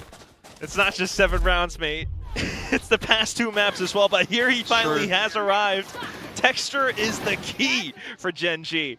Just being able to play around it, back towards site, finally getting involved in these fights, finally finding that aim again. Meanwhile, for Team Secret, despite Zeus's best efforts, you know, starting to get silence around the back of it. I think it was maybe Kellyas getting caught by the barrel. that's what starts to hurt them, even as they try to set up retakes across the map. You go back into it, though, and this might be their last buy of the, well, it's the last round of the half. It will But be they're their last pushing buy. down elbow. Lakia's pulled out the Odin. Why not? Kite's got it. Okay, swap around. Reading Team Secret's movements, they just try to set up and read bits of info. They're seeing more involvement towards B, so a clear hit in towards A, but they gotta go quick. Drone's getting info, Kite's getting entries. Might be another one here for Gen G. They're not going down without a fight. This was a disastrous half, but they are pulling it back one step at a time. Kite gets a little bit overzealous this time around. Fast lane's up. Zeus going to try to isolate the fight. Just deletes Ash. There's nothing he can do against Zeus. Someone has to bring him down. Jesse Vash falls to the Bladestorm as well. It's 1v2. Karen with the spike planted for him, but he has to get past Zeus. And even if he does that, then he has to get past Berserks as well. It's just not going to happen. Zeus with the 4K. Team Secret secure the last round of the half. Let's get the replay on that. That was that a one tap? Kind of looked like it from Zeus, but you're absolutely right. You know, it's the kid again, and he's here, the one to kind of play counter to Texture just as he's starting to get online. The relay bolt, the quick slide back into it, the snap onto the top of Lakia's head. Oh, you really felt like Texture was on there, but just double swing, nice from Team Secret. Oh my god. There we go. Oh, that's a confidence boost. But it just feels like even down to it at the end, both teams just getting great reads off of each other, but Team Secret finding that quick reaction really halts Gen G in their tracks, even as they try to play around the spike. That's always been the kind of conundrum, I think. For Gen G, we've seen it in the past 2 maps. They might get the spike down, but if they don't have space around the post plants, you know, that's just quick retakes, quick floods back in for the opposing team. Swap sides, though, and you end up with a 4-8. Yeah, it's a nice recovery from Gen G. I think getting the 5th there really would have obviously been the cherry on the top. That would have felt like it would have made this map doable. I'm not sure that 4 is enough. Attacking side's been a bit of a problem for both these teams, though. So far in the series, I feel like defense has been a little bit better in both regards. So, you know, maybe there's something for Gen G there that they can take away. It's certainly better than what the alternative was looking like. When they were down 7-0, I think you would have said, yeah, we'll take 4-8. So I think they just have to come in, obviously take the pistol, take it one round at a time. Maybe there's still a map on offer for them here, a series obviously on offer. But right now, it's definitely Team Secrets to lose. That is a definite. Double info, oh, sort of info. Double initiator setup though on the attack, and it feels like they have a lot more ways to slow things down. Gen G will push out on the attack. I'm out of here.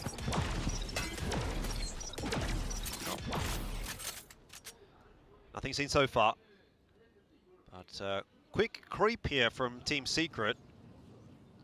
Lakia on the info line. Spot them out. Oi! Bang goes Kite for 1. Needs a little bit more and not going to be able to get it, but at least opens the door back up for the rest of his team to start to filter through. Reinforcements have arrived. Does not seem as though Team Secret will be getting away with both the pistols on this map. No, sir. Karen's beginning to push out as well. And Spike's just not within reach. So unless you're somehow able to creep through tunnel, find all those kills on B site, which is not likely.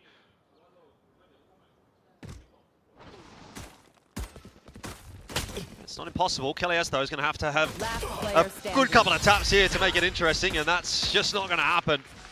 So Gen G make it interesting. They keep it alive. It's just, you always want to see how they can find more rounds off of that pistol, though. I mean, that's kind of been something that's happened in Pacific as well. Teams get the pistols, maybe bonus, but then somehow they kind of lose composure towards the end. Gen G hasn't looked the hottest today, so you really hope they kind of hold on to this. Texture starting to find himself again. He was 0-7, and now he's positive. He's 12-10. That's a big turnaround. Team Secret happy to take things slow, though. Here.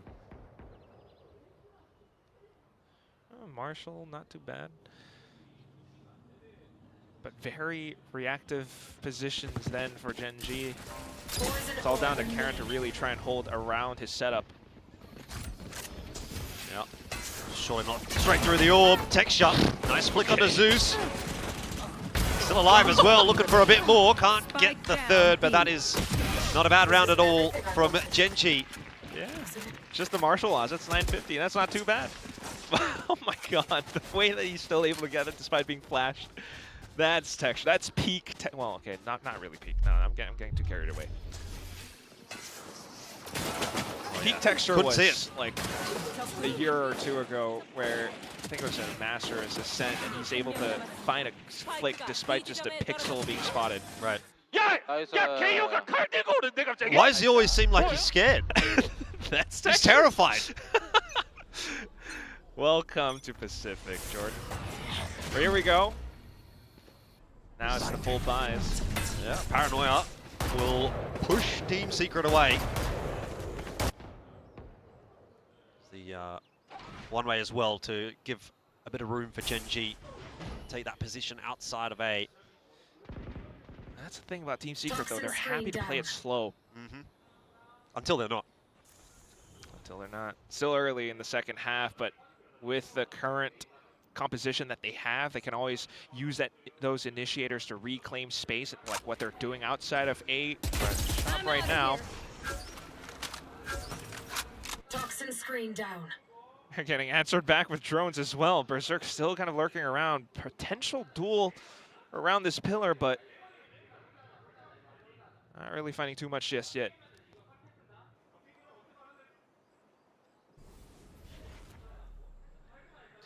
Patience, a real virtue for Lakia on this line. Ash as well. So it's the high-low.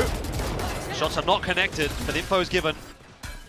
Desperate rotate going to come across here from Genji. Importantly, they deal with the raid boss of Zeus, and then the rest of the team, I was going to say falls quite handily, but Sylvan has other ideas. A 3K, the plant will be denied though. Spike down. So that might just about be the round. Berserks 10 seconds. has to try and get this one done.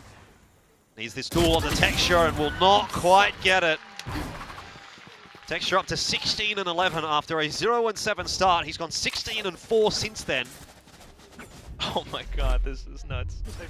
The first map was an 8-4 half in favor of Genji. Right. This time, 8-4 in favor of Team Secret, and Genji are the ones turning things around. What a way to go full circle. It's a good effort from Sylvan, but can't rely on one person to get it done. And you know what I really don't want to see here is Team Secret just crumble, but that's kind of what it feels like we're starting to get. Obviously early days in this half, but you lose to the bonus.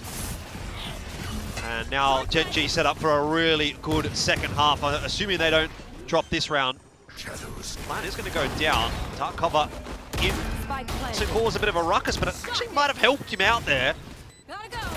Gets Zeus back out to safety, and then he punishes with just the 1-for-1. All util onto Spike. He's going to pull the grenade out, that tap. Genji have got plenty of time to work with. Oh! Karen's down. Now this starts to get awkward. Genji, surely not like this. I mean, it was looking so good in the second half, and now all of a sudden, oh, it's just all falling apart. Why have they done me like that, Quack? I said it was looking good. Oh, I have you to blame. That's ridiculous, though. Sylvan, what a shot. This guy just never, he always has that one moment. Every week, sometimes just pops out, gets an ace. This time around, it's that. Oh, that's flick of the week. I was going to say, get that on the flick of the week, mate. I mean, it's first game of the week, to be fair, but yeah, you know, we can call it early. He's from the bottom of the group, but insane nonetheless. Work around the toxic screen, just get the spike down on site. Now Genji conditioned to keep 3 players on A. Yeah. Well, recovery mission was looking good for Genji up to that point. Now a bit more work needing to be done. Texture has pulled out the op, though, not seeing just too much around A main. But Team Secret have other ideas in mind. Zeus, the first to move. Toxin screen down. Ooh, tech shot. Oh, he spots the elbow. My ult's ready. Berserks will go down. Drone to clear out the rest of A main. Sometimes that's all he needs, but still Team Secret now. Can they take down the 2 positioned to anchor? This will be tough. It's not a bad setup. That Viper wall as well, if necessary, to just sort of isolate some of these angles, and that's exactly what the fast lane will do. 1v1 for Zeus, 1 against Ash, but you've still got to get past Karen, who's done an okay job of anchoring on that side. Texture goes back through the Cosmic Divide to safety. 3-on-3 for this retake. Advanced angle for Sylvan, off angle, catches him. And now Jesse Vash activating. Here's a 1v2 that Lakia doesn't even get to play. Ridiculous. I just get the entire thing in motion as well. Initially, it was that drone out from Jesse Vash just to pull the attention away from the other hit that was coming through. I mean, the split coming across from tunnel, from middle. And that's kind of how, you know, the first player went down, but Karn quickly recognizes that and plays defensive around the back of sight. Texture comes back in with that point-blank shot. But down to the trades, again, it's that sharp shooting. Jesse Vash, Sylvan starting to pop off. Concerted effort from Team Secret keeps them on top. Yep. Next round comes up and Genji's broke. Could be the straw that breaks the camel's back, but Texture gonna rip the Blade Storm out early. Wants to get aggressive here. Ooh, shot will miss, but there's so many players. Oh, the blind is in, but it's not enough. 2 for 1, Team Secret will definitely take that. I mean, the whole team was there. He's dashed right into them. Unfortunate. Oh, you should have been spotted out. Hang on. Oi, oi, oi. Good trade. Drone positions as well. All the Buckies kind of robbed away. Just a trade. Not too bad. You get some out points for it, but it's still an Ash 1v3 where he's only got a classic. Potentially some weapons to be picked up. And it is Ash. Don't imagine he's going to make it out of this smoke alive. No, you would think not. Obscuring vision. Might get the first, but trade should definitely come through. He's going to give it a crack with the fast lane to isolate the angle, but Jesse Vash will get the job done anyway. 11 for Team Secret. That comeback from Genji, it feels like it was a long time ago now. Yeah, 3 in a row. 1 away from map point. It's still just kind of lovely to see Texture, get activated, but either way, with the lead that Team Secret has built up, it feels insurmountable for Genji to come back in.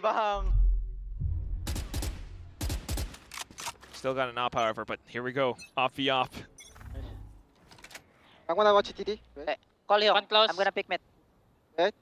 Call up, I pick. Okay. 120 neon, 120 neon. 120 neon, okay. Over there. Well, the start is pretty bloodthirsty. 3 kills in it, and Team Secret already filtering their way out onto that B site. Kite is going to find Zeus. Nice shot. Still either way, 3v3 now. Yeah, not going to dissuade Team Secret from coming out on this B site. Jesse Vash fakes the tap a couple of times and draws out the peek from Kite just as the smoke fades. So it's all on Ash, and it feels pretty doomed. Doom is right. 12-7. Straight to the grave. Yeah. Series point as well. Oh, Genji, wherefore art thou? Nowhere to be found currently. I mean, a slight comeback in this initial moments, but I was starting to feel like it was going to be doable there for Genji. They looked like they were finding a bit of momentum, but has just disappeared now. Yeah.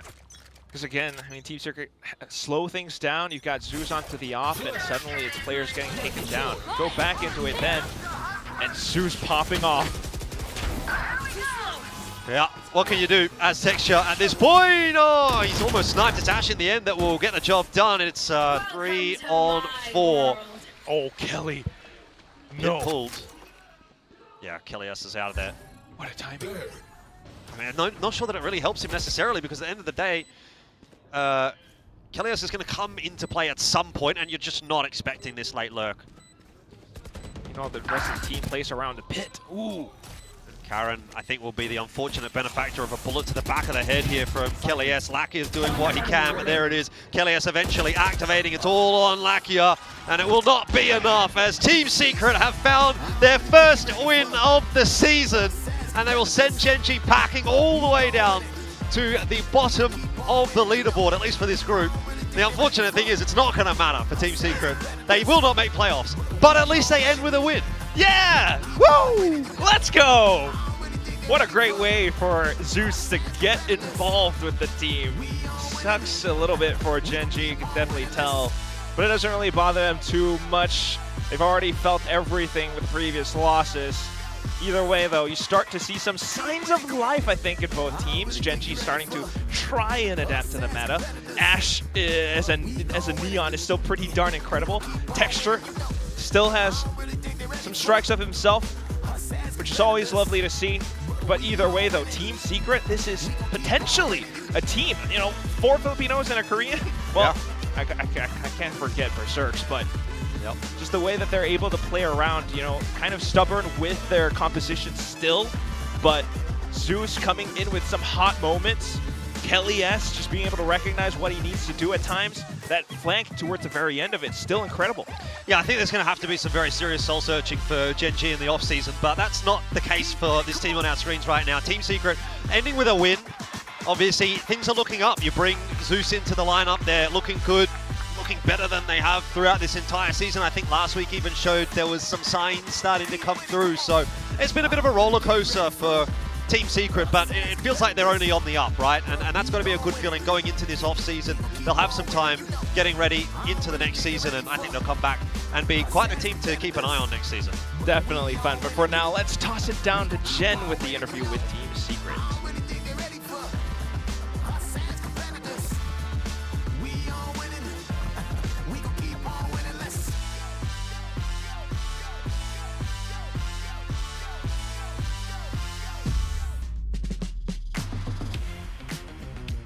네, 팀 시크릿의 제우스 선수 만나보도록 하겠습니다. 승리 축하드립니다. GG Zeus.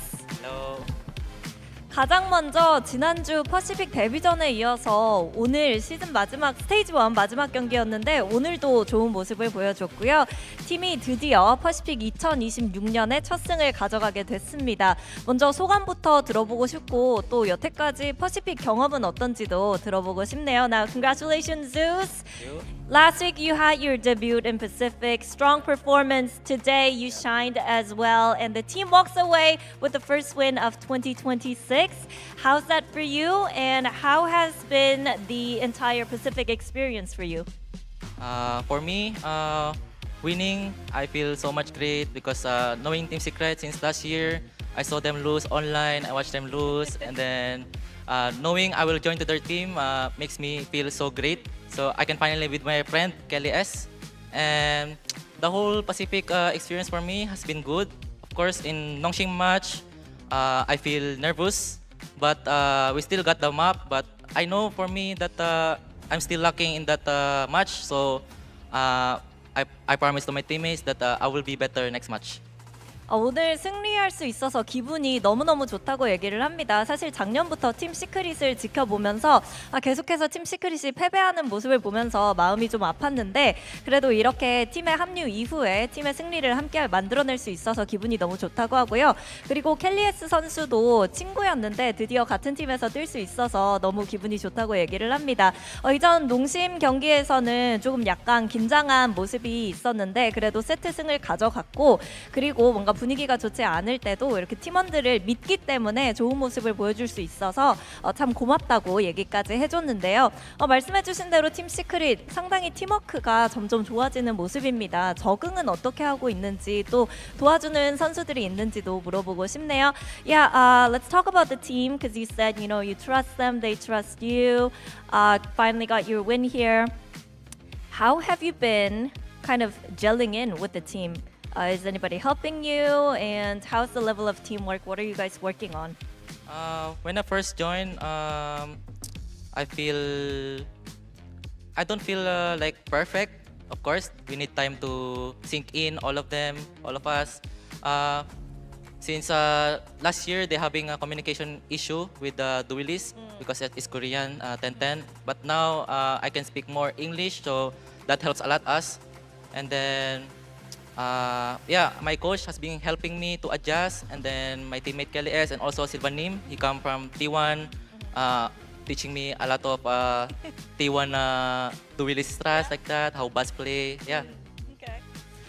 일단은 처음에 합류했을 때 완벽할 거라는 기대는 안 했고 차차 시간이 필요하겠다라고 생각을 했지만 그래도 잘 적응을 해가고 있는 것 같고요. 그리고 작년에 팀 시크릿 같은 경우에는 그 타격대 선수가 텐텐 선수였기 때문에 뭔가 커뮤니케이션에서 소통의 부재가 있었다면은 제우스 선수 같은 경우에는 영어를 좀 더 할 수 있어서 그런 부분을 좀 해소해 줄 수 있지 않았나라고 얘기를 했고 그리고 나서 켈리에스 선수를 포함해서 다른 선수들도 어떻게 티어1 무대에서 잘하면 좋은 경기를 치를 수 있을지를 많이 알려주고 조언도 해주기 때문에 이렇게 좋은 결과를 만들어낼 수 있지 않았나라고 얘기를 합니다. 그럼 궁금해지는 게 개인적으로는 뭔가 티어1 무대에서 이렇게 잘할 거라는 자신감이 있었는지도 물어보고 싶네요.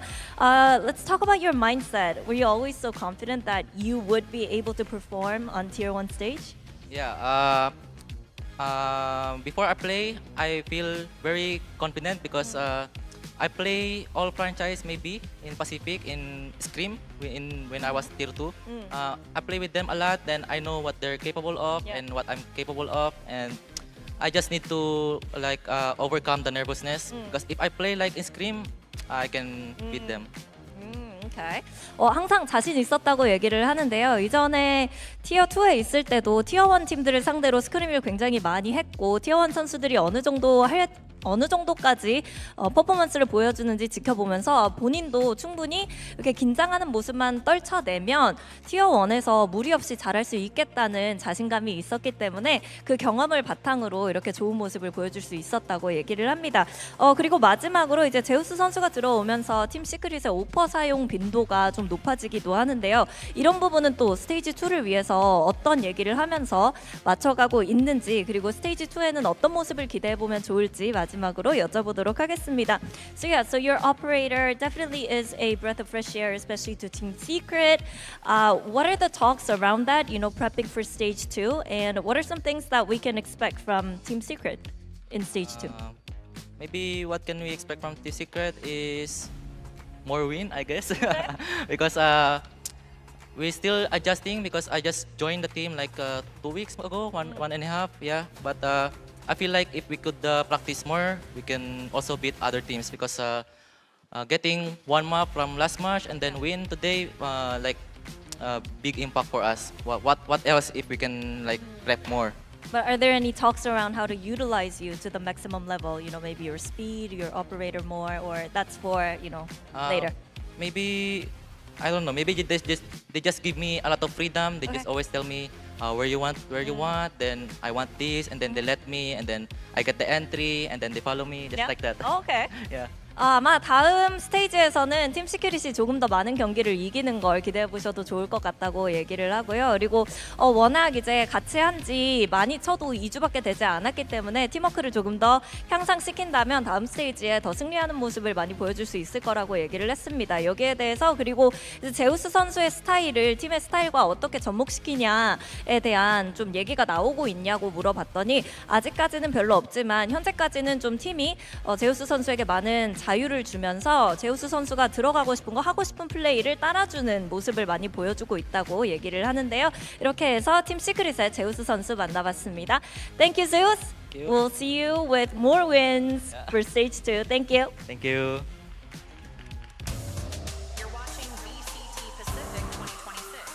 More wins for stage 2, but look at that, for the first time this specific stage, for the first time in a really long while, this specific stage is lit up in black and white because Team Secret gets that first win in a really long time, and you can just see how proud Zeus felt that he was a part of that and made that happen for the team. I mean, it's so important for them. Not ending without a win is so crucial to keep that momentum moving forward into the off-season, into stage 2. It gives you some confidence that it wasn't all for nothing, and at least you have a nice moment to end on for the team. The flip side for Gen G, head in hands, it's looking dire. I mean, We need to see if it's even going to be the same roster as we move towards stage 2. They finished last place there in Group Alpha. Yeah, that's really rough for a team with such a legacy inside of Pacific, but it's a feel-good moment for Team Secret. I mean, I've felt like for a lot of this stage, they've been a team that's been better than the sum of their parts. They have some decent pieces that they can put together, and again, they looked pretty well drilled and like they had a good game plan. I was worried seeing Kelly's back on the KO yet again here, but he did exactly what I wanted him to do. He got in there, he started throwing some underarm flashes, he was playing confidently up there with Zeus, and This it shot was phenomenal. Oh, they cut away from it? I can't believe it. Bro, you gotta save that for Flick of the Week, bro. Relax, we'll see that next week. You have to wait for the next Pulsar Flick of the Week if you want to see what happened there. We all saw it. It was absolutely incredible. But you're absolutely right. This Team Secret, you know, they haven't exactly had this, you know, much of a big foundation to be able to build upon. But now this roster actually feels like they've worked towards something. I mean, I think looking at the current roster, like I'd love to see them play like Barrel, ZETA, DFL. I think that could beat all those teams, to be honest. Like, I actually think Team Secret a little bit underrated here, having just barely got themselves a win over Gen G. But I don't know, maybe I'm a little bit biased or I'm overrating them a little bit, but I actually don't mind Team Secret in their current state. Yeah, or you're biased. Yeah. Really? You're the biased one now. I'm rooting for a team with a 1-4 record at the end of the day. Yeah. You know? Yeah, and they did beat a team just playing with a standard who are having an incredible performance dip like we've never seen before. Yeah. So, I don't know, maybe I need to check myself, but I like watching Team Secret. I like their game plans. I like it too. Yeah, I mean, I definitely do. This is a big win for us. So, Laban Pinas, we get to say that once again over here.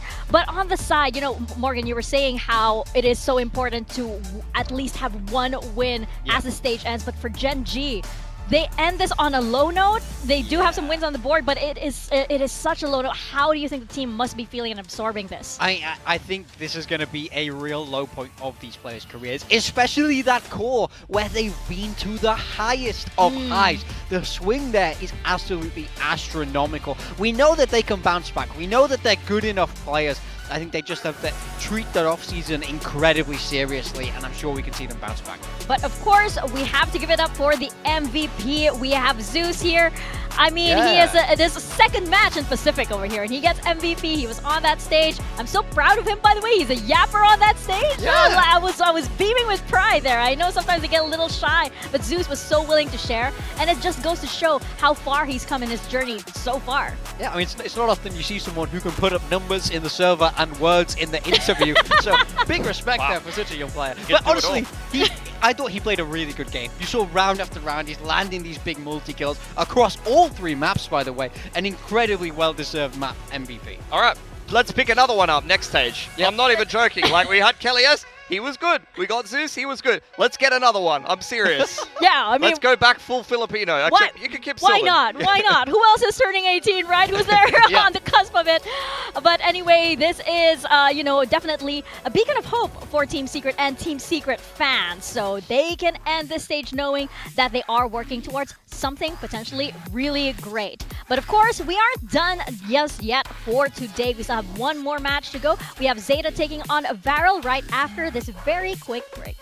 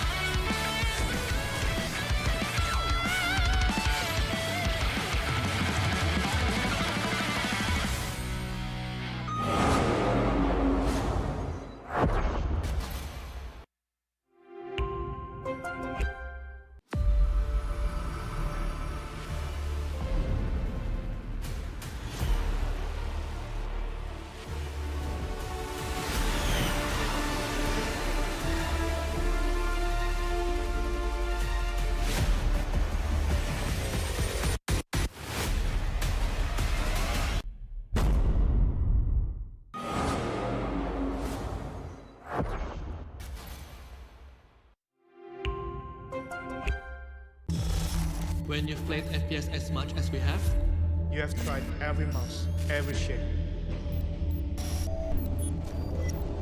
And we know shape matters.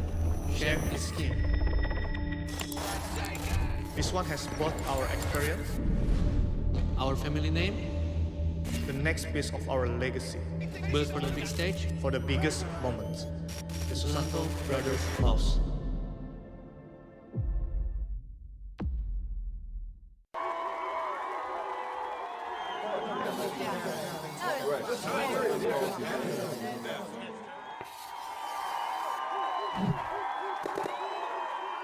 Red Bull gives you wings.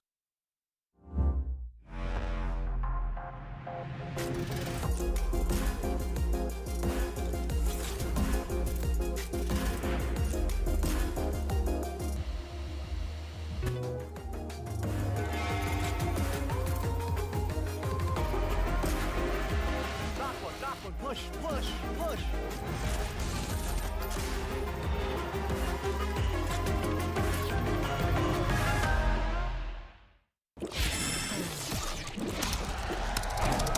Red Bull gives you wings. Welcome back, everybody, to VCT Pacific. We are about to see VALORANT take on ZETA Division. And VALORANT, I feel like they underestimated just how difficult Pacific would be. So they were so different in Ascension. They were so confident, even against a team like Nongshim, for example, back in Bangkok.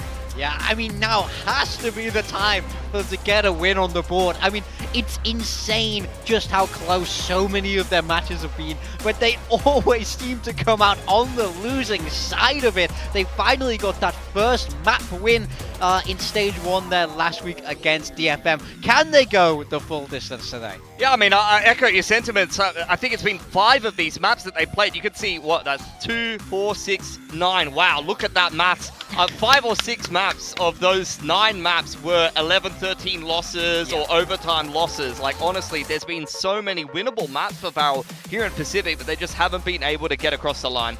I'm very, very proud of your math, by the way. I'm very proud. Like, good that this Daz knows how to count. Well done. I used both hands.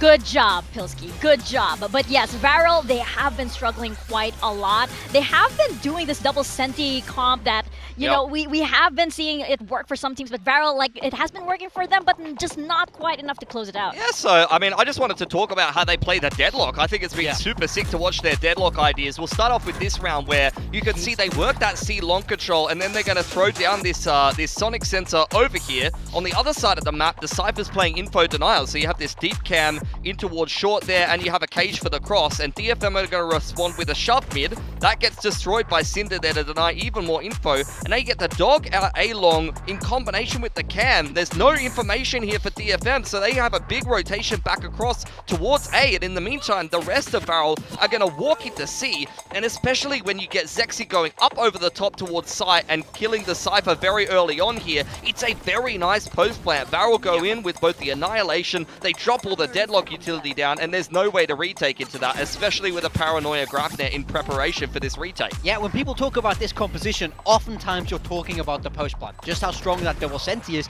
But I do agree with you. I think VALORANT are one of the best teams at using it in the default. We see how much map control they're able to dominate with this static util, and that makes their post plants even easier because they've dragged the rotates around, they've faded out other util around the map. Yeah, totally. I mean, here's another example as you see May go down here at the end of the round of how well VALORANT used this utility to be able to secure map control after working it. So in this very next round, you're going to get a guiding light and a dark cover towards the top side of B. LP's going to walk up and throw a sonic sensor on the wall over here on front B to prevent DFM from retaking this space. And then you're going to get this group in work in the garage control. Once again, Klaus is denying this info line on short. They're going to cage the cross to deny info on A. It's retake anyway for DFM, but now you're going to get the Trailblazer in towards garage, and they're going to throw down another sonic sensor with a dark cover on the left side. So in goes the Trailblazer for VALORANT. And the thing I love about throwing down this deadlock utility on the map is this is an active meta where a lot of teams are playing double duelists, especially on Haven. It's a 3-lane map, so the defense team has to be active and they have to go and work for that control, and that's where the deadlock is actually pretty good at punishing teams for doing exactly that. Yeah, for sure. If you are playing that double duelist, you have to put your body on the line for information. VALORANT know that, and they do a really good job of putting a stop to teams when they do want to get aggressive. I mean, I love this as well. Look at this deadlock wall in the middle of the map that DFM have to break, and in the meantime, you see VALORANT A long speeding up.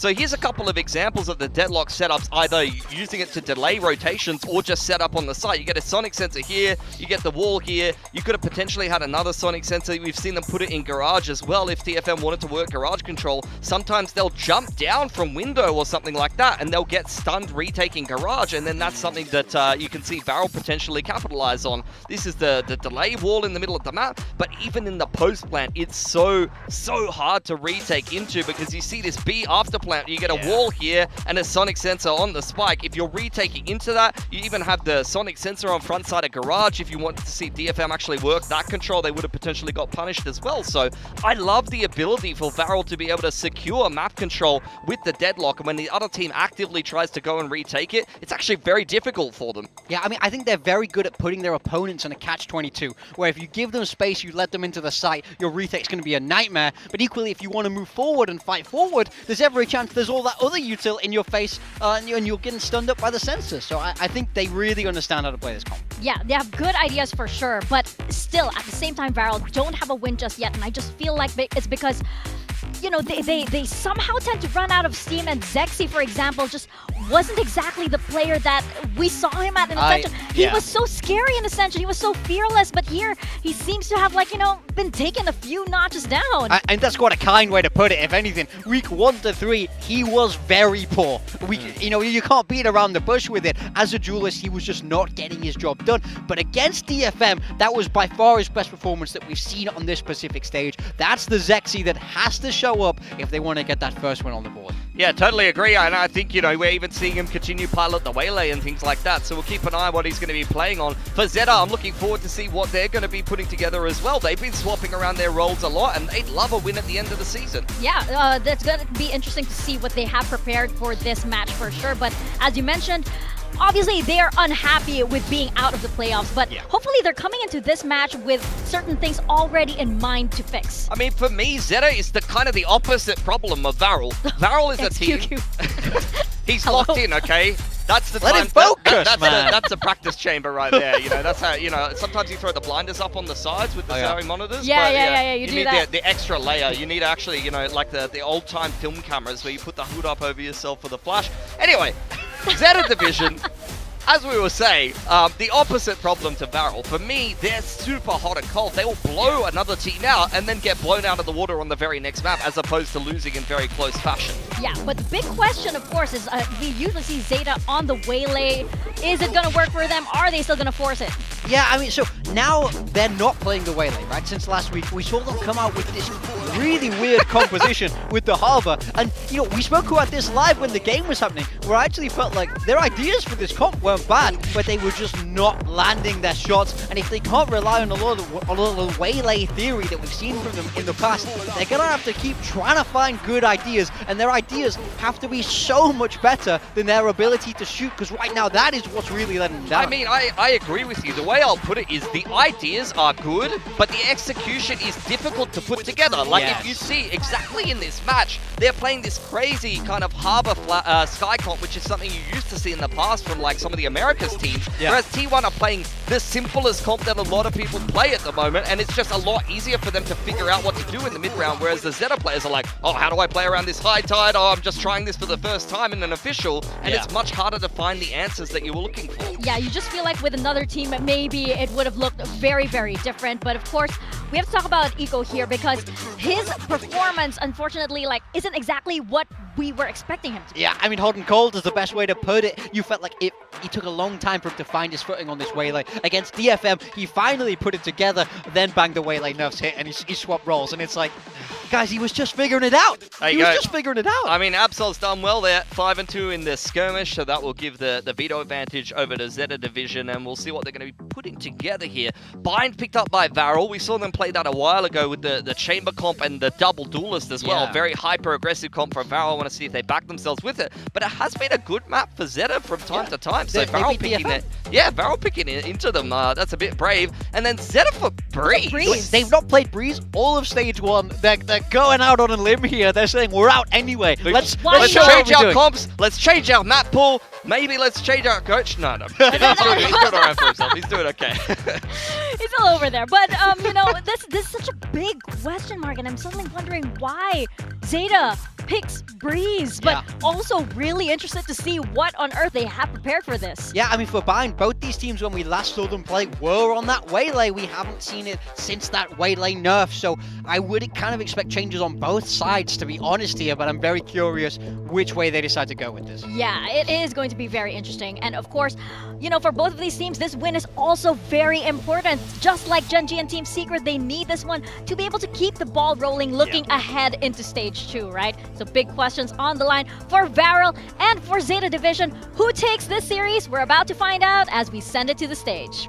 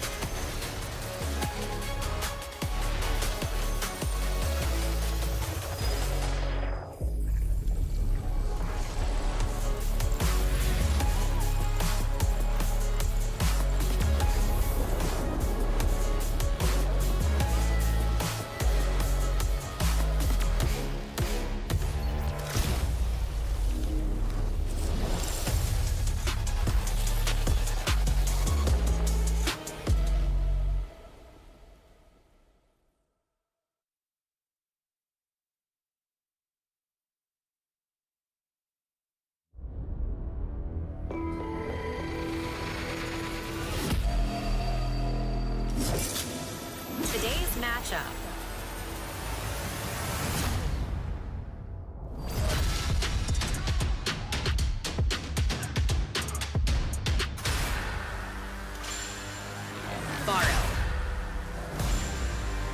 Varel has always come close to winning, but falling short at the very end all the time must be so frustrating. They brought the fight so close to teams like RRQ, even Full Sense and T1 on some maps, so that skill is there. They need to remember the feeling of those flawless Ascension prodigies, that team that was there during that time in Bangkok and who made even teams like Nongshim feel scared. Well, Secret got a win, so it's time for Varel to break the streak that has been evident so far this year. At least they've got themselves some map wins. There's been some very close maps along the way, so you'd love to see them put a win together at the end of the season, because I think there was a bit of an uptick in form from some of the individuals in that DFM game, even if they didn't get themselves the dub.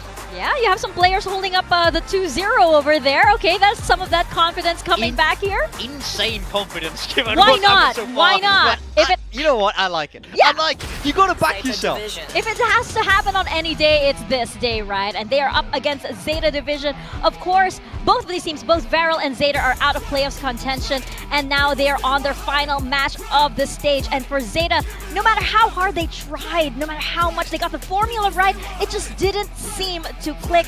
Does it finally change today? Yeah, I mean, I think these two teams, in a lot of ways different, in a lot of ways similar, especially at the start of this stage. We saw them, you know, play RRQ incredibly close. Looked like a series that this ZETA Division team should have won. Once again, there is potential here. It's just about realizing it on this stage, which is something they've really not managed to do. Now, it's just about seeing those pieces come together. I feel like we've seen big games from all of these players as individuals, but as a team, we need to see them step up together. I think their shooting has to come alive today if they want to get that first win. That is absolutely right. And ZETA, you know, they keep on saying over and over in the press conferences, we keep making the same mistakes over and over again. Aww, hugs on the stage for these two Japanese teams. I mean, they both are winless this stage, and they're hoping that, you know, the win comes out for them in this one. Something has to change at this point. I'd be wanting a hug after the match, because one of them's going to go 0-5 in the group, so that's a bit rough. That is absolutely right. One has to lose, but one will win by the end of this match. We're going first into Bind, followed by Breeze, and then potentially Fracture. What are we expecting here in Bind? I mean, I don't know whose veto I dislike more, to be honest. like you picked Bind into ZETA, who are usually pretty good at Bind, and then ZETA's picked Breeze for the first time out of nowhere. It's kind of crazy. Fracture to close out. It's at least a map we've seen from both of these teams. So look, we can see Paper Thin back-to-back ZETA. Elfish is backing ZETA as well. The rest of us have gone for Varel. I mean, I think it's a pretty hard match to predict. The fans are with ZETA though, as is evident by their 4 watch parties they have going every time. Oh yeah, for sure. And there you have it. Oh my gosh, they've joined the huddle. Okay. They're joining the huddle there. I mean, they have to psych themselves up for 2 hours of a tough watch. You know what? This makes a lot of sense because ZETA, they've been all over the place with their comps and who's playing what role, and now it makes sense. There's 20 different people having input in the huddle. I didn't realize this roster was so large, you know? I didn't realize that they had this whole other support staff. But of course, going into this match, and we are starting on Bind over here, I really want to see ZETA remedy what they, all the mistakes that they bring out, but wow. Okay. Major changes here on the Duelist. Yeah, I'll start first with ZETA Division. We've seen this comp around a lot. Double Duelist, Absol on that Neon, Shota on that Raze, but Varel is where it gets interesting, Pilski. Yeah, I mean, they've swapped off of the Chamber, even though LP just had a clinical game on it. He's going to be over on the Phoenix. Zexy given the Neon, which has mostly been played by Klaus, who will now be on the Viper. You've got 2 different players switching to Viper on both sides that haven't really played it too much thus far. This is very strange stuff. Very strange. I think Chamber for Phoenix is a weird swap on Bind. We don't see a lot of Phoenix on Bind because it's really hard to get value out of the flashes, so he has to be farming the ults up. That's going to be by far the only way to make this work. I mean, yeah, we could see some of the flash plays in the middle of the map, some aggression. I'd love to see a run it back through the TPs. Yeah, what are these teams cooking on this map? We are about to find out. We're going to send it into Bind. Back over to your casters, Quack and Elfish.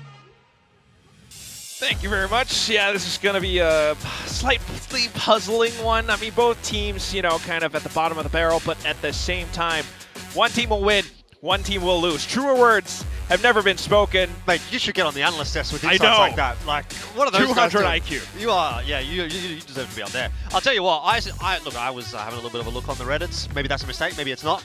Someone made a thread about this game and said this is the most important game in the history of mankind. And you know what? I respect that. Because there was also someone in the comments that said, I'm still going to watch it anyway. And, you know, if you're here and you're watching this game, then respect to you. You are the type of fan that really does make this event actually what it is. So hopefully it's going to be a good game. Hopefully. We'll see. Varel versus ZETA to finish things off for tonight and finish things off for both teams' season as well. Unfortunately, neither will make it through to the playoffs, but at least one can walk away and say the other is the team that is winless, not us. And I think that is really what this is about for both ZETA and for Varel this evening. I'm a little bit surprised, honestly, that everybody, apart from me and Paper Thin, went the way of Varel. Is it really that one-sided? Have I just got such a bad read? No, I don't think it's that one-sided. It's just that Varel has shown, you know, a lot more closer games, I think, in the previous weeks. Sure. ZETA maybe a little bit less. But other than that, you know, we love the diehard fans. Clearly, ZETA has a bunch of them. Definitely Manny, ZETA guy, one of those. But apart from that, the composition itself. I mean, we've got players swapping roles here. LP previously the Chamber onto the Phoenix, you know, not that far off, but you need to be able to, you know, step up to the plate if you are to play this agent. Some people say it's a free win right now, so you certainly hope to see that effect. On the other side as well, I mean, Eco swapping over previously on the Waylay, now onto the Sky, frees up Shota to play Raze. It's kind of topsy-turvy, but we just have to wait and see. I suppose it's a good time in the season to do some experimentation when realistically it's not going to impact your chances Scrim of on the making stage, playoffs yeah. or anything like that. Yeah, scrim on the stage, match fitness officials. You can see those brim smokes lined up already, so not really going to be too many surprises as to which site ZETA is going to be heading into. Plant goes down without much of an issue. Cinder's still kind of in a ninja spot. Absol able to dive back into the safety of U-Haul, but is very isolated. The rest of the team playing away from him. Needs to get the job done himself. XDLL for 1. Absol's gone down in the meanwhile, so not the start that ZETA is looking for in this pistol so far. Time ticking away here from Varel, who will need to get a bit of a wriggle on in a second. Suta looks like he wants to make a play out of this smoke off the defuse. The flash is good coming through as well, but it's not enough really to result in a round win just yet. The defuse again tonight, and time a real factor as Eco will get both, and in the end, ZETA pull it back. Just cleanly. Well, not entirely clean, but the way it entirely started out was just VALORANT trying to play swinging around. You know, they were all hiding inside a spawn. They didn't see too much in the beginning, so they actually ended up on B. At that point, the rotations were a little bit late, and that's where ZETA were allowed to kind of set up around market with off angles, landing the right clicks and everything. Even dumping the Molly onto the spike. Just kind of hurts VALORANT's chances either way. So, close though. Still have some ult points to kind of build up towards, but now ZETA comes in. Well, nothing doing really. A lot of spam through that smoke, no connections. TP over from LP. He'll be happy to claim an ult orb as well. We saw the desk, you know, talking about how important, I mean, that run it back is going to be here for him. Farm up the orbs first, I imagine. He's already picked it up inside of showers. For ZETA though, maybe just a bit of conditioning around the wall, but also to march up long. Ooh, that's a big pickup for LP. Okay, yeah, I'm not sure that's how that's supposed to go, but see how this ends up panning out as ZETA tried to push their way into B. Absol doesn't have any luck. ZETA, though, will be able to, and so too Sugar Zero. That might just be enough. Zexy tapping that molly. His position given away. They don't know. Spike planted. Doesn't matter, though. They're playing safe from LP's position at the moment. Silent drop? Oh, no, not quite enough. Flash, though, a good one, but not good enough. Yeah, unfortunately, just a bit of noise, and that's enough for Sugar Zero to confirm the kill. Damn right we crushed it. As I was saying it. Still, though, that's, again, round 3 run it back is so free right now in this meta. ZETA, not too big of a loss, I think, with the Marshall, a bit of a ghost thrown away, but still being able to walk through the smokes. I mean, not revealing too much at the moment. Just clear card plays, flash in, get the spike down, play around it. It makes you very curious to see what the next few rounds are going to look like. Might be a faster one this time from ZETA. Absol again set up straight into U-Haul. Only might push him away. He's forced into an awkward fight. We'll win it against LP, who was in a run-it-back mode, and so he'll be fine. The end of ZETA for this round. And I think about Lambs again. I mean, that's a slight trade of util just for some space now, which you're trying to launch off of. Keep ZETA invested, but meanwhile, the real fight happens on the site. XDLL out of the picture as well. Numbers are starting to fall for ZETA here, and they are falling pretty dramatically. VALORANT, with their first round in the series, claimed the opening gun round. And that's your boy Zexy getting involved as well. I mean, previously mentioned on the desk, he was kind of popping off in one of the recent matches. And that's kind of what you need to see, right? When he last played against DFM, topping the kill feed with 64 overall. Not bad. And he's bringing that kind of form back into today. I mean, he was missing for the majority of the first few weeks in stage 1. But if he's playing like that today, that's going to be a little bit troublesome for ZETA, who still are able to afford another. Let's see if that eventuates to much. A little bit more presence shown from VALORANT outside of B. Threatening that ult orb again, but this time a little bit more committed to showers. Yeah, that's just kind of playing around the map, right? The way the orbs are positioned for it. They're always closer to a shower, so they'll might as well take it, and that's going to be LP halfway to another ult already. Meanwhile, for VALORANT, still, just to try to keep some involvement outside of Garden, you know, start to see some kind of a push, you can drop more mollies. ZETA, on the other hand, needing to do a bit more work. They're not seeing too much movement just yet. Happy to take a bit of a slower approach this time as well. Don't necessarily hate that. I think the faster plays have gotten them some space, but it hasn't necessarily been super comfortable rounds, so... Yeah. Time out the smokes, pop through in flashes, perhaps. They start to make their move. LP's come over, though, so set up in the right position. You get the sense that VALORANT are reading this as a B hit, but the TP back over to A is going to cause some issues, and Absol sticking around on the lurk. He'll be picked up as he tries to exit by Klaus. In the end, though, ZETA have kind of beating them to the punch over towards A. There is numbers on the way over. 17 seconds. Plan's not gone down yet. This could still get awkward, but looks to be uncontested. Spike planted. Oh, that's a kill onto Zexy. Now ZETA starting to surround this site. All into the smokes. They're getting spotted out. Just Klaus, who unfortunately will not be able to contend with the final two from ZETA. It's a good recovery from ZETA. Dropping that last round, you thought, okay, maybe VALORANT will start to pull their way back into this map, but ZETA still very much still on top. It's a critical kill from Absol, isn't it? Getting that, at least just one. Keeping the extra player over towards B. It's like such a change in pace as well, you know. Have that lurk on towards the site, which again... Oh, they're so hot. They're fired up. You gotta love it, man. Every time. That might be the guy from the Reddit thread. Yeah. Oh, here we go again. Oh, Absol, he's just run into multiple players. Flash lands in his face as well, so pace change from ZETA hasn't really worked out. Once again, it is going to still allow the rest of the team out onto the site. Absol very much is kind of acting as a bit of a decoy, really, in a lot of these rounds. He's laying down his life for the team, but it's working. Not great for a filter, but he has been that guy, especially as the Neon. Now you're just setting up for Shoda to kind of be that playmaker, but of course in a round like this where VALORANT doesn't really have the guns, you just don't really think too much of it, but kind of indicative of how ZETA tends to play.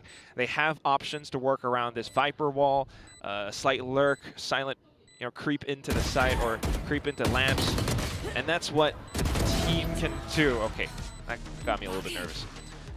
I mean, like, XDL swapping over, but he's still being able to play like this. I mean, week to week, that's a really dynamic change for the teams.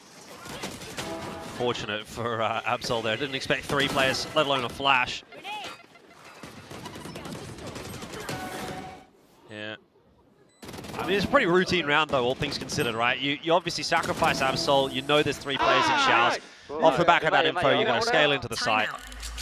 And so, ends up being a pretty comfortable one for ZETA anyway. You get that attack timeout come through from VALORANT early on in the piece, but you know, it's not super early. It's your 4-on-1 deficit on your map pick. You got to be a little bit concerned at this point. Yeah, Coach TK9 does tend to get pretty involved as well. Once those wins, you know, this is their big career making game, I think, from Ascension, that path straight into Tier 1. You just want to make some kind of a splash, you know, even if you're not really winning out the whole thing. Yep. So just avoiding last place matters quite a bit. But quite clearly, they also have some ults built up, but not really seeing the effects of it yet. You know, Pilsky was kind of talking about, yeah, let's see you run it back through the teleporter, some kind of an intentional play. I mean, they're bringing out this composition, but apart from, you know, the third round, you're not really seeing anything too inspiring yet. They've had some insane stuff with the deadlock, but a sudden bind coming out. LP onto the Phoenix. It's pretty cool that he was able to trade the run it back for the relay bolt against Absol, but now you take things a little bit slow again. Soon has not seen much outside of 8. Not too much to see, really. ZETA happy to... I mean, you wouldn't even really call this a default, right? They're just kind of chilling. Yeah. Not watching a whole lot. Expecting aggression off of the back of that timeout, potentially. That's definitely what it is. But you're not really getting it. Short of a guiding light down B, but, like... You're happy. Yeah. Let your opponent spend that util. You come back in, down 30-second. You can potentially just kind of storm a single site with full 5. Trying to get some fakes sold over onto B site now. Oi, ZETA. Oh, no. With the showstopper, going to get at least 1. You're right about that being a fake, though, as the transition has gone straight over to A. Absol, he's flying around in the air. Gets the better of Zexy. And the trade is through on A, and that has worked a charm for ZETA. What a call. I mean, I didn't think that was what they were going to do, but now you're even getting the pit in, and that's just cementing your lead now sooner rather than later in this first half. Yeah, rubbing salt into the wound as well, right? Like 5-1, it's just starting to get pretty diabolical for VALORANT at that stage after the timeout too. So I don't mind the investment coming through. Obviously, you'd probably like to, in this world, hold on to the orbital as ZETA if you can, although I imagine it will be ripped if it needs to be. Chances are, though, with the time ticking away, it's probably going to be unnecessary at this point. The pit is doing enough to push Varel away, and Zuna will be picked up on the exit as well. Eco can't find LP. XDLL, though, is definitely going to threaten. Yeah, just enough for LP to try to hold on to the rifle for dear life. I mean, the next round, Varel's going to be broke. It's quite possible that ZETA moves up to a 6th. Yeah. Unless this hero Vandal can do anything, but again, he's already spent the ult. I mean, just being able to sell an entire fake by one raise alone kind of tells you the state of Varel's mind. You know, it's quite a bit of pressure on them being the, I guess, rookies to Pacific. Yeah, I think you'd look at this and they'd be saying, you know, this is probably our best chance to win a game. This is the other weakest team in the group. We kind of need to bank that check here, and unfortunately, they got lost on the way to the bank, it would seem. Oh, don't get too lost now. Just a check. ZETA again, just happy to work off of that slight default-ish approach. You know, play tactically, wait to see what your opponents do, react then. You always are able to play 1-4 with XDLL of all guys still on this lurk. But look at this. Varel's starting to push out. Suits up. Only going to be able to get one. It's going to be tough to do more than that on a line like that.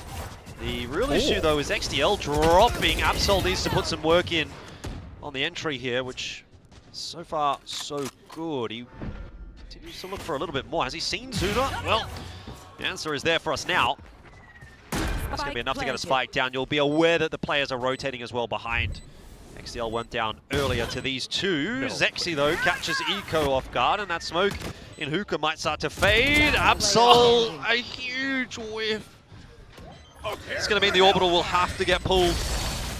Sugar Zero, hearing the footsteps, knows where Zexy is hiding inside the smoke, but he just gets his head deleted, and Varel will win the round. Every time you think, in terms of the macro, ZETA might have just... I mean, they look like they should win that round, no? Yeah. Like, Absol, it's clearly doubt. not... We're What ready. can you say? He's in my build diff team, too. I know. He's looked fine on other days, but there are always some of these games where he's just relegated to... You know, he was so sharp. He was so sharp in the start of the round, and then... It's really slowed down to a pace where he's not, you know, kind of able to surprise his opponents. Meanwhile, Varel, on the other hand, with the Sheriffs, those are some sharp bees. Yeah. You go back into it. Well, that's the kind of round that gets you back in the conversation, but only if you back it up. Let's see that happen. Initial scouting with the flash, but it's also 3 players set up towards A. Kind of seen ZETA start to play tricky around the Viper wall, so just wanting to control that, get LP back farming on those alt points. It's always lovely to see. Nothing found down B long, kind of signals to, you know, the short areas, A short, Hookah. Eco spots one. It's a nice chomp in, but Smoke's down. it's all the good it's going to do. It's the hit towards A that's actually going to matter. Look at Sexy. Spike planted. I wonder if he gets picked up here, though, by Eco coming across. Looks like they do want to try to clear him out. The 2-tap eventually connecting. Sugar Zero up close and personal, but Zexy doing it all alone. Absol trying to chase him down. Oh, he's been bamboozled back and forth, and eventually Absol gets the job done, but needs more here. Has picked up a rifle. He's got the assistance of Eco. For all the good it's going to do, flash lands. Eco will be pushed away to try and save the weapon. That will be the defuse. Unbelievable. That's the things that Neons can do. Yeah. Silent creep all the way through Bath just to end up on the other side, picks up the weapon and continues to run circles around. Does get taken out by Absol at the end, but I think that's kind of the thing. You do want to see, you know, more kills, more noise coming out from Absol. Onto the judge now. Crowd's making a lot of noise. Got some Varel fans, I think. Aggressive round out here from Varel, and they've run into a bit of a traffic jam. The highway is chock-a-block. ZETA have apparently brought the bulldozer to the highway because they just go straight through it. I can't breathe. That's not good. You should get that checked out. Do we have a doctor somewhere? Someone call the doctor. My friend Quack is in trouble. He's watched a game of Valorant, and it has sent him. Oh, it absolutely 100% has sent me. What the heck was that? The whole intention was to, you know, be able to catch your opponents by surprise and send a spring out of A short, but then he just kind of, unfortunately, bump into each other. I think Zexy, he sort of saw what was around the corner and had a second opinion about how that round should play out, but the rest of the team obviously didn't get the memo. They didn't have that info in time. So they were still going forward. He was like, I want to go backwards. It's just so unfortunate, man, but hey, more power to ZETA. Just kind of taking their time with things. That's I guess sometimes what happens with VALORANT as well. We've seen it in some of the previous weeks. Yeah. Especially on the defensive side. They kind of become their own undoing. Oh no, Let's have a look at it again. No. No, we don't get to see it from the VALORANT POV. Oh no. Which is probably a good thing. Okay. That's a G. I mean, to put things in perspective, right? 33% win rate on defense. That's VALORANT right now. 11th team placing. Much better on the attack though, but still they got to play out this half. In with the Viper's Pit, but ZETA has other ideas. Whoa, shoots over the top. Where's he going to go? Straight in onto Zexy. This is actually a nice start to the round for ZETA. They've gone straight over the pit. I mean, what does the pit matter if you can go over the top of it? Okay, VALORANT though starting to surround them. No flashes available, just LP who has started to find something. Ooh, the Seekers. That's going to be very telling. Possible free kill for XDL. Interested to see what Sugar Zero can get up to here. I feel like he's in an intriguing position, let's say. XDL also cleaning out Cinder.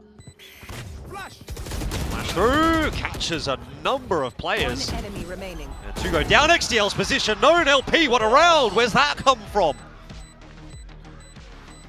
I'm still just trying to figure out if he kind of flashed himself, but just being able to relay back and forth with the both flashes, Sky and Phoenix, that's something innovative.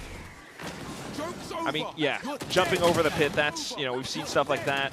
Very amazing acrobatics. Really helps you break through the initial obstacles, but then that retake, even though they were kind of sussed out by those Seekers, you see that flash come in. That's sharp. Soon being able to provide assistance. Oh. Can you believe it? This guy is the IGL, previously on Sentinels. He's doing a great job. Not only the IGLing, but the fragging as well. Shoot up for a double. They line up for him. So that'll feel good if you're a ZETA supporter. Dogs getting a bit more info as well. Cinder, answers nicely. Has the crossfire there with Zuna as well. So ends up actually working out for VALORANT in that minor engagement. Spike still needs to get put down, but Absol struggling to retrieve it even through the fast lane. Gets his head chopped off. Flash lands for XDLL. Slows him down a little bit. Awkward fight now, but can isolate these angles. Zuna drops. Does he expect Klaus close? Seems like the answer's no. Klaus just waiting for the tap. Oh, a safe plant though, if he plants. Oh, he's gonna peek in! Oh, he got so many shots off, but needed the headshot. Yeah, Klaus on the other hand was able to stabilize. Last round in the half. Also different to the roll, but he's able to pull it off, and that's that kind of mentality that you need to bring to today's match. Just the quick play. Wow. Just getting over the top again, the full rush in from ZETA, but that leaves the spike out in the open, and at the same time, VALORANT quickly able to react to it. Every single player getting in with the fights. Starting to close up to tying out the score now. Last round of the first half, and it's a sudden pop from VALORANT, one that they'll pay very dearly for. I was say, Suits has been so good in these fast fights. Absol backs him up nicely there. The double duelist working in tandem. Again, another round that started well for ZETA, but VALORANT have been pretty good at pulling a few of them back. Not prepared to ride it off just yet. Fire in the hole! I don't know though, Jordan. I feel pretty bad about a 3v5. Ult's coming online at that same time. It's that late lurk XDL again. LP might have to make some magic happen, but they are pretty aware of where he's coming from. Somehow he has slipped the net and caught ZETA. So that's a start. ZETA made the call to go back over to A. That is run it back spent though, however, which means it all comes down to, I don't know. Was XE one off the overdrive? Don't get in my way. He can actually get close enough as well. LP's still pretty involved, has flashes available, but look at the movement now. Absol all the way around the map. In behind them will be a real thorn in the side if it comes down to that. It might not even be necessary with the pit up here. XDL, you should think, should get that duel. Not quite coming together for Varel. LP, the last standing, will be finished off. And so ZETA will end the half with a 7-5 lead on their opponent's map pick. I think you definitely take it. 100%. I mean, there's so much to unpack there. Okay, ZETA just absolutely served up an incredibly complex dish. Starting things off with the quick reaction, taking down, players outside of Hookah. That's free guns, but then they decide to go for that pivot back over onto A site. Got players lurking around. That takes one ultimate away, but then you've got your own ultimate onto site as well. Meanwhile, Absol's growing all around the world at the same time. There's just multiple layers that, unfortunately, Varel always, didn't have that much left in the tank, even though, they're able to walk with a kill here or there. 5-7 at the end of the first half, I think you're pretty happy with that. 14 kills in the first half from LP as well. Pretty happy with that.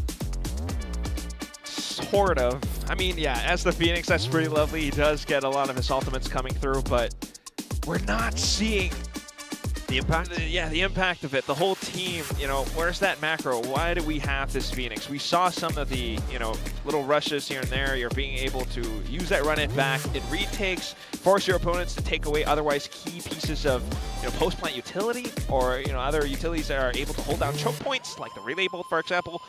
But other than that, Zexi's kind of gone missing. You're not really seeing too much other than, star kills, that one little sharp thrifty with sheriffs. It's a big and somewhat even fight, but I'm not seeing anything too inspiring just yet. Meanwhile, ZETA is just able to play that double duelist again. Showed up is one of the key factors here, especially that showstopper fake that he sold. Well, once again, the halftime swap, it can make a big difference. ZETA the only team to not have a game go to OT. Yeah, Varel's got a number of those on the other hand. I think that's why we had those predictions for today. Right. But let's see how this defensive half goes for the Japanese team. One player on A site, meanwhile the rest have gone looking. Nice timing on the orb and the wall for XDL. He's trying to slow things down, but that wall from Varel is just going to get them through in onto the site. No problems at all. Really afraid, and ZETA happy to play retake on this one. It's an advanced position coming through for Cinder. See if he can deliver with it. Unfortunately, the Dogs will put him down alongside Sugar Zero. Sooner for two. And Klaus in there as well. The numbers remain even. Back to a 2-on-2, but the late lurk in here from XDL may make all the difference. Has to try and clear out the site. One enemy remaining. But now in the 1v2. Yeah. It's going to be rough. Draws out the peak, tries to take the fight. And it's not going to happen. So Varel will get a pistol of their own. 1-1 in that regard. Puts them back in striking distance. Not too shabby. I mean, initially, kind of would have thought that they might have lost control over A short or market with the positions, range of the right click not quite there. But the whole team just quickly comes back in for this pistol duel, where at the same time Zexy was still hovering back around despite Sugar Zero's position at the end. So just always trying to stay on top of things. They just might be able to turn things around, especially with the buys coming in this time. Zexy onto the judge. Yeah, not really much of an investment from ZETA. Try and pot flash their way out that smoke at the bottom of B long. Sugar Zero with a couple of right clicks gets LP. Oh my. Eco catching Klaus as well. So they actually have numbers advantage and a retrievable weapon or two. Probably just the one, unless that long flank from Shooter goes all the way through showers. Maybe can pick one up there. I don't know if that weapon's been juggled away. Maybe not. It is there. Starting to watch out for it, but at the same time, you can tell they're just waiting for that flash to come back online. Eco starts to set up for the team. They go in all together. If Varel doesn't watch the spike carefully, they might just get away with it. I think timing is going to be everything here for Shooter. It looks like he's found a good timing though, as Zuna not really paying attention to showers anymore. The swing comes through from Absol. Of course, the distraction for Shooter coming behind. He picked up that Spectre on the way in as well. And now the round's starting to look doable for ZETA. They might pull one away from Varel. Zexy thinks otherwise of it. Gets the 2, and that might just be enough. The post plant, a great one for Cinder. So Varel get through the round, but they lose every single gun. In the process. My goodness. That's expensive. Not how you want to play these rounds. I mean, what happened there? The right clicks initially, trying to run and gun, but then also this sudden movement from Shota, who, again, this guy had not played the Raze so far, but suddenly he's being able to throw off crosshair placement, the Marshall whiffing. Despite Zexy trying to get some kills down to the very end of it, it's just so costly as well. I love it. I appreciate it that it says they're in a British pub as well. It's like, it just looks so nice. It looks so cozy. It really does. A lot of vibes. But we'll see if that's going to allow them to walk away with the lead this round where they've got all the guns involved. But oh my goodness, Varel close range with the shotguns and the bandits. But the spike has been dropped. Spike down B. Has Shooter. He's going to have a big impact on this round. If he can get more, he's got one. That's probably more than he ought to if it was a bit of a whiffed spray to begin with. And now Sugar Zero can see if he can put together this round.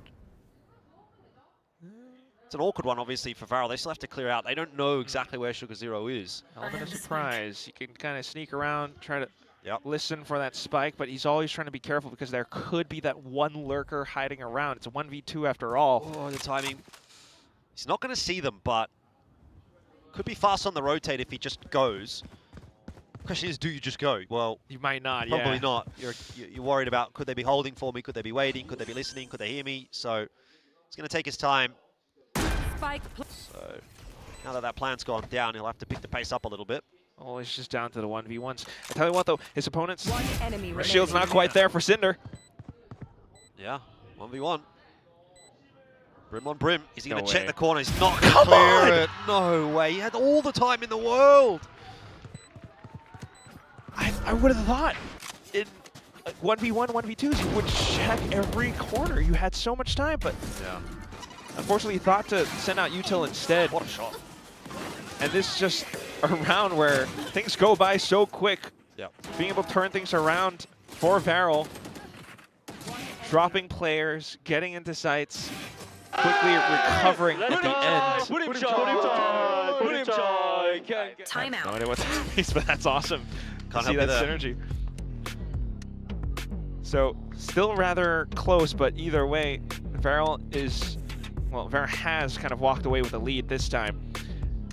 Very much so possible that they can continue forward with this momentum as well now that ZETA are down to the eco. Meanwhile, on the defense, we're just not seeing that much from them yet as well. That's respect. Been a ZETA fan from the start and always will be. You gotta be there through thick and thin, you know. Legit. That's kind of what I'm saying. Like, you can't be a fan of a team you're only a fan of them because they're winning. If you're a real fan, you're still a fan when they're losing. I'm with you, but I've seen a lot of things happen in this community. Oh man, Fake PaperX fans. was on a downturn before. Fake fans. That's what that is. Well, we got some loyal fans here in the arena, but we also do want to see performances delivered. Bucky for Absol, otherwise not too much else. Outlaw for Klaus, looking to maximize eco. Shouldn't think there'd be much in this one for ZETA, but stranger things have happened. Missed shot. Info given to ZETA. Player at the bottom of B. What? Eco with a little tap. Gives away the position. I'll take those. No real movement from ZETA yet, though. And meanwhile, Varel just kind of skulking around. Pretty soon they could decide to end up on A. They still have every single bit of utility. Main thing is you just don't want to offer up free kills to guys like Absol. But with LP in position around Bats, that's another position to worry about for ZETA. Okay. Well, he'll be pushed away. So too will the rest of the team, actually. Oh, hang on. Could be caught on the rotate here. Seekers. Gonna go straight through the TP, and Sugar Zero wants to take the fight. That was a bold choice. Multiple members there waiting for him. Absol gonna have a crack now as well and suffers the same fate. Should be Spike planted. Farrell's round dead to rights. Just Shota trying to come up sneaky around the backside. Either way, he's gonna get his showstopper, so would love the attempt.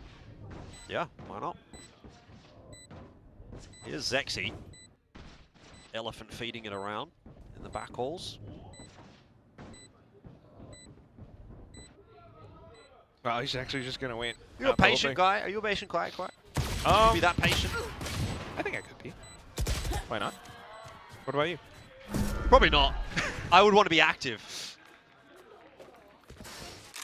Yeah, you do run around a lot.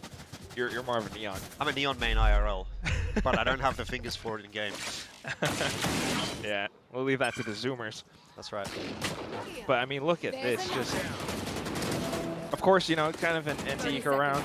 You kind of love the attempt from ZETA, but it's also a little bit expensive with the,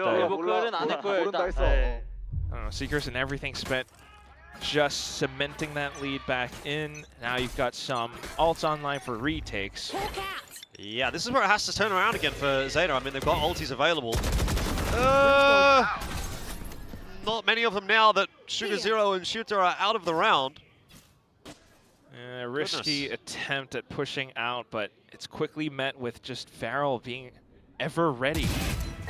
Okay, well, freebie onto LP is nice, but you've still lost the A side completely, and you have a 4-on-3 deficit. Zuna's low. That's maybe something, and if XDL can win this duel, maybe there's a chance, I want to say. Delay util from Varel here is really causing problems, and Klaus with the perfect timing. XDL could not win his duel either, by the way. So 10-7, Varel looking to close this map out. And that's just amazing. They were always kind of considering the corner, but then suddenly that molly drops at their feet, and they're thinking, these guys must be trying to play it off, you know, around the site. That's why they drop the molly. They start to set up the flash, and that's, you know, that 1 second they turn around. Yeah.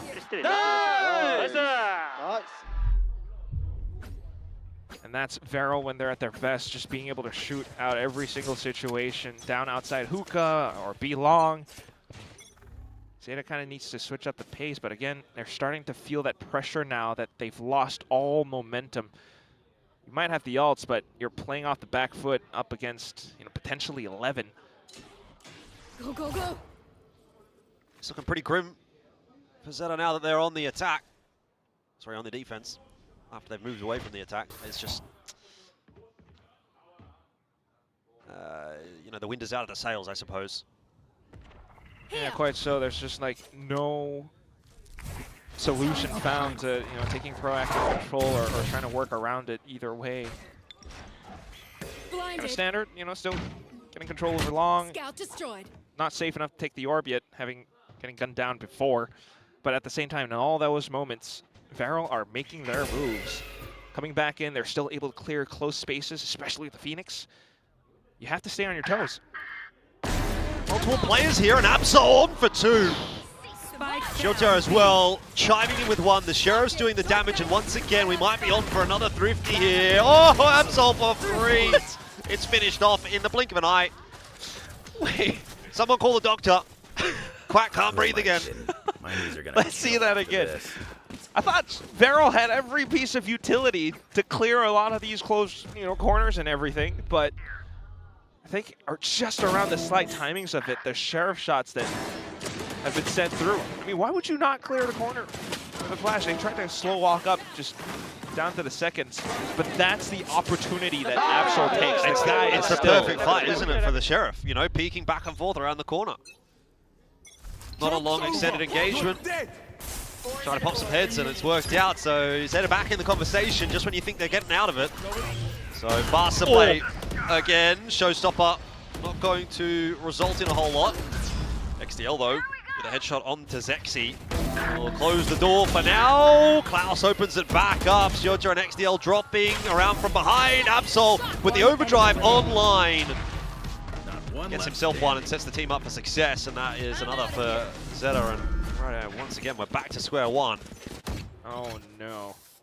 Yeah, starting to go a lot quicker, but that's where ZETA picks up the pace as well. I mean, that's why you always have to be careful. Both sides playing the double duelist, but on a map like this where the Neons can have free reign running around overdrive regardless of, you know, whatever economy. You know, slight team flashes here and there possibly as well, but just all being able to play around the back of heaven.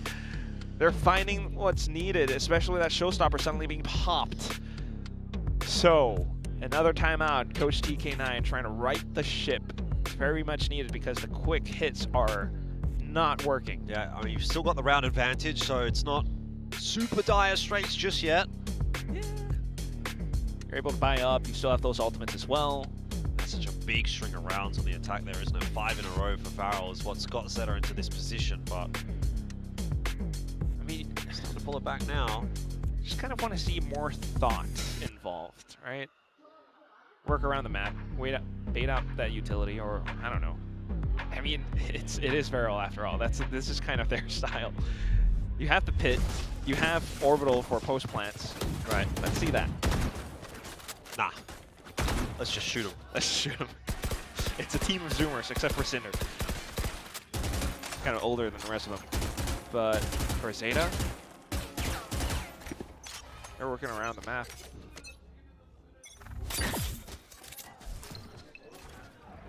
Again, it kind of looks like it might be a quicker play here for Varel. They're straight on into Hookah, and they're straight on out of Hookah into the B site. Orbital. Ooh, Klaus. To try to clear out the back site. Ooh, Klaus gets himself the one there onto Eco, and XDL is in all sorts of trouble.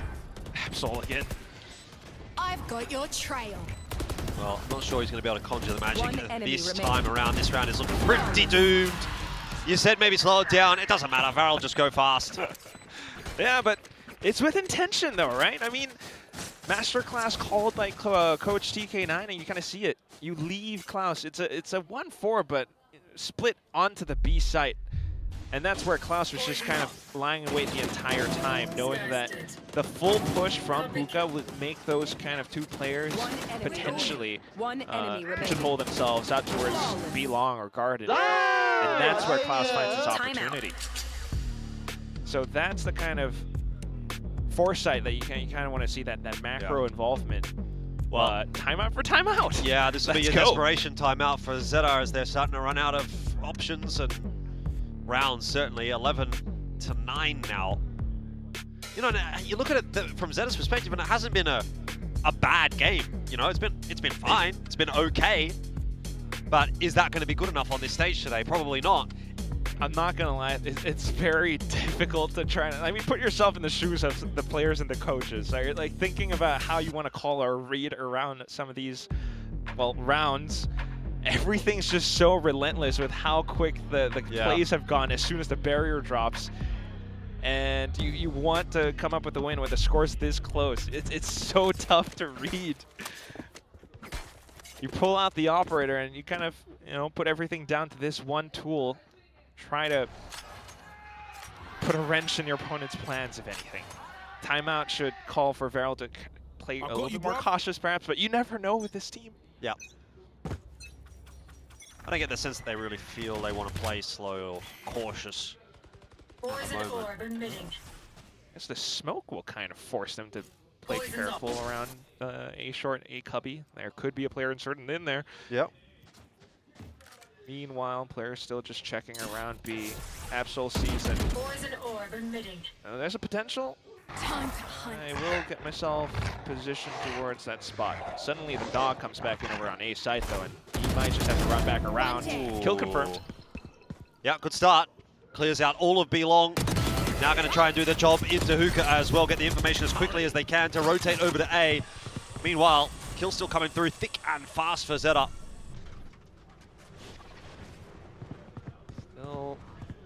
Trying to get the spike down, but it's way too telegraphed at this point. Ooh. Well, it's LP that's going to try and go forward, and that will not work out either. You can kind of understand in the 3v5, you need to take a risk. You need to try and take a bit of space. It's going to be tough to get the plan down cleanly, but Zuna just deletes Absol. Whiffed shot with that op. Potentially the undoing for Absol, but not the team you'd think. Cinder does well for 2, but it was always going to be around for ZETA. And we'll continue on this roller coaster of a map, I would say. It definitely is, Jordan. Oh my goodness. For everything invested into the Operator, we don't even really see a kill off of it.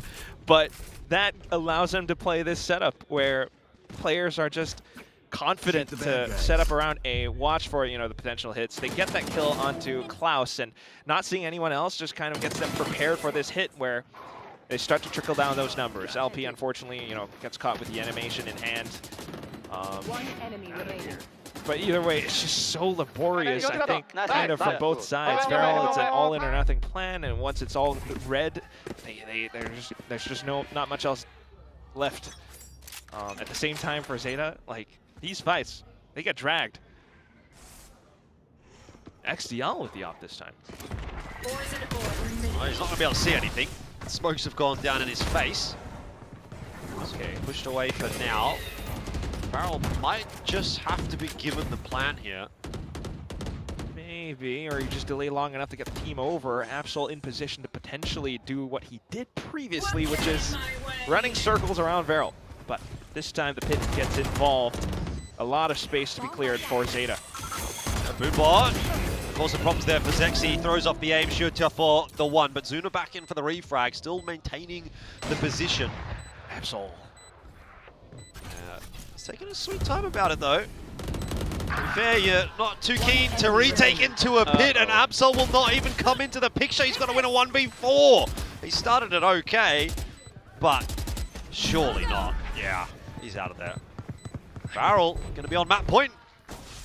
Fantastic work, just being able to stand, you know, in the face of danger. But, you know, they're brave to do that because they have coverage from that pit. On the other hand, for ZETA, you got to imagine something went wrong in the communications back there because they suddenly decided to push up. Absol's still, you know, taking quite a bit of time, despite being, I guess, close enough. He didn't want to reveal his location just yet. It wasn't too bad seeing this Boombot clearance of U-Haul, but off to the actual site, off to the trades that come through because of Suna and Cinder, it's just not that much else that we're seeing from ZETA. This might be where it's going to be lights out. Yeah, could be. Shoot with a judge. So might be seeing some shenanigans.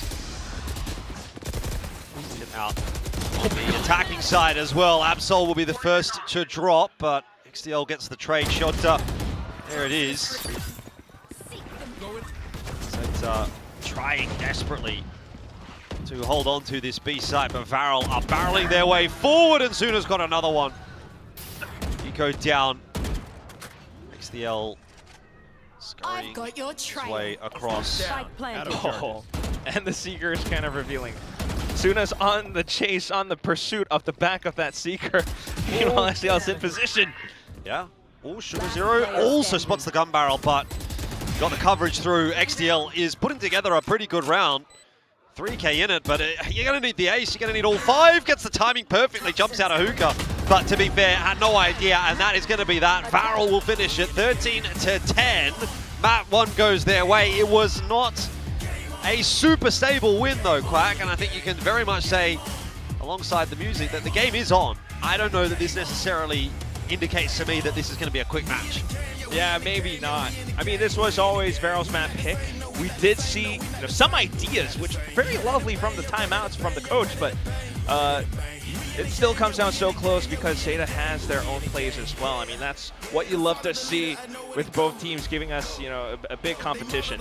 Either way, however, it's quite clear that there is a lot of intention behind some of these set executes. It's very fast. It's hard to catch all of it, but you can spot some ideas or some moments around it. You know, getting that fast push out of hookah. You have the Phoenix, hot hands the molly straight down in towards the back of CT, which makes it difficult for Sugar Zero to try to stall as well. And through all these instances, multiple duels are isolated, and ZETA has to fight them, 1vx, which makes things more difficult. That's the VALORANT style, just being able to overwhelm their opponents time and time again.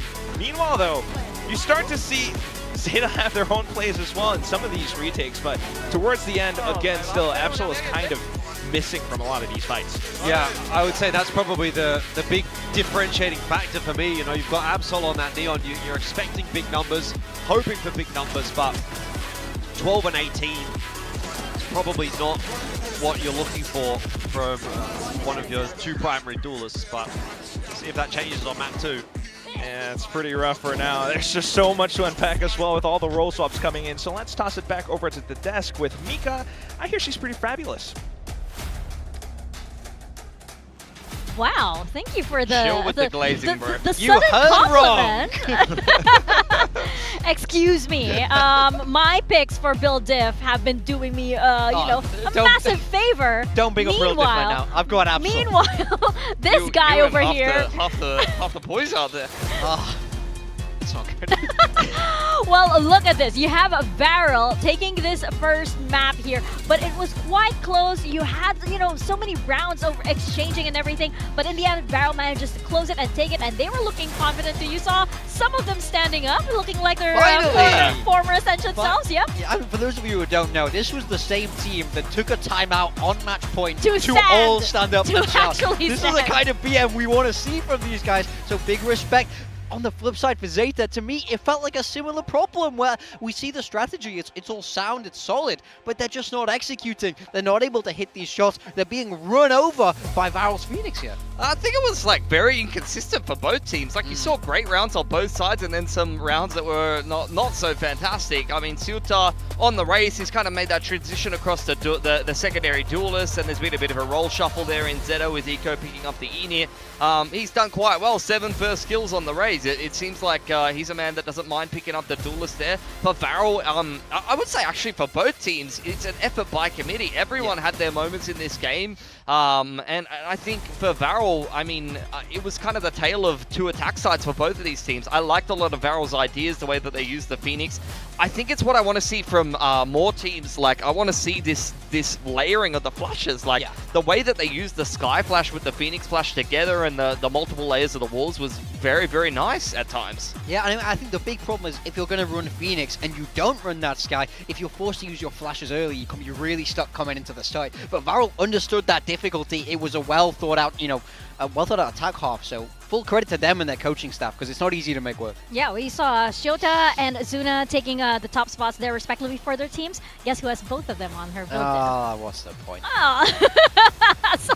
Somebody's feeling a little discouraged, because who did you have who really made you... I had Absol. You had Absol. I mean, speaking of Absol, we can't avoid it. He has to have a better game if they're going to want to win. He's good enough, he just has to make it happen. No, yeah, absolutely. I know that's such a pun. That's such an overused pun at this point. But going over to the side of VALORANT, LP, you mentioned layering the flashes and everything, and LP was, his Phoenix was actually, quite good. Yeah, look, Absol next map might have to absolve himself, but LP was fantastic on the Phoenix. Debut game from him. I loved a lot of the ideas. They were running the orbs on defense on Rico. Smoke off B long there, grab the orb, TP over to Showers, grab the orb. They were often running the map control to be able to maximize the amount of run-it-backs that LP did get, which honestly wasn't the impactful part of the Phoenix. I think a lot of the time it was these retakes, the ability to throw those walls up and create chaotic situations, and then be able to do what VALORANT does best, which is fight together, flood in with multiple flashes and just create a chaotic situation. It's what they're comfortable doing, and I think this comp actually allows them to do that a lot better than what they were running just in that last game, because although LP was crazy on the chamber, quite honestly, it made them play a lot slower. Yeah, I feel like, LP here on the Phoenix really helped set the pace for VALORANT. On the other side, though, for ZETA, you have a player like XDL, for example. Yeah. He has, by the way, he's one of these players that has, a surprise pop-off map. Yeah, I mean, this is something we've been wanting to see more from XDL for a long time. He's been kind of trapped in that initiator role for a while, played a little bit of Senti, but he always felt like a weak link here for ZETA. Now he's across on that Viper, and especially this map 1, he had a great performance. He felt like a backbone of the team. Yeah, I think he is kind of an underrated fragger at times. Yep. I remember like seeing him against Paper X at the end of the group stage previously for ZETA. I think it was last stage when they were already out. He did pretty well for himself along with Clues at the time, I think it was. And you know, we've seen moments of his individual skill, but often he is put in these kind of init roles. But the problem is, like, if you have someone who can frag above average in the init role, but the rest of the firepower across the team isn't there, then it doesn't actually add that much extra. But when he's put in some of these situations where he's put in post plants and you can see his individual skills shine, then he's actually doing okay for himself. And Viper is something that's well within his wheelhouse. I think that was like his 12th or 13th game of Viper or something like that in his career. So, you know, quite a flexible player. Yeah, you can definitely tell when he's comfortable and when he's put in these situations where he can actually frag. He's been one of those unpredictable players for me on the side of ZETA. Unpredictable in the sense that you can never tell when he's going to pop off. Yeah. You know, I remember there was that one time when, way back last year, when Frost suddenly said, oh, you should have this guy on your build diff, and then he popped off. And then, I think it was that same Paper X map, probably. Yeah, that was at least an Algai moment Yeah, from Frost. and speaking of ZETA, by the way, now we move on to Breeze. And on the side of ZETA, this was a big question mark for us as to why they picked this map. Yeah, we've got no idea. We're supposed to be the ones giving you the insight, and we've got no clue, because they've not played it in any of the first 4 weeks of Split 1. They didn't touch it in kickoff, obviously, so it's going to be... we just don't know what to expect here. Yeah, I mean, Varel, they'll also change up because they were running the Yoru comp previously. Yoru Jet was a very popular approach on this map previously. They banned it a couple of times as well. ZETA's been banning it away. So this is just total question marks for both of these teams, and it's going to feel a little bit random. Varel is likely to do something aggressive, though, because you can already see they've picked attack first. I think we'll see the Phoenix. If I had to guess, if you're willing to play it on Bind, surely you're willing to play it on Breeze. It would make a lot of sense there, in my mind, for ZETA Division. There I really don't know what to expect, to be honest. Yeah, I totally agree. For ZETA, you know, not sure what we're going to be getting. They're at least going to be able to start defensive side first, and they picked up this map. I mean, they're just changing up so much at the end of the season. I honestly just feel like they're in experimentation mode. Like they're, I think for Secret Gen G, like both of those teams were kind of going for wins. For ZETA, I feel like looking at their last game as well as this series, like it's total role swaps. They're fiddling around with the map pool. I honestly really do think they're trying to figure out what's going to work for them on the Pacific stage heading in towards that next thing, and it's kind of a rebuild period. Whereas for Varel, they're always tricky. They're always kind of changing up their comps, and I feel like they do kind of want this win at the end of the group stage. So let's see if they're going to be able to get it. They pick up their map pick a bind, which I think is a big statement win because they're kind of picking into something that already you've seen ZETA have some success on and beating them on it. Yeah, I think that, you know, it's still a big question mark for both teams. Of course, for ZETA, like, we have no idea. And you know, maybe Jen can ask later why they wanted to pick this map as well, if they do manage to take out that win. But for Varel as well, we haven't seen this map since kickoff. And again, like you mentioned, they were running the Jet and the Yoru, and it's been, you know, a whole big meta overhaul since then. So what exactly are we going to see on Breeze? It's always been a talking point for a lot of teams because it's back into the map, and like teams can actually redefine the meta on this map. So for Varel and ZETA, I don't know. It's a blank slate. I mean, honestly, I don't know if I've seen a team on Breeze yet and be like, yeah, they know what they're doing. Like, especially even the teams that have smashed people out, it's usually been individual performances that are kind of winning. The tail of the tape for me is ZETA have to be able to stop that aggression. Varel are an incredibly aggressive team, so you have to put a fight. Okay, we've got the comps coming in for ZETA Division. It's that Harbor Viper with also Sova KO. So, you know, a little bit different for ZETA. We've seen them Sugar Zero play this Harbor already, and I think this could be good at putting a stop to Varel's aggression. We'll see. I mean, Varel going to start out on this attacking side by choice with only a solo duelist. They're not going for any kind of crazy Phoenix tech. Zexy on the Neon, and Klaus finally back on the chamber. It's been LP piloting it, but let's not forget when Varel was on the come up, coming through Ascension and things like that, Klaus was the chamber guy. This is kind of his signature agent that for some reason they haven't been letting him play. Yeah, I mean, if ZETA want to take this to map 3. It's Absol I want to see step up the most. He had a very poor map 1. Now he's a solo duelist here, so he has to be getting the job done. And that's not just because, you know, you're being entirely selfish. Of No, course, that's for not. ZETA. That's for ZETA. Of course not. Well, we're going to see indeed if VALORANT can manage to close this series out, or if ZETA begin their comeback right here on Breeze. We're tossing it over to your casters. Say hello once again to Quack and to Elfish. Oh, we're saying hi to the ZETA viewing party as well. Hey, they're How clapping about along. that? I hope everyone at home's They clapping have along. them in different locations. You gotta love this stats, by the way. Oh my god. Well, you're gonna go back into this Breeze where once again, like the desk mentioned, a lot to be wanted. I mean, the chamber coming back in, Sugar on the harbor, but as always, Absol on the neon. Well, there might be one now. What a line to insert there. Who wrote that? Oh, I wonder. We'll see. We'll see. It could happen. Does feel like VALORANT kind of wants it more, as Pilly mentioned. It's going to be us. Perhaps some state of experimentation for ZETA. I mean, the winning team deserves the chicken dinner. That's what it is. True. Don't place. I hope we get a chicken dinner too, because I'm starving. Starving for some good quality VALORANT. Come on. Are we going to get it? Are we going to get it? I don't know. We'll see. It's obviously going to be a rough one here for ZETA if they go down. Playing maps that we just never see them play. We do see Breeze a little bit more in some of the other regions, though. But for now, it's just a quick assault into A side off of the fast lane. Yeah. Xexi's happy to take that space. You've got the fast lane and the Viper wall up. There's a lot of coverage there, but it's not going to keep them alive for long, because ZETA have come back in on that retake. There's a lot of talk, obviously, about Klaus here on the chamber, and he has started well individually, gets himself that 1 kill. Will not be enough necessarily to trouble the scorers on the side of ZETA just yet. But the good news for VALORANT is they've got out with the spike at least, so they can maybe play with that. That's a good word. That's why they're taking a little bit of time here. They're slowing it down, right? They're adding that element of doubt into the minds of ZETA. Not that much doubt, because he goes all the way towards the back, hasn't seen anyone cross, and now Klaus revealing himself soon as way too low. Yeah. All right. ZETA take pistol. Damn.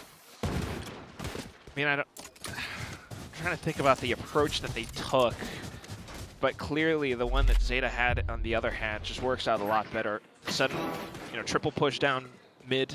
We've seen that several times today now from Team Secret as well. But ultimately, it's the way that they kind of section out this portion of the site towards the back. You have the harbor wall go out towards the front that blocks off, some of the teams. And then you have the relay bolt just to allow for them to find that entry in as well. So being able to take advantageous duels puts ZETA back in the race. All the guns invested onto this round as well. That's a That's lot big. of info. It's going to send VALORANT packing. All the way over onto B. The drone comes out now on a timing from XDL. He's going to spot him too. All of them. It's going to start to pull a bit of a rotate slowly, especially now that that util's getting tossed on in. Ooh, falls up to try to slow it down, but it doesn't really matter. At the end of the day, the shots are in from Shooter and XDL. Spike down B. One 1v3 enemy for Cinder remaining. to try to negotiate is going to be, you'd think, probably a little bit too much. But he's found himself a Bulldog. And with that, ooh, that was a chance. Sugar Zero goes low. So darn close. But apart from that, yeah, shouldn't have been that close, I think. I mean, insane flick still from Shota, but being able to just bulldoze all the way through again, that's just what VALORANT does. ZETA do kind of seem like they can struggle against it. Either way, they will be reeling from the losses going into the next round with just the Sheriffs and a couple of rifles then. But again, they are the ones who picked Breeze, so let's kind of see how they play around it. They want to take this A main position, VALORANT, but it's not being made easy for them. ZETA with a heavy setup in middle. Going to try something a little bit unorthodox, and it's going to work. LP caught not a position you would expect ZETA to be in, but at the same time, you could say the same for Klaus, who might allow his team entry into the site. Looks like it. Nobody there to defend, nobody there even to basically get info. XDL's kind of come across, but he's not spotting B. Yeah, just to be cautious. Oh no, Klaus. Nice tap to the head of Sugar Zero. Evens the numbers back up. B site being taken. XDL though, fast on the flank, but it's going to be spotted out. Which means the rest of the team just to try to play around more common positions. At least they still have a lot of util to be able to throw into this recon and flashes. No luck this time for Shota. See what Absol can get done. They were, again, aware that there would potentially be a player behind. Flash through, 1-for-1 as Absol eventually does get brought down. Numbers are starting to drop for Varel, but it doesn't feel like they're out of the control of this round, especially not if Eco's going to present his back to Zuna. So Varel on the board to start off map 2. And that's just always one of those situations, again, where you're kind of reading things, knowing that your opponents are on weaker economy. You have initiative and timing off the spike plant, so much space to take up. You push deeper in towards spawn, and that's more space, more positions that you can play off of. So either way, you kind of reset things. ZETA coming back in with their own purchase. Standing ahead. But it's the alt-star slowly starting to come online as well. Varel not messing around in this one. Again, the devs talking about how aggressive they are. They like that quicker pace. Going quite quickly here. Sexy's already sort of snuck in a little, but they did lose Cinder for that trouble. So ZETA doing a bit of a better job of trying to slow Varel down here. Zexy is spotted out, XDL aware. Hunter's Fury doesn't really cause too many issues either. Still though, losing key pieces of the composition leaves you wanting a little bit more. You try to pick up more tools, but that's where you make some noise, positions revealed, and then you're left with 2. Not much to be expected from these two. At least they've got the spike in their control. Ooh. Potential orb farming for some of the players on ZETA's side as well. But other than that, you just kind of always have to think about how these rounds begin. ZETA have so much potential to go for early control thanks to the KO that they're employing. I mean, that's kind of what we saw in that the game previously that we just witnessed. Team Secret versus Gen G. Well, Varel happy to just let this round go by the wayside. Now that Zuna's position, though, has been 10 seconds left. figured out. Might be a little tougher for him to survive. Shot dart! Boy, it was close. Saw XDL lining it up. Doesn't quite go deep enough. Oh, that's an anticlimax of a round. 3-1 for ZETA. Yeah, but also just masterful map control. Again, you have Eco 0 point into towards A main. You got Absol coming down to take that space or that info line. And then off to the other ends of the map, there's still so much control. You still have potential drone to come down through middle. Everything that we saw in that Team Secret game still. Apart from that though, Varel on the other hand, I mean this composition, Klaus coming in. On the attack, it's not the easiest thing to mount unless you're able to work off that information, work off that pace. Right now he's just constantly getting kind of sussed out towards A main.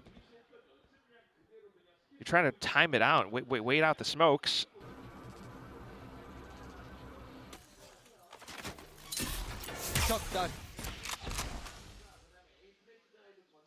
Definitely a bit of a slower approach this time from Varel. And give Klaus a bit of space here to see if he can work a pick. He might get a chance if this dark cover fades and XDL stays in that position. Viper wall's going to go up. They're going to try and retake middle here, ZETA, and they do a pretty good job of that. Klaus out of the picture early on in the piece. Sexy, though, picking the pace up over towards A, and LP still lurking in mid, but can't cut the rotate off. So Varel while they'll get the plant down on A, have lost some pretty significant numbers. Again, are suffering at a deficit. Zexy will try and be the difference maker here. Catches Sugar Zero's attention. ZETA, though, not having too many problems on this retake at all. It's all on the shoulders of Zexy, and he's been hitting shots, but you cannot expect that he's going to do it all alone. So ZETA will get themselves another one. Which is just fantastic, you know. Do I want to say? Yeah. Macro work coming across with the rest of the team in that little retake. I mean, it was pretty sick that Zexy actually managed to slip behind that deeper position behind of Orange. The Storm Surge, you know, selling some false info to Sugar Zero and Gang. But after he gets the initial kill, he starts to run off on a heater by himself, and the rest of his team just gets completely caught by Shota, trying to take those duels out towards mid doors rather than playing around the spike. Somewhat unfortunate, but it is the situation at hand, and it leaves them high and dry without much investment into this current round as well. ZETA just continuing to build up on this snowball. Yeah, man, I think you can get a lot done with a little here, though, as VALORANT. Obviously got the overdrive. Never mind. You don't got the overdrive. Spoke too soon. Sometimes, man. Yeah. Happens. Right here. So say, you know, you're one away from the tour de force. Got the overdrive. You can do a bit of work. Well, I guess what you do have is LP just stealth walking into A side off of his wall. Could call his team across, but at the same time, look at Eco. He's played this position, and he's so good at cutting him off in the rotation just because he holds the line. Yeah. I had a feeling maybe LP would keep walking forward. Zuna prepared for that position, though. I mean, look, Quack, not to put you down, mate, but if you know, then there's probably a chance that the guys on stage also are aware. That's something I did not consider. This time, ZETA themselves a bit of work done in middle there, but they have managed to cross the spike into A with a nice TP there from Cinder. I'm not sure he's quite going to get the timing to plant it, but given ZETA have gone slow, he will be at least able to get that plant down. And yeah, LP's timing here is going to be critical. He needs to get back onto the site and needs to help Cinder ASAP. He's cleared so much out towards a defensive spawn. Cinder can kind of reposition with his ult as well, though, but it will be great if LP can find some frags. Certainly. Defuse. Stuck. It doesn't even matter. Kills coming through for ZETA. There was a few opportunities there, actually, for VALORANT, but none of them paying off. Still love the sharpshooting either way, though. I love that little pick onto Eco. You could see more of that. You might start to see more of VALORANT in this first half, but otherwise, the initial executes, I guess, into sites haven't been working out too great because so much of it relies on, you know, someone like Zexy alongside Cinder, for example, with some of the flashes potentially. But apart from that, if Shota is able to delay with a snake bite, if you've got players on operators like Absol again, that could be difficult for VALORANT. Another fast play from VALORANT. ZETA have done a pretty good job on this map of shutting everything down. Still got Absol on that side, but he's kind of alone. So this time, VALORANT will get what they want. They get a site, they get a plant, they have a 5-on-4. This has to be where it starts to turn back around. Would hope, but there goes that harbor wall. All the ults coming online as well. Just really have to watch out around the edges of this smoke. That's pretty standard around here as far as VALORANT is concerned. Play in main and deal with the defuse as it comes through. ZETA only finding the trades. And that's not quite enough to win the numbers back, and it's going to put poor Sugar Zero in an awkward spot. Shocked up, down to 1 HP. And an easy kill for Zuna. So VALORANT get themselves their second. One step closer.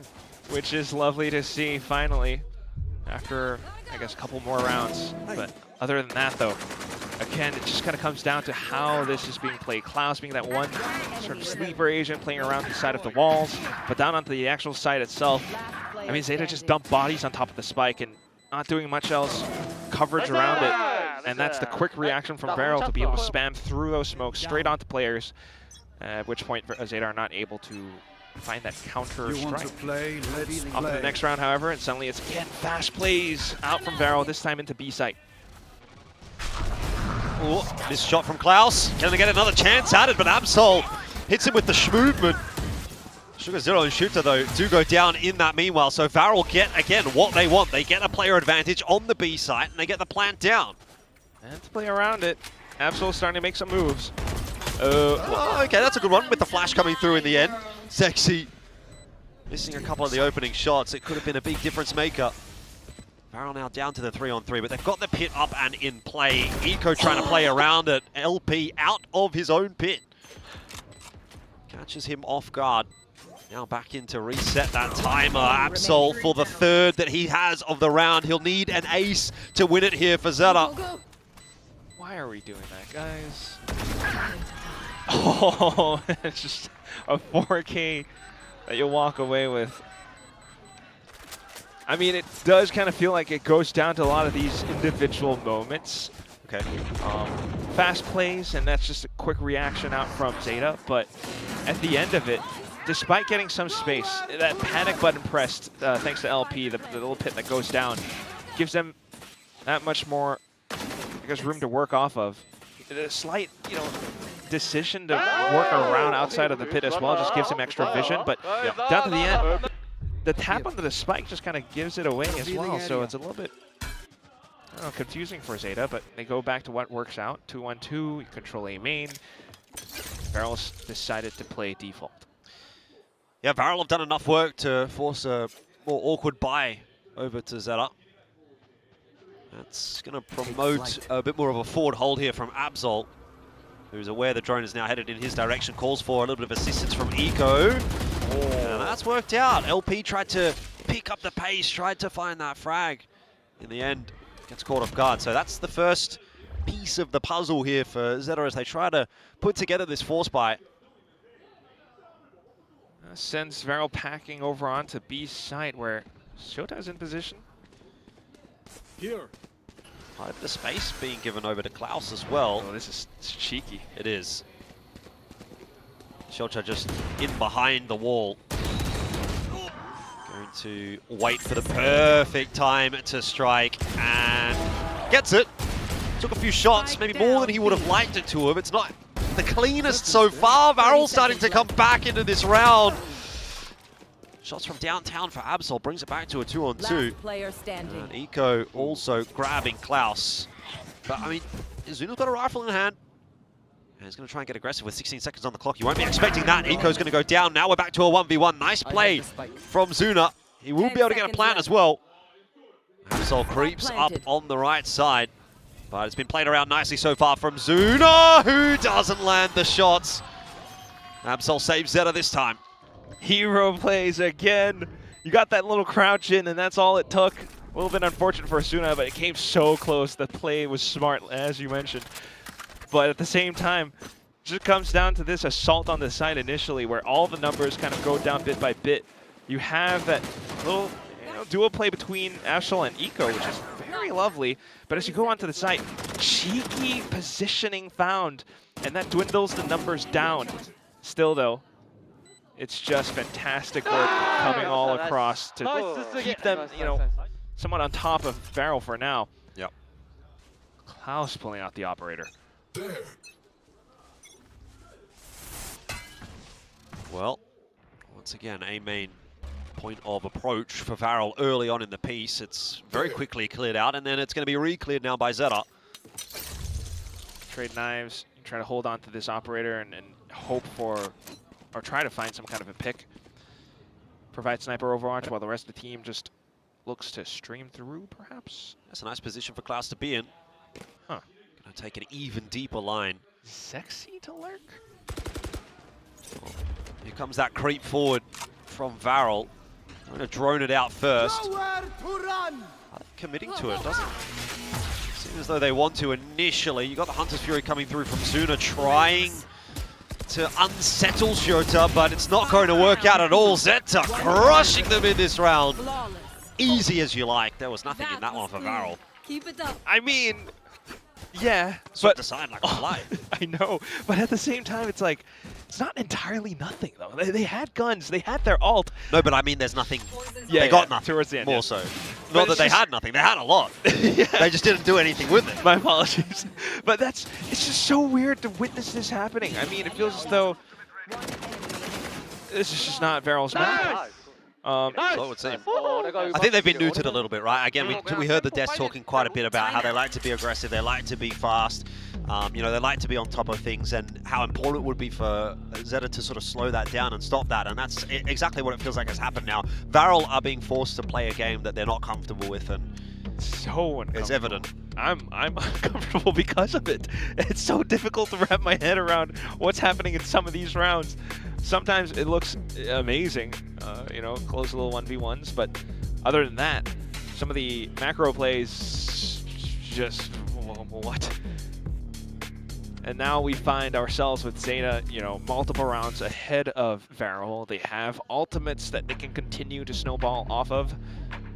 It's lovely, but we'll see if this timeout can amount to much else. It worked out pretty great for them, pretty great for Varel on Bind.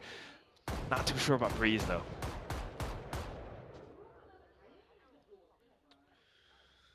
Investment's not looking great for Varel in this round. And on the other hand, it's the outlaw for Absol as well. Off towards middle. Ooh, Zexy. Absol's going to be pushed back. So I suppose a little bit of mid-control starting to be established for Varel, especially once that wall goes down. I guess you'll take that, anything that you can work off of, but ZETA immediately come in as a duo. Ooh, Absol on the other side is actually again going to be helped out by Eco for the frag in A main. Sleep. Okay. Not a bad refrag from Cinder, but it's definitely not going to be enough to get Varel back into this round by any stretch of the imagination. Zuna, one more, and now Zexy another. Hang on a minute. ZETA, surely you can't let this one slip. I mean, the big question mark in this round is Cinder. Where's he going? He could be anywhere at this point. Take flight. You never quite know. It's able to find that pinch on towards Absol. This could be everything. Yep, they're hunting Absol, that's for sure. Cinder locked in on that line, and Zuna's just going to wait. See if Absol will push into him. That will be the case, but Absol still wins the duel. Down A. Zuna, no success. Cinder, though, with 20 seconds, he could still manage to pull this one together. He's going to have to be quick. He'll be aware that Absol's more or less stuck in A main. Let's blind him with that paranoia. But the movement gets him. Once again, Absol just styles on Cinder. Oh, man. Last round Again, before the switch. it's those 1v1s, and ZETA so far winning most of them.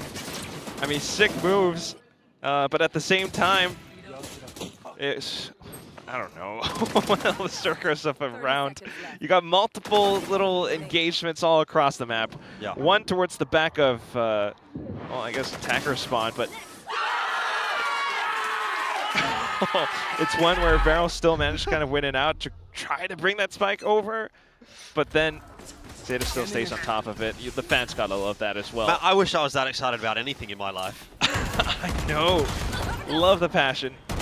Love the attempts from Varel as well. Quick double TP. Hold on. That's not gone well. It's like they try. Yeah. But there's, you know, not that much thought around it when ZETA are still able to play this, you know, kind of default 2-1-2. The wall comes back in, and that definitely slows things down, especially with a new Reckoning coming through. Oh, Sugar Zero gets the better of Zexy, who was pushed out of position. This is looking a little bit too easy for ZETA at the moment on Breeze. It's getting worse for wear for Varel as well. Every one of these rounds that goes past, you think, you know, it's just not coming together. It definitely feels as though we might be heading towards Fracture for a big day. 6 maps in it. ZETA committed to that possibility at the moment. You love to see it. I mean, Switching sides. we might call it experimentation. You know, pulling this map from out of the hat, something that nobody, I think, not even Varel, expected. But being able to bring out this performance just working your way around the map. You see the harbor coming in now all of a sudden. It's lovely. Meanwhile for Varel though, just not really being able to read it. You would hate to see them stay at the bottom. At least they have a map win here today, but I think it's safe to say this feels quite underwhelming. Yeah. Yeah, but I mean, I guess I don't think anyone really looked at this and said, yeah, Varel's going to 2-0 this series. You know what I mean? Like, fair enough. If they're going to get a win, it's probably going to be in a 3-mapper. You probably would say the same thing for ZETA. You know, neither team have been super clean throughout this season so far. Yeah. So I don't think it's entirely too surprising.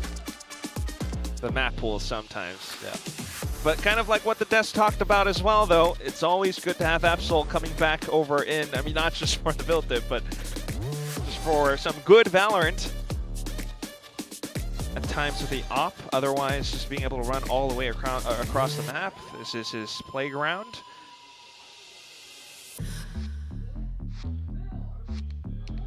It's a good drawing. I wish I knew what it meant. Me too. I wish I could draw. Oh, it's for one of the Korean casters. Ah. Absol ace. Yet to see that. But doing much, much better on this map. So that is a breath of fresh air, I think, for ZETA at the very least. Off to Varel once again. I mean, I would think this is where this composition could, you know, on this side could do better. Yep. Well, let's see. Put your money where the mouth is, though. Get this pistol first for Varel. That'll be, I suppose, the only thing that actually gets us interested in this half. If it goes the way of ZETA, it's probably curtains. Klaus just going to back out to safety. Go, go, go. Ooh. Big push out of A main at the same time, though. Free orb. ZETA has to pick up pace at the B site, and they will. Absol leading that charge with the fast lane, gets them out. And dealt with Klaus at the back of site, who's just tucked in the corner here, waiting for the peek. Absol, of course, now that he has spotted him, will just slide in on top of him. Zexy out the window, will clear Eco. XDLL is good for the trade. Nice spacing here from ZETA so far. And Varel are finding it quite difficult to get anything done in the pistol. LP might have had a moment of interest there, but again, the shot's not quite going through as needed, and so ZETA will win a pretty comfortable pistol and continue on their winning ways here on Breeze. Yeah, more so than likely. I mean, honestly, pretty sick as well. Yeah, apart from the way that they, you know, actually found the entry into site, leaving Eco underneath that window position is awesome. At the same time, you have that one little harbor cove towards the back of B tunnel, you know, the one that locks up towards middle. They actually kind of use that somewhat like a shield. I know the cove wasn't really like activated or anything, but it allows them to dip back into a safer position where they don't have to engage with, you know, players retaking from backside. So maybe starting to see more things like that. Guns being brought up now. If they can carry all of these forward, that would be potential bonus. Yeah. Cinder just looking to use that one way to spot some info. I got Spike. I just know Pilski's so mad. He was hyping up Klaus on the chamber, but we're just not seeing it right now. Yeah, that's true. Sure necessarily that the chamber is the problem per se. Seems to be all over the place for Varel where they are struggling. ZETA out already onto the A site with no difficulties. Oh, yeah. You would be right. I mean, look at how much space this wall takes.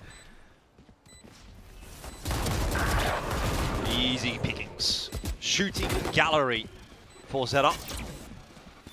Varel obviously on the receiving end of it. Zunas now spotted out. That's a nice shot. He's got two. Hang on. How about that? I don't think he's winning the round, but, you know, getting a couple of extra kills in here. Yeah, our recon comes back. I'm out of here.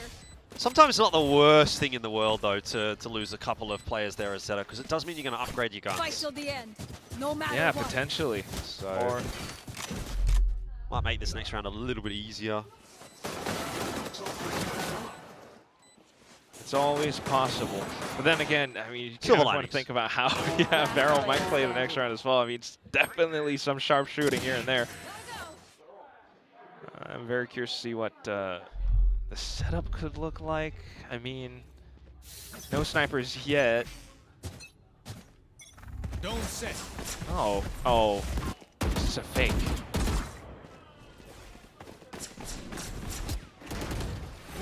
some slight A pressure into a B split. It's the full-on bonus from ZETA. See what they can get done. Ooh. Shooter out of the picture, so that'll be a retrievable rifle for Sugar Zero that doesn't last for very long at all. All right, well, full save might have been the right choice there for ZETA because that did not look like much of a round. No, sir. I mean, it was, I think, intended to be an A fake into a B split, but as soon as the utility got dumped through mid doors, pretty good recognition from VALORANT to decide to push in towards A main. They go all the way back around. LP actually managed to spot players out with some sharp shooting. We'll be able to stabilize things for the time being. There's still such a huge gap between both teams on this map's scoreline right now. You would imagine this round is quite paramount for ZETA, though. Oh, Zexy pushed out of position. Absol on the hunt, catches up with him, but Zexy is the one that strikes first. It's a fake over towards A, though. That has very much pulled the rotation off of B, and so ZETA walk in there happily. Steal. Bites off a little more than he can chew. Eco on the off angle, deleted as well by LP, who's just retaking this site by himself. Sugar Zero's been spotted out in mid as well, and yeah, Shota cannot win the duel either. That round, another interesting one from ZETA, it has to be said. Where was this LP in that first half? Having a bit of a nap. He was pretty good on map 1. Yeah. Oh, lovely to see that he's back then. But, I mean, the entire round, again, just trying another A fake with just Absol, unfortunately sacrificing his life for the cause. But that A pocket, it's always such a precarious position that I guess VALORANT were kind of wise to it, playing further back. So despite the Storm Surge being sent in from Sugar Zero, it still got kind of torn apart, and that's a quick read for VALORANT then to shore up on the B side. You go into the next round, and now you're kind of naked for ZETA. Two players already in elevated positions as well. Yeah, Zexy and Cinder looked pretty well prepared to defend against this one. Cinder making short work of the push through. Zexy will drop, but I think it's job well done. Flash will be a problem. Nice double from Eco.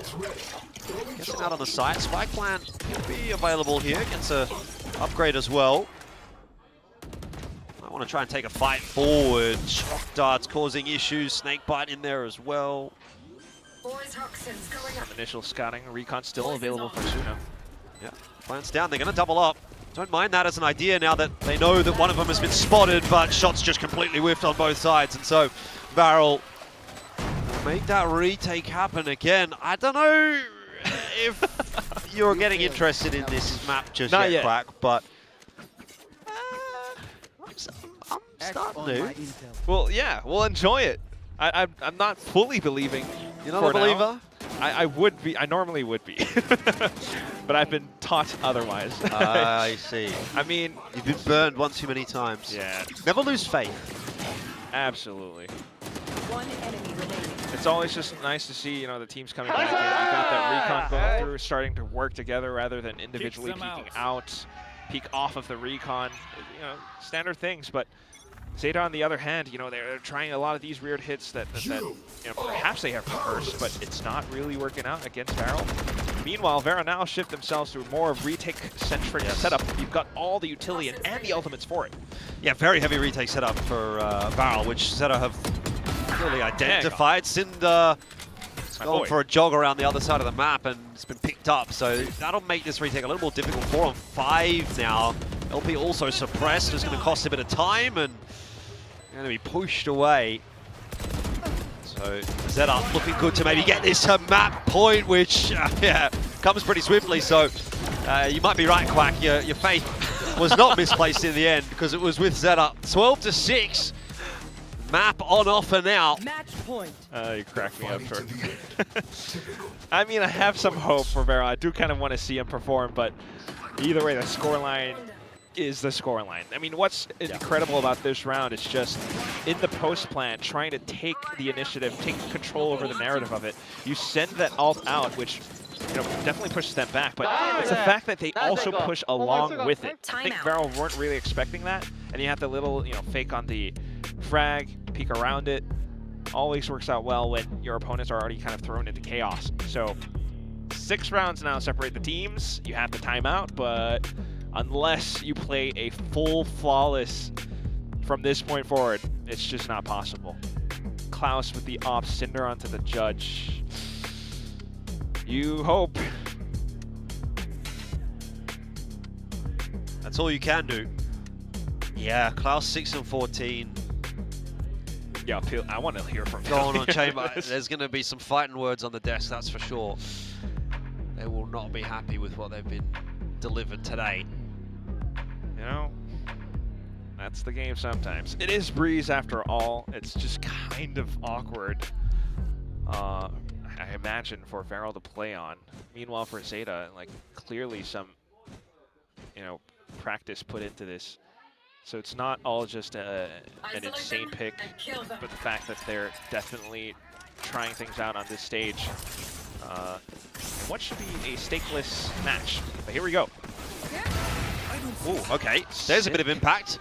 Klaus might get another one. VALORANT might not be done just yet. ZETA are going to have to do a bit of work to recover this round now. Nice shot. Trying to separate them from middle.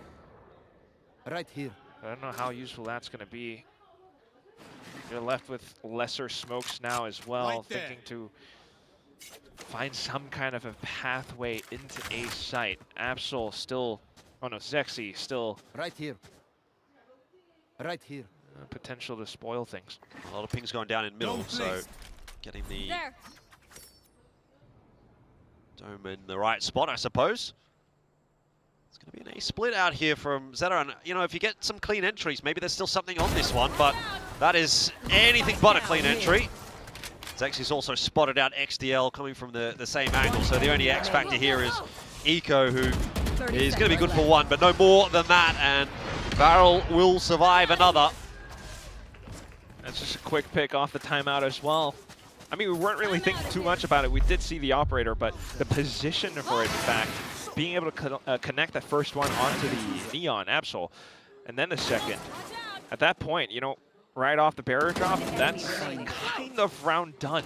The 3 remaining players just not quite able to build up towards anything else with their current toolkit. So off to the next round we go. Ultimate's all online. It's still kind of possible for VALORANT. Ooh, Believer. I'm hearing a Believer. It's possible. Possible, okay. Not quite yet. Klaus, luckily, able to just get out of dodge. Cinder, they've not spotted him. He's let one pass, but not 2. And I don't know. Would he have wanted a little bit more out of that position? Maybe. Zexy on the other side of this wall, though, could still cause a real ruckus if that spike is not pushed on into the site quickly. It will be caught in the end by a shot dart from Zuna. Shota just for the one.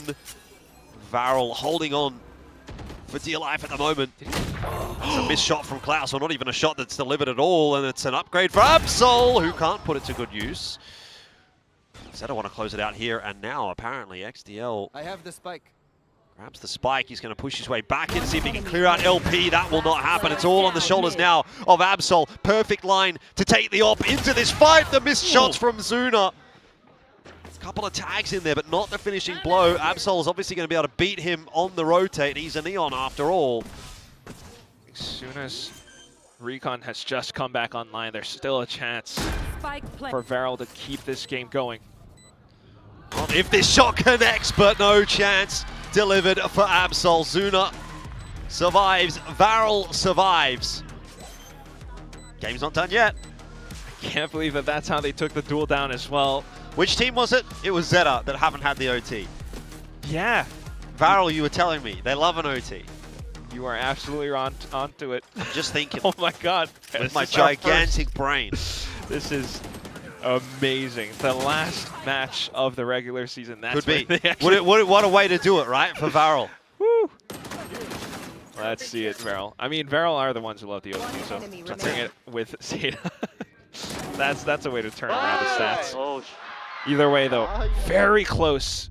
Amazing effort, Herculean effort from Absol, but Still comes down to Varel keeping things going. Still have these ultimates, and they will try to cycle through them. Pit now just to block off the A site. A couple more players to watch out towards middle, everything else.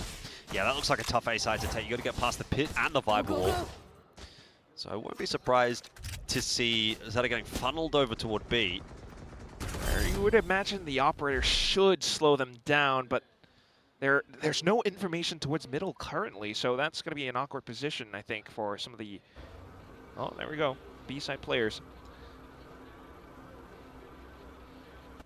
Kind of checking on a timing. You don't see too much else. Perhaps Klaus to reposition to a more linear line, and that should help him. Yep. Absol still... Oh, Zexy still kind of running all the way across the map. It should shift towards more of a B-split, but there it goes. Yeah. No surprises for guessing where Zeta's going to try to finish this round.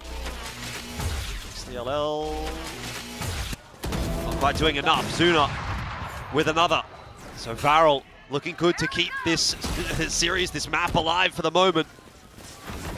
They once again seem to have staved Zeta off. XDL found a bit of a timing there, but the timing is now lost. Absol, sorry, Zexy. A couple of missed shots initially, but will finish the job off. And now Shota alone and dealt with by Klaus. It is Varel up to 9. The deficit falling to 3. And one step at a time, Varel are starting to make this look possible. I mean, just look at that second half. Oh, yeah. It's now 6-3, 3 in a row. Obviously, you need another 3 in a row, but Varel are showing that they have the ability to do this. Very much. Klaus, in fact, the way that he positions himself around the back of the side and repositions for multiple peaks. I think one of the things that the fans who might be watching at home are kind of missing as well is the energy in the arena right now. Yeah. Multiple Varel fans in the crowd, and they're cheering for them. It surprises me because, like, obviously it's 2 Japanese teams. We're in Korea. You'd think, you know, obviously people will turn up for Korean teams. But fans of Japan as well, apparently, as you would say. LP gets a meal in front of him and he can't deal with it. Zeta charging their way into the B site. They're slowed down by Zuna. And you've got that chamber coming across as well. Cinder helping out. Back to the 2-on-2. Oh, Absol. Klaus yet to have an impact. I don't know that he's necessarily been spotted inside that dark cover. Absol's going to pop out and deal with Cinder. Klaus has to save the day.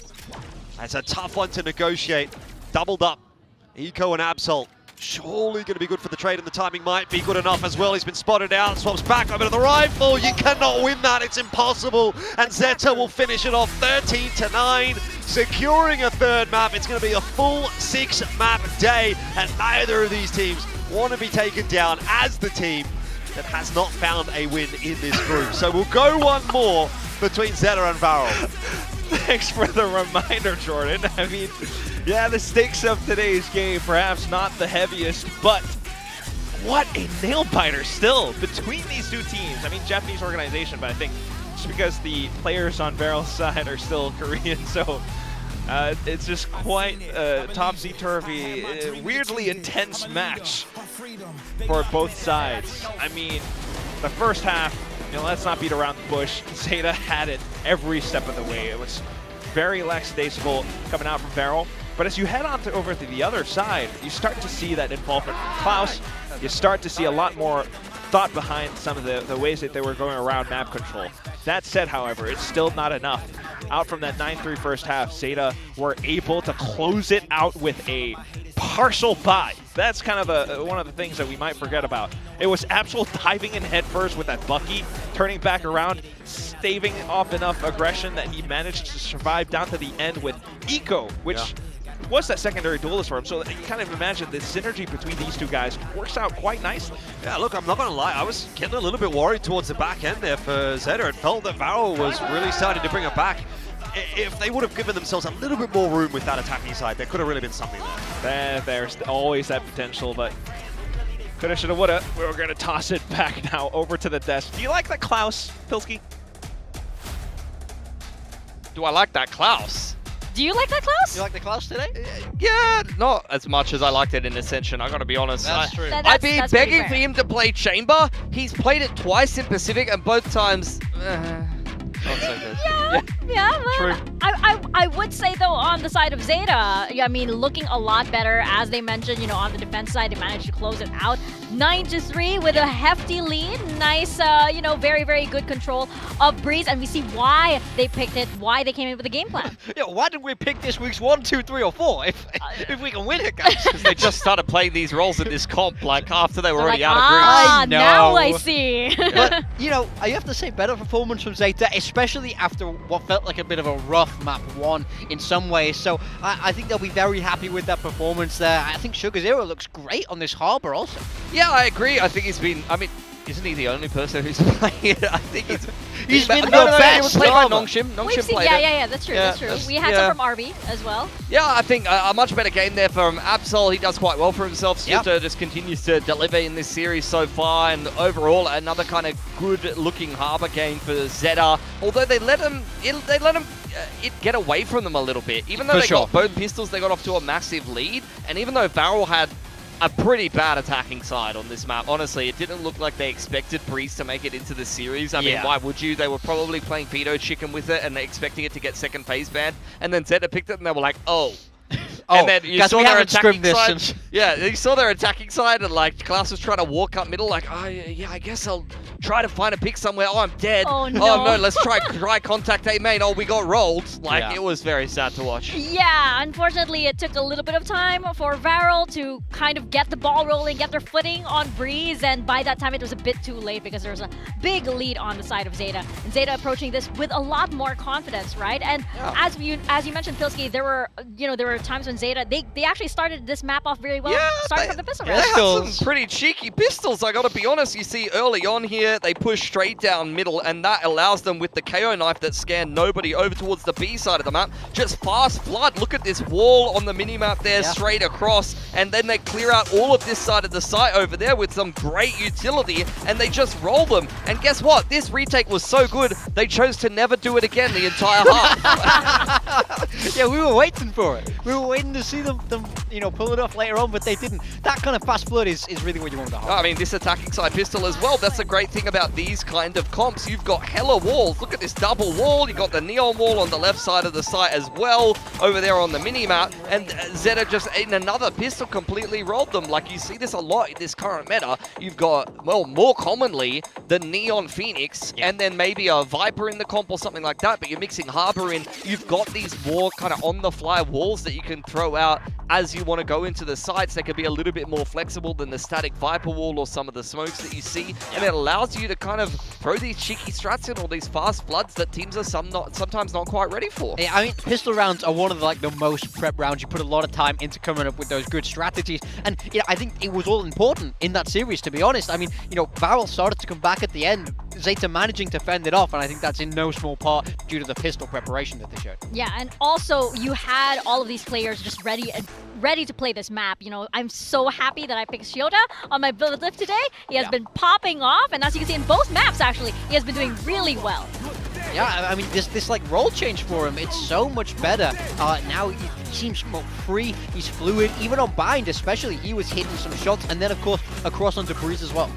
Yeah, I think for Shiota, like, we saw his Pacific debut and it wasn't good, and I was like, I don't know if we're going to see this guy back in Tier 1, and now into this edition of ZETA, he's been given another lease on life. The potential and the flashes of brilliance have always been there in the Japanese Challengers League, and now you see him back in this team, and you're actually starting to see some of those sharp multi-frag moments. It's great that he can play multiple roles. This time he was on the Viper, the first map he was on the Raze. This guy is very flexible with his agent pool, and that is a sick player photo. Yeah. What is that, bro? Do you think they told him to do that pose, or do you think he did that by choice? He's pointing directly to his ACS, and he's like, boys, look at that. Take a look. Look at Check this. that out. Look at this right here. No, he is ready to play. I love that, they put him on the Raze, and he's actually up for the challenge, because we've been experiencing a lot of players with these role shifts right now, and it's been really, really exciting. So I'm excited to see Shiota in his, flexible and even more so into the duelist role. Yeah. But speaking of duelist, you are also very happy with your chosen duelist for today in the second map. Man, I was not happy after map 1. That's putting it lightly, but Absol made a huge bounce back in map 2. I mean, night and day from this guy. Yeah, double, 2x himself. Very, very nice. Bunch of first kills. He was playing that solo duelist.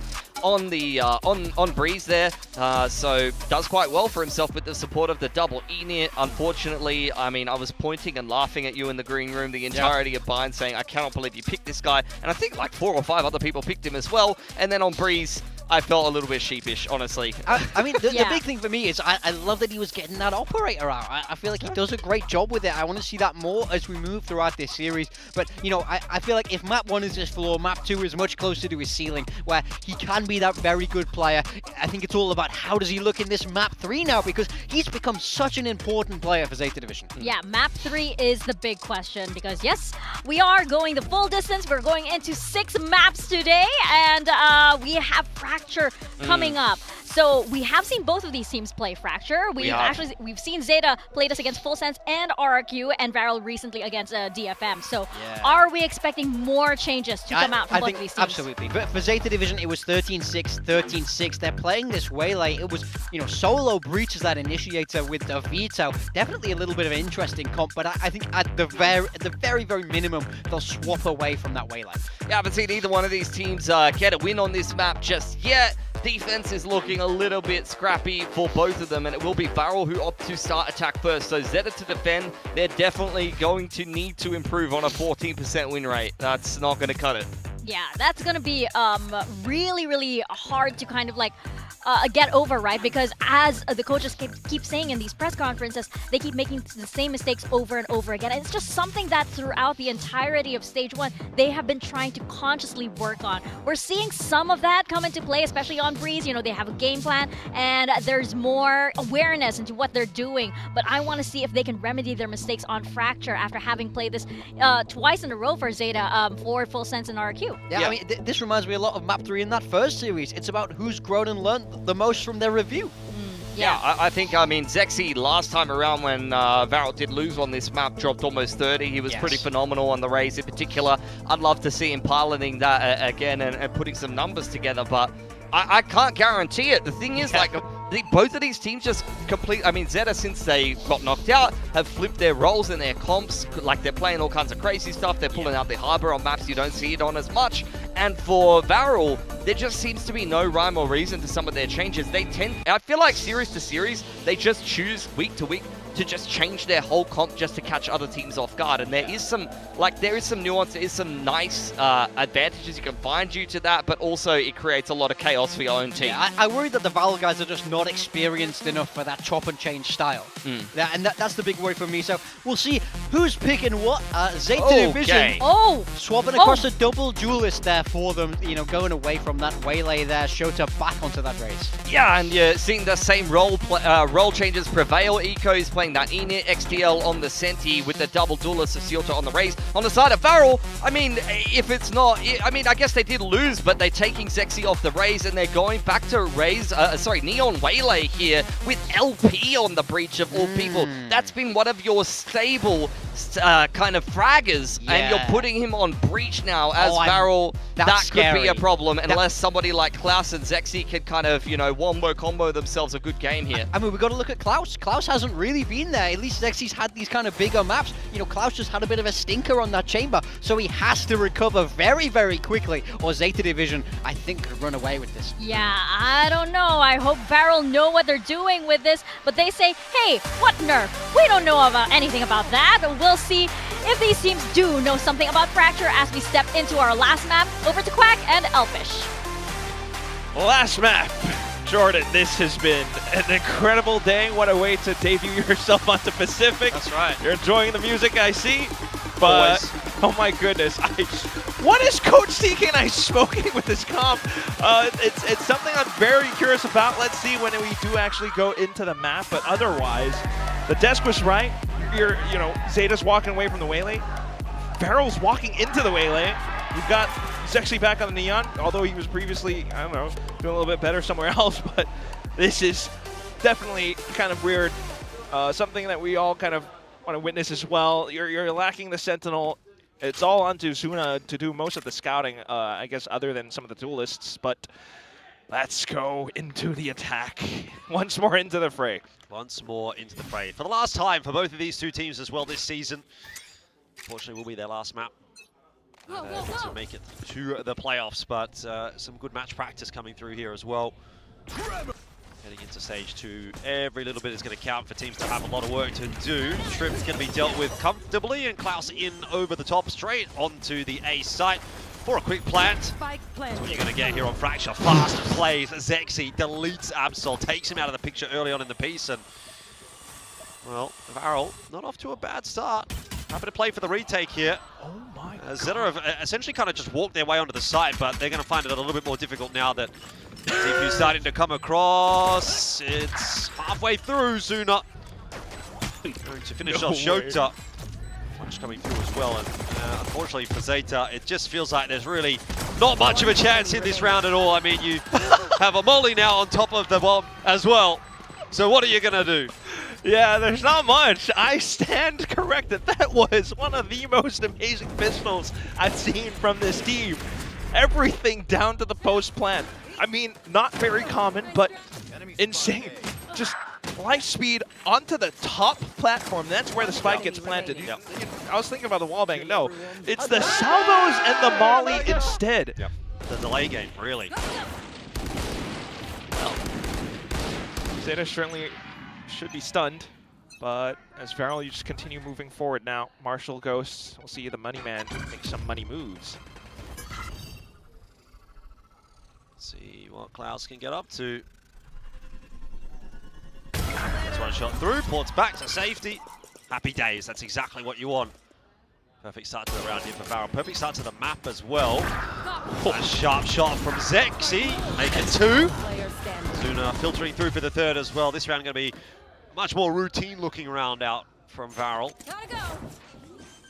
Yeah, otherwise for ZETA to just, unfortunately, incredible. They actually have the full flawless and continue forward with more ults getting built up. I mean, I think more crucially for Suna, who with the Armageddon combined with potential stuns, that could be a lot of damage. Off to the other end, though, I mean, just seeing how ZETA's new composition could come into play as well. You got the double duelist showdown onto the Raze. He has been pretty good so far today. Yep. XDL on the judge. Okay. Zexy happy to move quickly towards that B site once again. Will be followed up by the rest of the team. But goes straight into a cage or two. And so position given away will be an easy one for XDL. Sugar Zero and XDL though do drop on the entry from Varel in the end. And it's just so tough to defend on this map. Yeah. Everything's so fast as well when it's these two teams right now. Yeah. Well, this is the perfect Varel map, honestly, now that I'm watching a little bit more of it, but we'll see whether or not that remains to be true. They are locking in this round comfortably by the looks of things. Eco with a nice shot there onto Klaus, but not expecting the double up there from LP, and so Varel will go up 3-0. And I don't know, like maybe I'm just a noob, which I am. Like, let's be real, I've not said anything intelligent on this broadcast so far today. No. Apart from the fact that Big Time is the best analyst on the desk. Nice. But this just feels like it's a map that plays to the strengths of Varel. Chaos, speed, aggression. One enemy remaining. I think you're right. That's pretty big brain. Don't sell it so short. I mean, they weren't really the ones that left it open. It's more intentionally from ZETA, but just seeing what we're, well, watching with the double duelist, every round being that pacey, you know, barring this one where it's ZETA on an eco, so you kind of want to watch out for it. But it's just incredible. We've got to strap in because it feels like the rounds are going to be quick and fast. Yeah, I think that's going to continue in the second half as well. I mean, you've got the Brim out as well, which is going to be obviously a little bit of a faster style from your smokes as well, as opposed to something like an Omen. So both teams going to be really leaning into that quicker pace for the most part, at least in terms of how the hits play out. Just going to be punchy. Klaus waiting for some kind of re-aggression here from ZETA. Be right back. Actually going to get it. It was a bit of an awkward timing maybe, but still actually manages to convert a kill. Zexy Trying to chase XDL down. The cage though, boy, it just completely throws his aim off, and ZETA have somehow swindled around out of nowhere. Sugar Zero's got 4. How is this happening again? Every time, Vero starts to look amazing with some of the set plans and executes. They actually did so much work. Free kill onto the Outlaw. Some, lines down the zip line, you go back around, you actually have amazing entries with the relay bolt. But into the actual fight itself, it's a Singer and the classic right click. Sugar Zero, what a hero with how he plays around the site. Yeah. That's the epitome of making something from nothing. He's that guy. I mean, it's one way to win your first round on the map. I'm not sure it's enough to necessarily convince me that you're going to have a stellar defense here. Convergent paths out, though. Hasn't really resulted in a whole lot. It's a 1-for-1. Now Varel starting to, once again, take matters into their own hands. The Flash might try to slow them down a little bit, but LP will drop anyway. Rotates come across to this A site completely, though, and Varel are not interested. ZETA hears the footsteps, however, and perhaps through some slight timings, they might just be able to come back around on a surprise flank if Varel are not wise to it. The trips can slow things down. And there you go. Not much util left as well. Yeah, but there's going to be plenty of time to get that plan and get a post plan set up. In fact, Cinder's going to try to push the issue. Does give up his life to XDL, which is going to make this retake a little bit easier for ZETA. It sets up for the neural theft quite perfectly, actually. Easy body. Zuna struggling now as Klaus is dealt with, and there's nowhere for Zuna to go. He was always going to be a dead man. So ZETA now 2 on the trot, back alive in the map. It was looking pretty rough for them for a moment.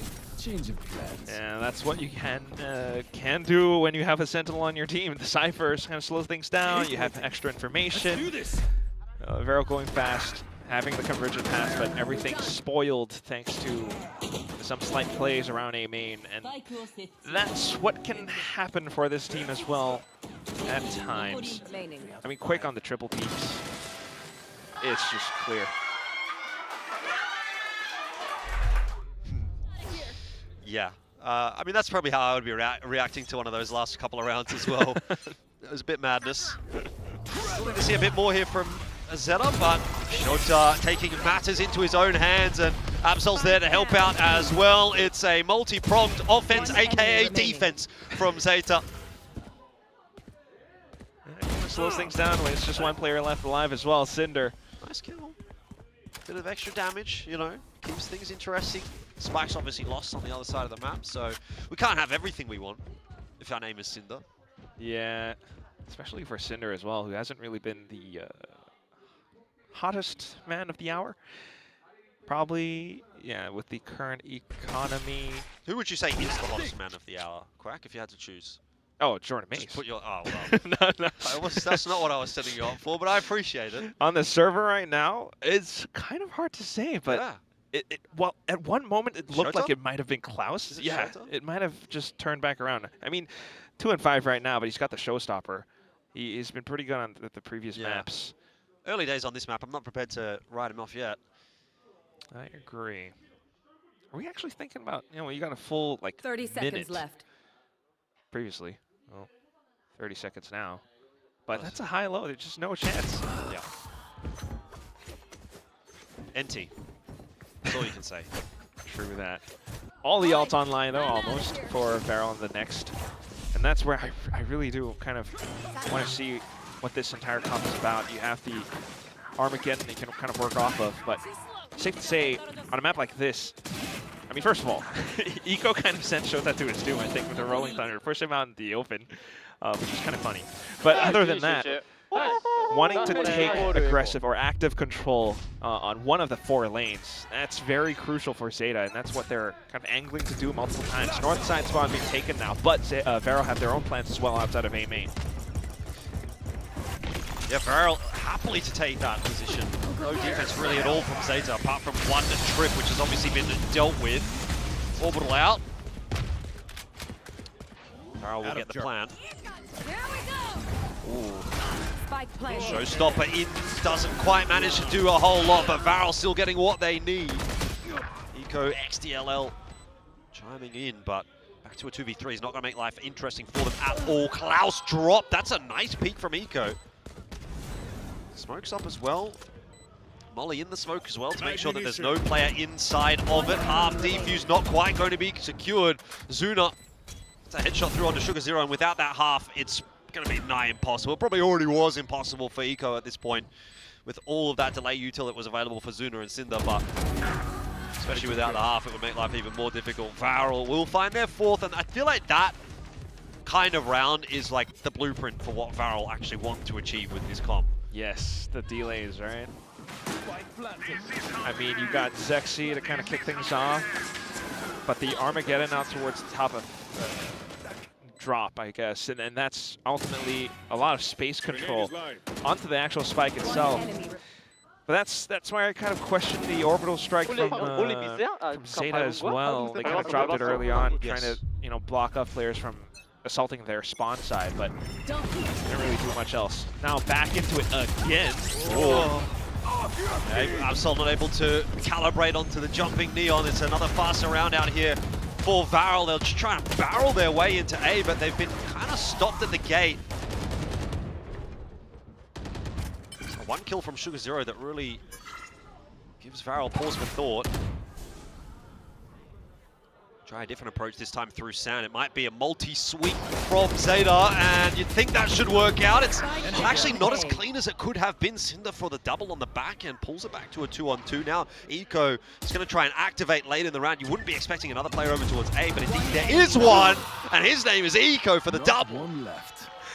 You never would have thought. He's been kind of silent the whole day because he's been relegated to support duty onto the initiators, but all of a sudden, it just kind of lines up. Yeah.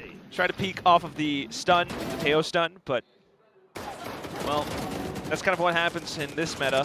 Everything just dumped into the initial assault, all the utility on both sides spent, and it just comes down to the duels on the trades. You swing out of sands. And this time around, it's, ZETA being able to find that slight moment where, even though XDL was on that long transition across, you've got some hero plays back and forth. We're tied up now, and ZETA unfortunately, Varel unfortunately won't really have enough to buy up. Yeah, it's interesting, isn't it, that the players that have been performing for ZETA so far today, I mean, in particular Shota, he was really good on the first two maps. He was, Absol was good on the second map. Have been the players that have kind of been a little bit slow here on map 3. Feels like we're getting still a bit of an across-the-board performance from Varel, as has been the case on those first couple of maps as well. But, I think where this really opens back up is if Absol or Shota kind of find their feet a little bit. That's maybe where that missing X factor is, that missing 10% is. Both of them have been slow. Randomly mogging? What's going on? Well, sometimes you just got that vibe. That's what that sign said. Ah. Chen Li is Aramdawa? Beautiful. There we go. Aramdawa. A little bit of Korean. She's gonna hate that. Fans at home. I know. But hey, we got Varel back in again, and they're trying to build up to those ults and key pieces of utility once more. Other than that, though, it is ZETA, and you can kind of understand why the kill feed happens to play out this way. Right. All the entry duelists, dive duelists. Yes. Unfortunately, kind of having to sack their lives. Space creators, let's just call them. Ooh. At this point. A lot of terminology. I mean, what else are they going to do, right? Just jump in and die. Someone's got to do it. Take one for the team. Trip outside of A main. Then you push down into sand. Sugar Zero's alone, but he's trying to block it off. All the rotations in now. XDLL will be the first one on the chopping block this round. Shota getting his one. Spike down A. One is not quite what he'd have been looking for, but still, it's better than nothing. Varel doing a lot with a little, though. They've only got a few sheriffs to work with, and that seems like it might well be enough. Convergent paths. It's not 30 quite seconds left. going to be converted. Here we go. Absol dealt with. What a shot from LP. And Klaus in with another. Varel have pulled off a miracle round. Again, we've seen this several times today. Oh my goodness, Jordan. all the ults suddenly being brought up, but at the same time, it's the shots at the end. ZETA, unfortunately, perhaps feeling a little bit more uncomfortable than they would have liked on the site. All the effort from the Rolling Thunder to the convergent paths at the end, overdrive even.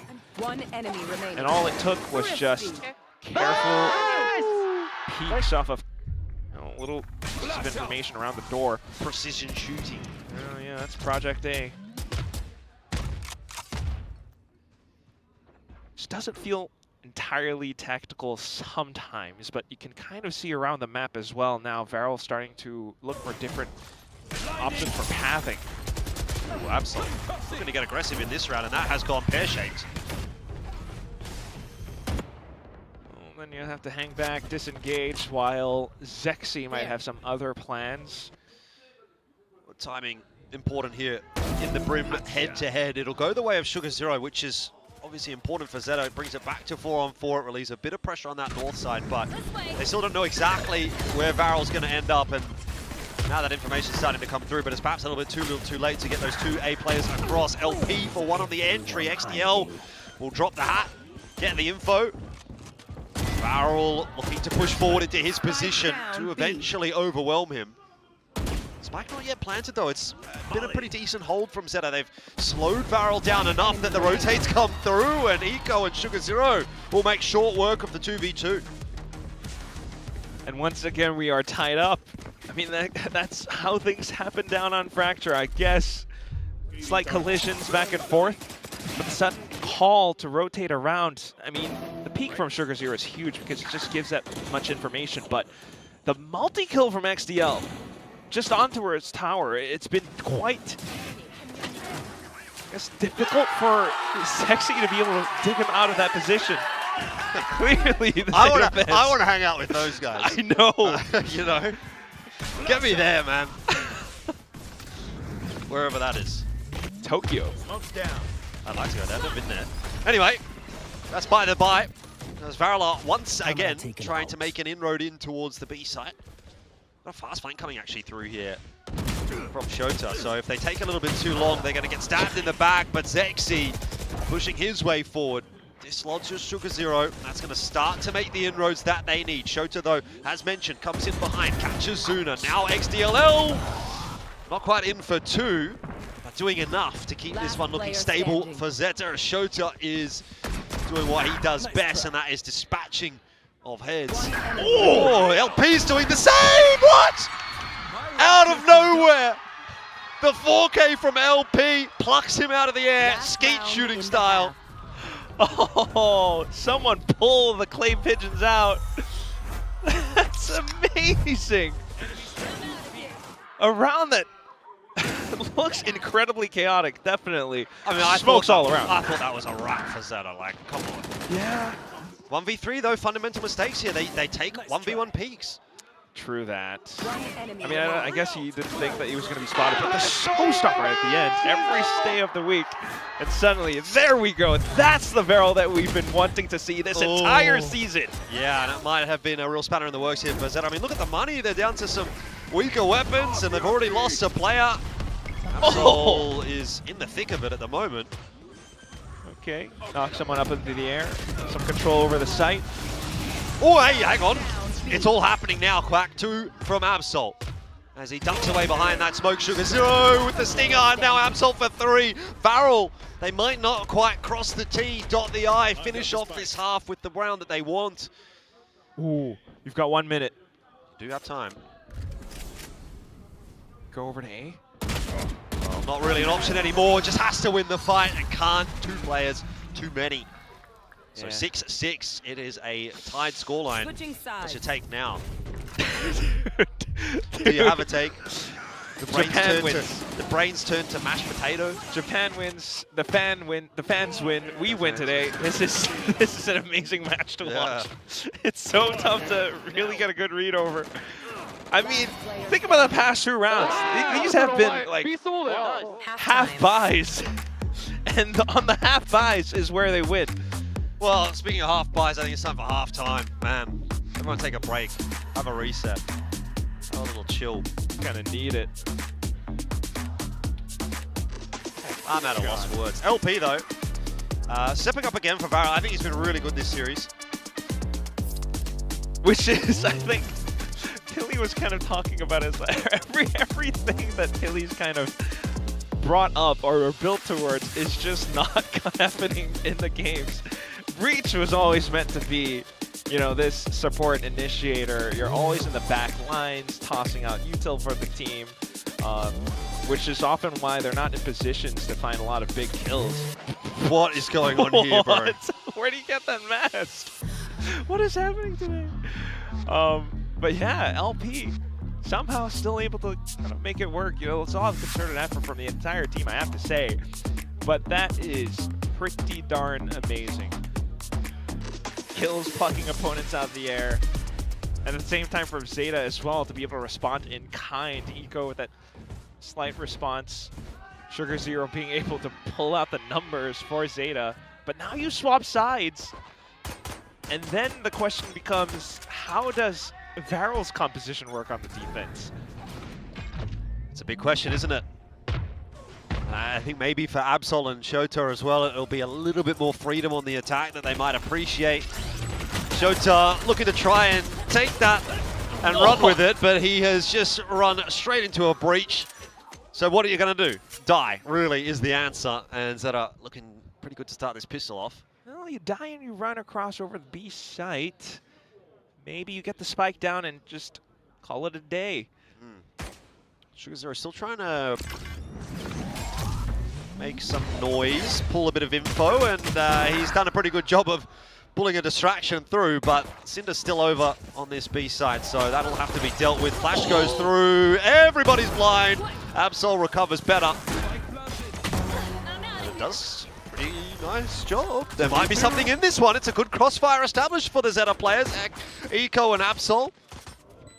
It's really slowed Varel down. They were coming charging back into this B site, but now they are going to try and play it a little bit more methodically. Jump spot confirms the information that they haven't really progressed too far forward.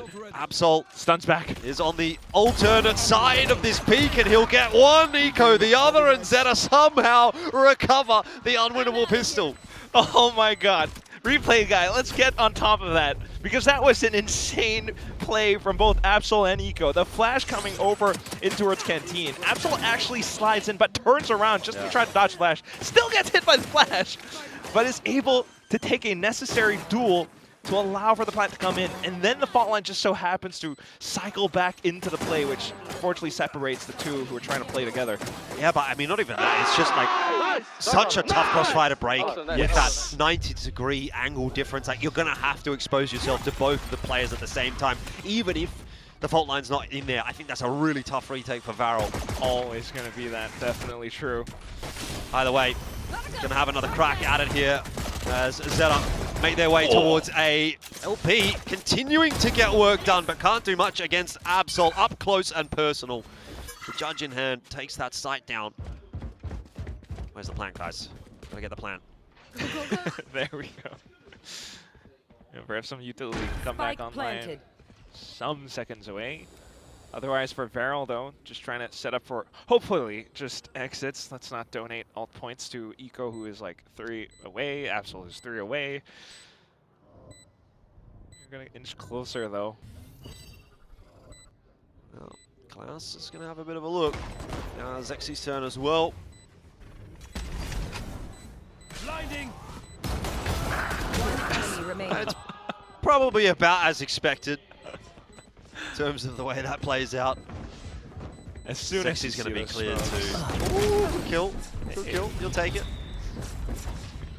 One's better than none, but 8-6 for ZETA. Starting this second half nicely. Fair enough.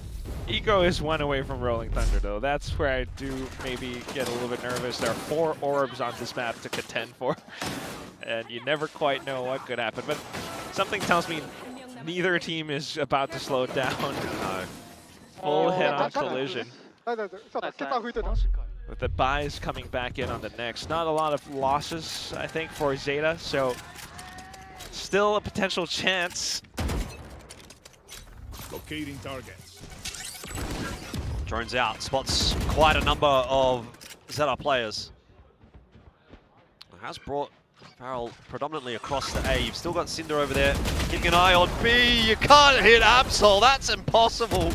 He's back and forth and he's in your face and he's got two.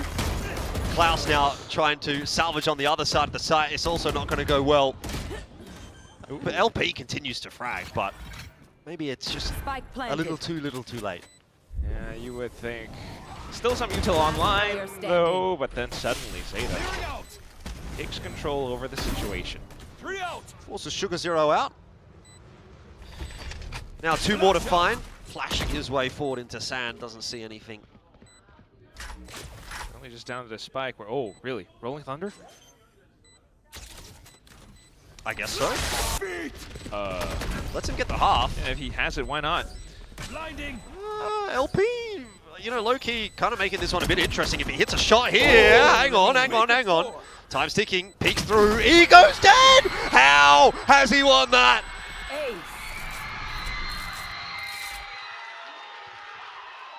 Oh my god, that's absolutely wild. The entire crowd is just electric over this. How is it that it's the last game of the season that they absolutely deliver this? Mate, this guy is the only reason right now that Varel is looking competitive on this map. Oh my god. Had it halved. Lands the shot. He's done it again. That's 2 insane clutches in the same map. I mean, you have to be here. You have to have been there back in Ascension Pacific. This is what this team was made for. When they get going, and they get the whole crowd going with them, it works out incredibly well against ZETA, who has the lead right now, but you're never entirely sure how the rest of it could go. Alt now online for LP. Meanwhile, ZETA still has the guns. You feel like you're getting towards the end of the book, if that's my analogy that I'm going to go to, and then you all of a sudden realize there's another 10 chapters that you weren't expecting. Hey, more content. More content. I'll take more LP clutches like that. I would read another one of those books. 100%. I think this was the first ace of today as well. I think you might be right, yeah. One hell of a clutch to put your name on top. Right. I mean, there's no better way to go out at the end of the season than this. I mean, look, it's been a fun game. There's no doubt about that. Shota, he's going to try and say to LP, anything you can do, I can do better. Pulls off a nice start to this round, but going to need more to put his name up in a light. Cinder is tagged up on this close angle. Doesn't really have a lot of assistance, so he should just be a dead man. Somehow he survived, and Klaus has gotten in on the timing to find a double. That's a little bit lackluster from ZETA. XDL will pull them back, but it's not really enough to trouble us just yet. He's gonna get spotted out as well. Ooh! Okay. That's a good shot. How much more has he got? 2 players doubled up, same position. LP alive, by the way. Cage is going to allow him to grab the spike and duck around the corner to safety. He's going to fake the plan.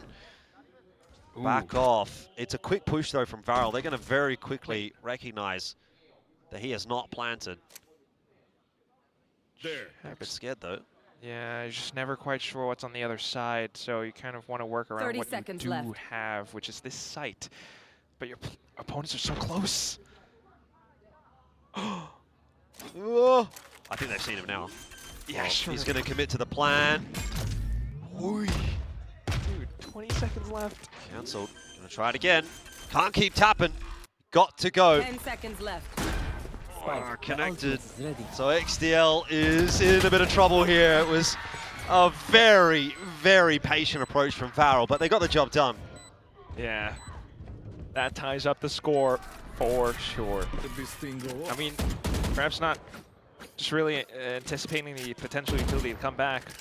I mean, then again, with how explosive every single round has been, it's tough to keep track of it.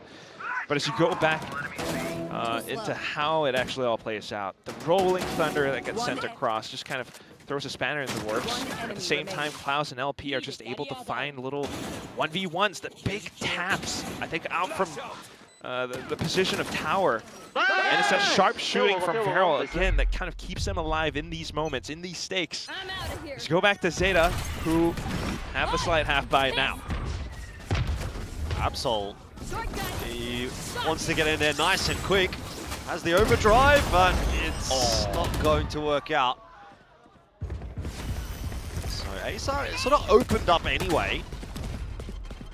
I suppose you'll take it as ZETA, but there's a lot available for the retake here for VALORANT. They're going to go early. Spike plant just going down. ZETA haven't even quite properly recovered, but Sugar Zero is in behind. It doesn't matter. Zexi's impossible to hit anyway. He's sliding all over the place, and XDL will, at best, maybe find an exit on the way through here, but spammed out by LP. Man, LP can do no wrong. This guy might be the GOAT. You see? Yeah, of today especially. Oh my goodness. You gotta give some credit to Zexy in this round as well on that judge. Just being able to dive headfirst back in. Absol, you know, slight staggered approach does give ZETA a lot of space. They tried to work their way around the, spawn chokes as well. But then the hits come in, and everything's just once again thrown into chaos where you're seeing Zexy run away into sight, but as Sugar Zero, all you've got is that stinger, and it's not accurate enough. So 3 rounds in a row now for VALORANT, and they could be online for a 4th if the ults are worked right. Convergent Paths and Armageddon is devastating, potentially. Yeah, kind of hedging their bets here. VALORANT playing towards the middle of the map, not over-committing to either side. And it's going to be a B hit straight up from ZETA. The showstopper totally unnecessary. Yeah, full retakes out of for VALORANT, but if you're able to clip someone, which doesn't happen. Now it's about the delay game as far as ZETA is concerned, but bear in mind, like you said, there's a couple of ultis online. There's one for Armageddon, and unfortunately things again not quite playing out the way you'd want them to for VALORANT. That has gone very wrong. Come on. Zuna, forgot what team he was on maybe for a second there, but it's all good. 5 on 3, maybe still recoverable here for VALORANT. They've got the half at the very least. That's something, but it's not enough. Yeah, down to the trades. ZETA's going to be able to control it. They had players out towards tree, out towards spawn, and it's just difficult at that point. Being able to take the gunfights. I mean, VALORANT, again, had everything planned just nice, but it's the positioning, you're lacking information on the site, so when you're dumping those ults like that, it's just rough guesswork, and sometimes it just doesn't pay off, and ZETA managed to play around that. It's crazy. Really the nicely. only way you can take down LP is if he's team killed. He's just too good that, they need to give him a handicap or something. Hey, we're 9-9 now. It's a little bit early to make jokes. It still could escape VALORANT's grasp. Okay, Orbital. We'll go down there just to try to get ZETA back out of dodge. There's so much happening in this round. They are completely surrounded, but XDL might be able to find a cheeky timing out from B main as well. It's trying to start taking the site. Pushing their way forward. Zexy smoked off. Plant is going to be secured. So the 4 on 5 ensues for ZETA here as they now try to hold off against the retake, and Sugar Zero has a big job to do in that department. How does he get away with 2 there? That needs to be traded by Zuna. A little bit of a mishap now for VALORANT as ZETA start to pull themselves ahead in this round. LP and Zexy have to conjure somewhat of a miracle, and if anyone's going to do it, it probably will be LP, but he's just not being given the fights that he wants. He's been given space, but he hasn't seen anybody, and the longer this goes, the worse it'll get. There's one for LP. Tap on the spike from Zexy, but they know time is going to be too much of a factor, and so they're going to get out. Or maybe they're not. Oh, what a position from Shota. Oh no. Now it's Sugar Zero as well. They will not get out. Oh. So no weapons retained. It's a bit of a hit to the economy. Damn. I mean, you kind of saw things settle down for a second, but this one, this play out towards bench kind of feels like it might have been a rookie mistake without clearing it with the utility initially, and then you get caught with the animation out in hand. Really sucks for ZETA. I mean, for VALORANT. So now ZETA's taking the lead. Timeout called by Coach TK9, but Not entirely sure how you're going to be able to control things back again. You've seen a lot of big retakes, big fights being, helmed by VALORANT, but ZETA playing a more, I guess, controlled-ish approach seem to be able to bring things back. You've got Eco back in with a Rolling Thunder, XDL for some potential information off New World Theft. Once again, if you're able to kind of string these rounds together, play that momentum game, stabilize, it's possibly going to be tough for VALORANT to be able to strike back. I mean, it feels like a couple more rounds and the win could be knocked out of their sails. Right. Yeah, I mean, there's not that many rounds left in this series, to be fair. So, yeah, 1 or 2 quick ones here from ZETA, and you're pretty much over the line. So keep the economy honest. But for ZETA, though, that many more fans over in viewing parties in Japan, they're going to take things cautiously off of the timeout, just holding up towards north side spawn, and then begin their approach down to 130. It's a fake, if anything. Going straight back over to A. I like that VALORANT's kind of being quiet around the fakes as well, though. Not really selling out too much of a reaction, which kind of does mean at the same time you go back into full 5v5 retake setups.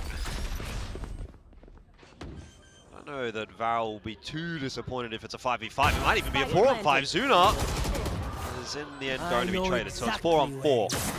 Okay. There's still some guns retained, but wow. Hearing footsteps, now he's on the hunt. It's a good one. Flash around the corner as well. Available. There's going to be some more delay. VALORANT really doing it tough. Just trying to get into a position for a retake. Now finally they can have a crack, but it's taken them so long that ZETA are so prepared. Cinder the only one to find a frag. Will be dealt with accordingly. ZETA up to 11. The timeout for VALORANT not proving to be too fruitful. Yeah, way too damn low. And ZETA just being able to play that pretty well. With the next round coming up, though, I do imagine this is where the timeout really has to come in. I mean, that's what it's all set up for. The potential final full buy. At this point, with the scoreline is down to 11. A single mistake and you go up to match point. Or series point, I should say. Big Rolling Thunder into more plays. And ZETA put themselves poised to potentially end this series. Claim their first win of the season too. Take that. Good way to finish, even if it doesn't get you all the way into the playoffs. Again, the B site will be the point of contention early on in the piece here for ZETA. Cinder's going to be hearing all of that. Falling the rotate across. More noise. Oh, Klaus in and out. Oh, Shoto's going to be pushed out of position, but gets out okay for now, and the re-aggression onto Cinder is going to be too much to deal with, so XDL starts the proceedings. Shoto will follow up as well, and it seems as though ZETA are on their victory lap now. This will be their 12th. LP has fought so hard for this map, but he's just not getting the help he needs. Really? I saw the desperation. I mean, again, you kind of see the cogs in the machine churning. The slight human recon with the, waylay dash light speed. Refracting back, you get the more ults sent in, but there's not much else around it. There's no follow-up. And despite the calls, the team's just not being able to find more space off of the key pieces of utility dumped in, and ZETA are just happy to lap it all up at this point. Down south side spawn, they hold up, anticipating aggression from VALORANT. Yep. 3 bites at the cherry for ZETA. Zuna will spot a few of them outside A main. I wonder if that disrupts the plan. Does ZETA change off of that? Doesn't look as though they're going to move. Happy to back themselves. Boombot goes forward, trying to clear things out. Quick little checks, you exchange utility for information, and decided to end up on B, where I guess you're pretty confident that this portion of the map is lesser enforced. Still have a lot of flashes and everything to launch the assault, but the spike, not a full commitment. Ooh. He slipped in. Yeah. Shota's got so much space.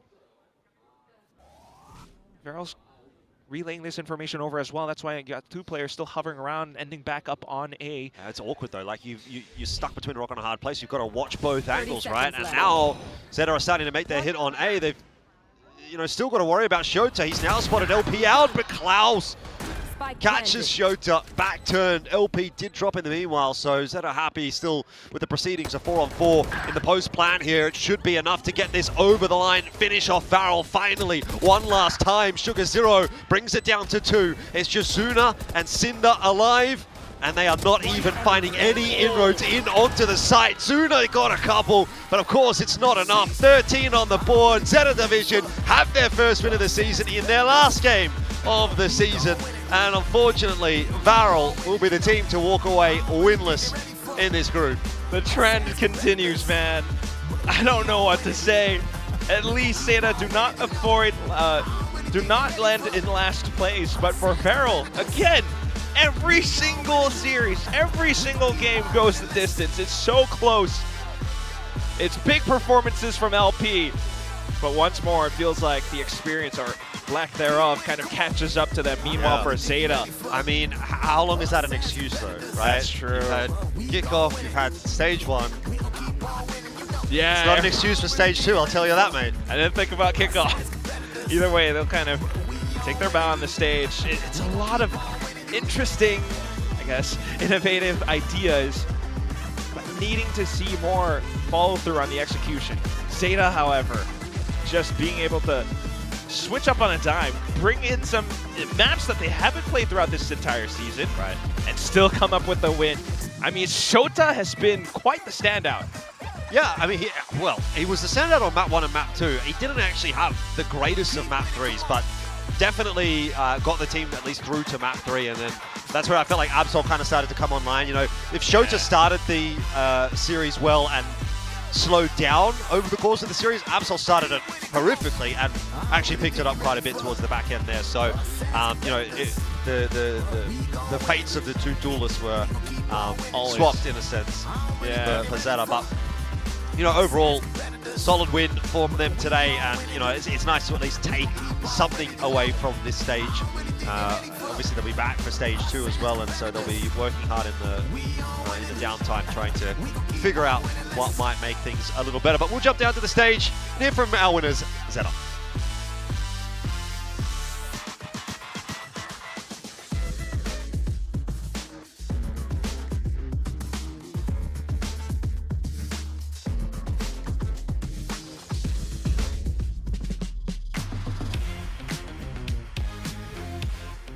네, 제타의 쇼타 선수 만나보도록 하겠습니다. 승리 축하드립니다. Hey guys, Jen here with ZETA Shota. With ZETA picking up their first win this year in stage 1. Massive congrats, Shota. First things first, this is a long-awaited win. We saw Sugar Zero getting emotional. We see some fans getting emotional here as well. Just talk to us about how it feels to finally get that win as a team. 승리 굉장히 축하드리고요. 일단 스테이지 1 승리로 마무리 짓게 됐는데요. 아무래도 슈가제로 선수도 감동의 눈물을 흘리는 모습이었고 현장에서 팬분들도 눈물을 흘리고 계신 만큼 참 값진 승리이지 않을까 싶습니다. 먼저 승리 소감부터 들어보고 싶네요. まずは勝利おめでとうございます。シュガーゼロ選手やファンの皆さんがちょっと涙をしているところを見ると、やっと取れた1勝で、かなり感慨深いものがあるんじゃないかなと思うんですけども、とりあえずその感想をお願いします。そうですね。今の気持ちは、一言で表すとめちゃくちゃ嬉しいです。ステージ1始まってから僕らのいいとこがなかなか試合では出せず、本当に落ち込んでたりとか、僕らはもっと強いはずなのになぜ勝てないんだっていう、考えにも、ちょっと落ち込んでたんですけど、やっぱそれでも諦めずに本当にみんな、毎日練習頑張ってステップアップしてこの結果に至ったと思います。먼저 엄청 기쁘고요. 그리고 저희가 스테이지 1에서는 잘 못해갖고 좀 많이 힘들긴 했지만 그래도 포기 안 하고 매일매일 엄청 많이 연습을 해갖고 지금 이제 엄청 기쁩니다. I am elated about today's win. Stage 1 has been a tough time for us. We struggled, but we didn't give up and we practiced, tried to improve day by day. And I'm just glad that we were able to pick up this win and show our improvement. Now, Shota, you were on the race today, and we see different role swaps from ZETA, with Absol going on the Neon in the beginning of stage 1. You guys have more of an aggressive play style, trying to switch things up. Today we saw you picking Breeze, something that you would normally go for. So what were some takeaways that you guys were able to get from stage 1 that you can, utilize going into stage 2? 그리고 이제 오늘 쇼타 선수도 레이즈로서 타격대로의 모습을 보여주기도 했었고, 제타가 워낙 스테이지 1 들어서 조금 더 공격적인 스타일을 보여주는 모습, 앱솔 선수가 네온으로 또 그 팀에게 필요했던 창이 되어주는 모습을 볼 수 있었거든요. 또 오늘은 평소와 다르게 그동안 배내오던 브리즈까지 보여줬는데 종합해보면은 좀 팀은 어떤 것들을 배웠고 어떤 것들을 위해 노력했는지 궁금합니다. ステージ1は比較的にかなりアグレッシブなプレースタイルをしたりだとか、翔太選手に関してはロールスワップがあったりだとかで、今日はレイズをやったりだとか、普段やってないブリーズもやっていたりだとかっていろいろ今まで見れてこなかった部分が見れたんですけども、どういった経緯でやることになったのかお聞かせください。それは秘密です。 비밀이에요. 네? 비밀이에요. 뭘 배웠는지는 비밀이라고요? Well, it is still a classified, a confidential info on our takeaways. So we'll have to wait and see, everyone, how ZETA comes back stronger now. Last but not least, you had fans come into the venue, showing up every week, supporting you guys. So anything you would like to say to them? Goodbye, see you in stage 2 type of a thing. 그리고 이제 마지막으로 항상 제타를 응원해주시는 팬분들께 스테이지 2 때는 더 강하게 돌아오겠다고 한마디 부탁드릴게요. 毎週応援してくださってるファンの方々に向けてステージ2頑張るといった意気込みを一つ。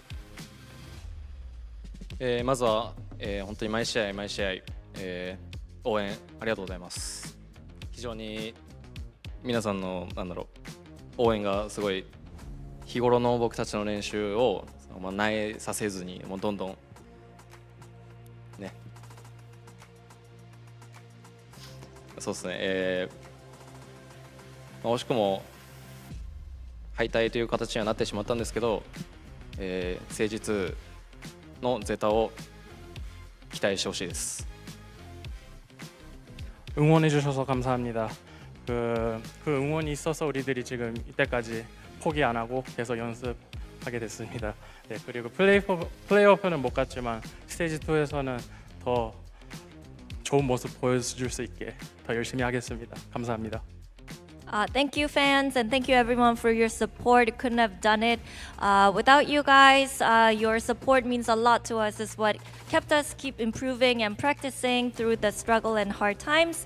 And I know we didn't really make it to the playoffs, but stage 2, we promised to come back stronger. So thank you, Shota, very much, and we'll see you back here in the summer. Thank you. 네, 이렇게 해서 쇼타 선수까지 만나봤고요. 저희는 내일 다시 돌아오도록 하겠습니다.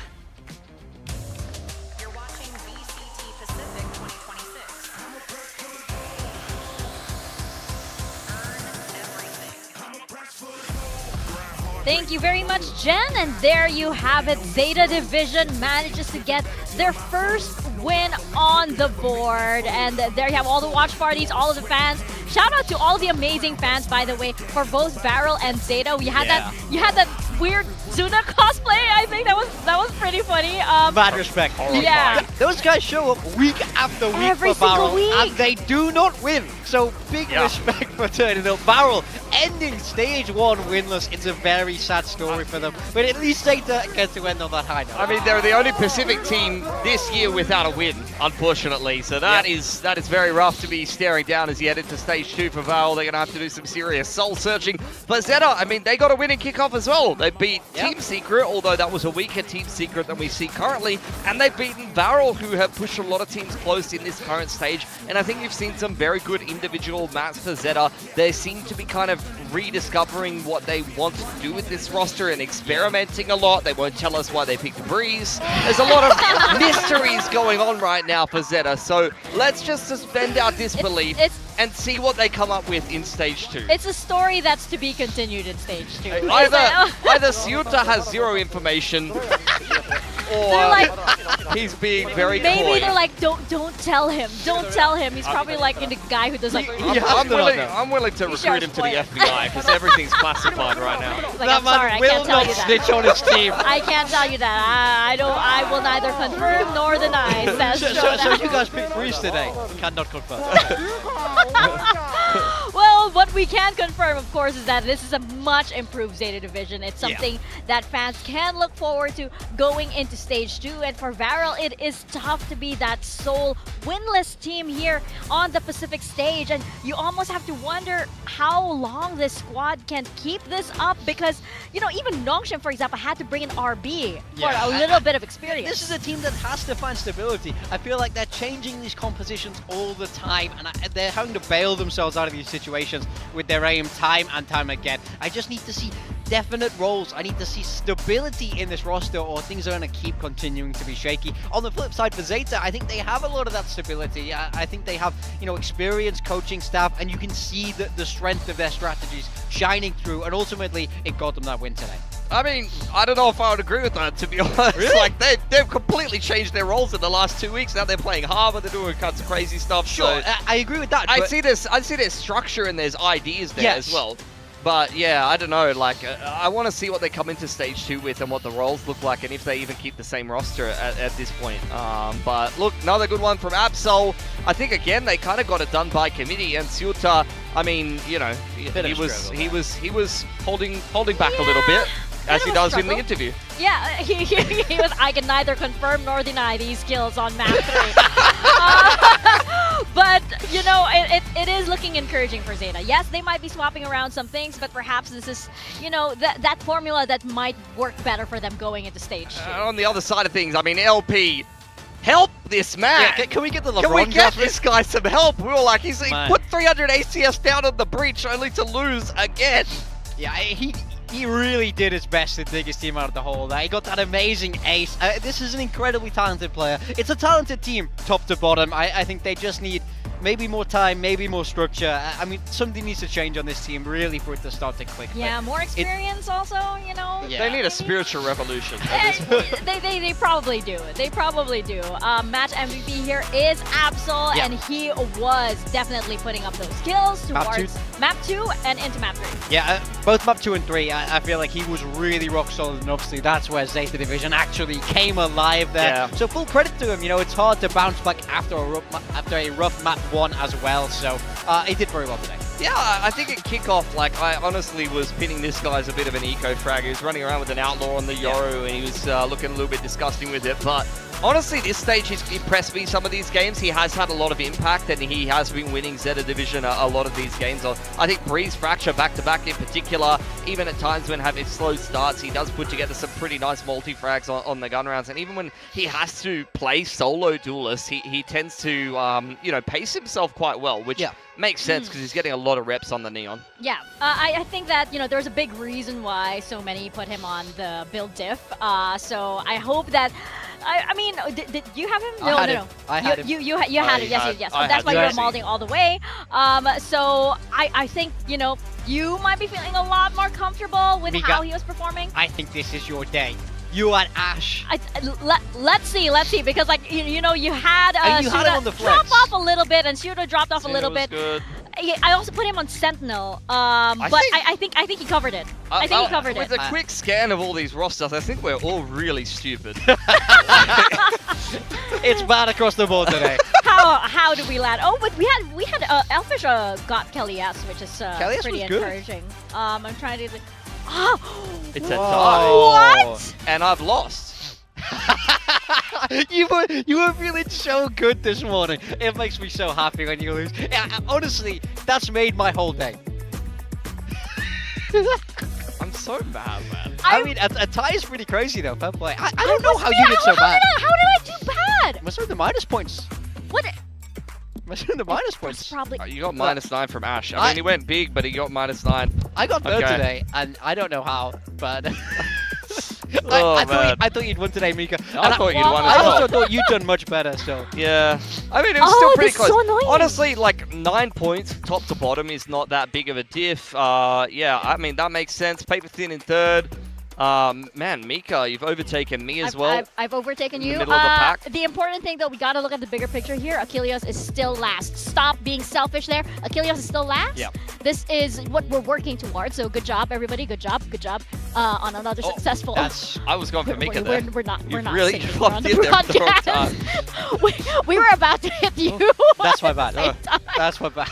You're being too chaotic right now, It's Morgan. because I'm still in first. I'm happy we're still winning Yeah, first. you're doing well. Sure. I mean, you and Vic are again front running for another laptop. Yep. Yes. And I'm again choking another And laptop. I will find a way to steal it from you all. But we have our standings right now, of course, as we get into the matches for tomorrow and on Sunday. It's going to be really exciting to see which teams actually lock in that top seed all the way down to the 4th seed, who will have the most difficult position as we head into playoffs. Yeah, I mean, those are the meat and potatoes of the games this week, where we will be seeing all 8 of our playoff teams competing. You know, today we just looked up who is in that bottom place, Genji and Varel taking those slots there. So commiserations to them. But, you know, if you sat through today, tomorrow and Sunday only get even more electric. Yeah, I think that top seed is going to be very highly prized. You've got KRX taking on PRX, you've got T1 taking on Full Sense as well, and you want to be able to get yourself that upper seed to be 1 game away from Masters. So let's take a look at the matches that we've got tomorrow. T1 Full Sense, that's a battle for 1st seed in Group Omega there, and then Nongshim Global, both teams trying to get themselves the upper hand in terms of 3rd/4th seed, and the same can be said over there on day 15 as well. That's absolutely right. And of course, going into the 4th seed, you don't want to start playoffs where you are 1 match away from elimination, right? Oh, you don't want to have no safety net going into playoffs and potentially losing that spot over to Masters London. It becomes so much harder to qualify. It really does. You have to play more games than everybody. You know, maybe you can get a little bit of momentum there if you really pick up steam, but it is a difficult thing to do. So starting in that upper bracket, giving yourself an extra life is massive for this team. Yeah, for sure. I think especially, like, T1's been very consistent. They've been winning every game, every map so far. Full Sense a little streakier. I honestly think a team like Full Sense might need to win a little bit more. If they could just come through with a good series tomorrow against T1, 1 game away from Masters, then they won't suffer the same fate in kickoff of starting so well and then unfortunately just falling out. Ooh, and the history of that squad being that almost team every single time, it is going to be good. But that will be for tomorrow, so you guys better tune in. We will be here at the same place, same time, and we hope to see you there. So that's it from us here on the VCT Pacific Desk. This is VCT Pacific 2026. Earn everything. Locked in, better watch for more. Don't call me up. I'm a pressing no. 5 minutes on the floor. It should be a don't sleep, ready, move your feet. To this round, Kinte's got the info. Texture here, he's the one that's under pressure. He really needs to land his shot. Now they're going to get caught inside the steel guard. Back to sidearms only, with teammates down all around the corner. You can see how important this one is going to be for Team Secret. Surely not a 1v3 for Makia, and it will not be the case as Kilias does finish it off, but Team Secret will take their match. Kind of set up for Genji. Run back, fast lane out. Zeus just gets deleted by Ash. That's kind of like a clothesline. You ever run around in the backyard and run into the clothesline? I mean, maybe relatable to the Aussies that are watching. But anyways, 3 on 5 here is not going to be a good story for Team Secret. You think Karen with the double there. And Genji will force us through to 3. they're hitting towards A, but they've got to go quick. Drone's getting info, Kite's getting entries. This was a disastrous half, but they are pulling it back one step at a time. Kite gets a little bit overzealous this time around. Fast lane's up, Zeus going to try to isolate the fight. Just deletes Ash, there's nothing he can do against Zeus. Someone has to bring him down. Jesse Bash falls to the Bladestorm as well. And even if he does that, then he has to get past Berserks as well. It's just not going to happen. Team Secret have found their first win of the VCT season. Pacific 2026. Earn everything. Zeta has other ideas. Whoa, shoots over the top. Where's he going to go?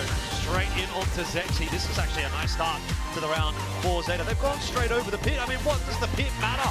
No flashes available, just LP, who has started to find something. Interested to see what Sugar Zero can get up to here. I feel like he's an intriguing position, let's say. Through catches a number of players. Hugo down XDL's position. No, an LP, what a round. Where's that come from? Into it, huh?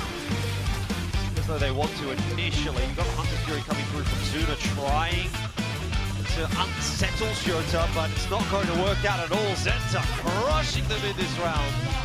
Easy as you like. And ZETA will finish it off 13-9. Predominantly across the A. You've still got Cinder over there keeping an eye on B. You can't hit Absol, that's impossible. He's back and forth and he's in your face and he's got two. Klaus now trying to salvage on the other side of the site. It's also not going to go well. Still something till online. Takes control over the situation. Loki kind of making this one a bit interesting. Gets a shot here. Hang on. Time's ticking. He's through. He goes dead. How has he won that? All up against the retake. Sugar Zero has a big job to do in that department. How does he get away with two? Them is going to be too much of a factor, and so they're going to get out. Or maybe they're not. Oh, what a position from Shota. Oh no. Sugar Zero as well. They will not get out. ZETA Division have their first win of the season in their last game.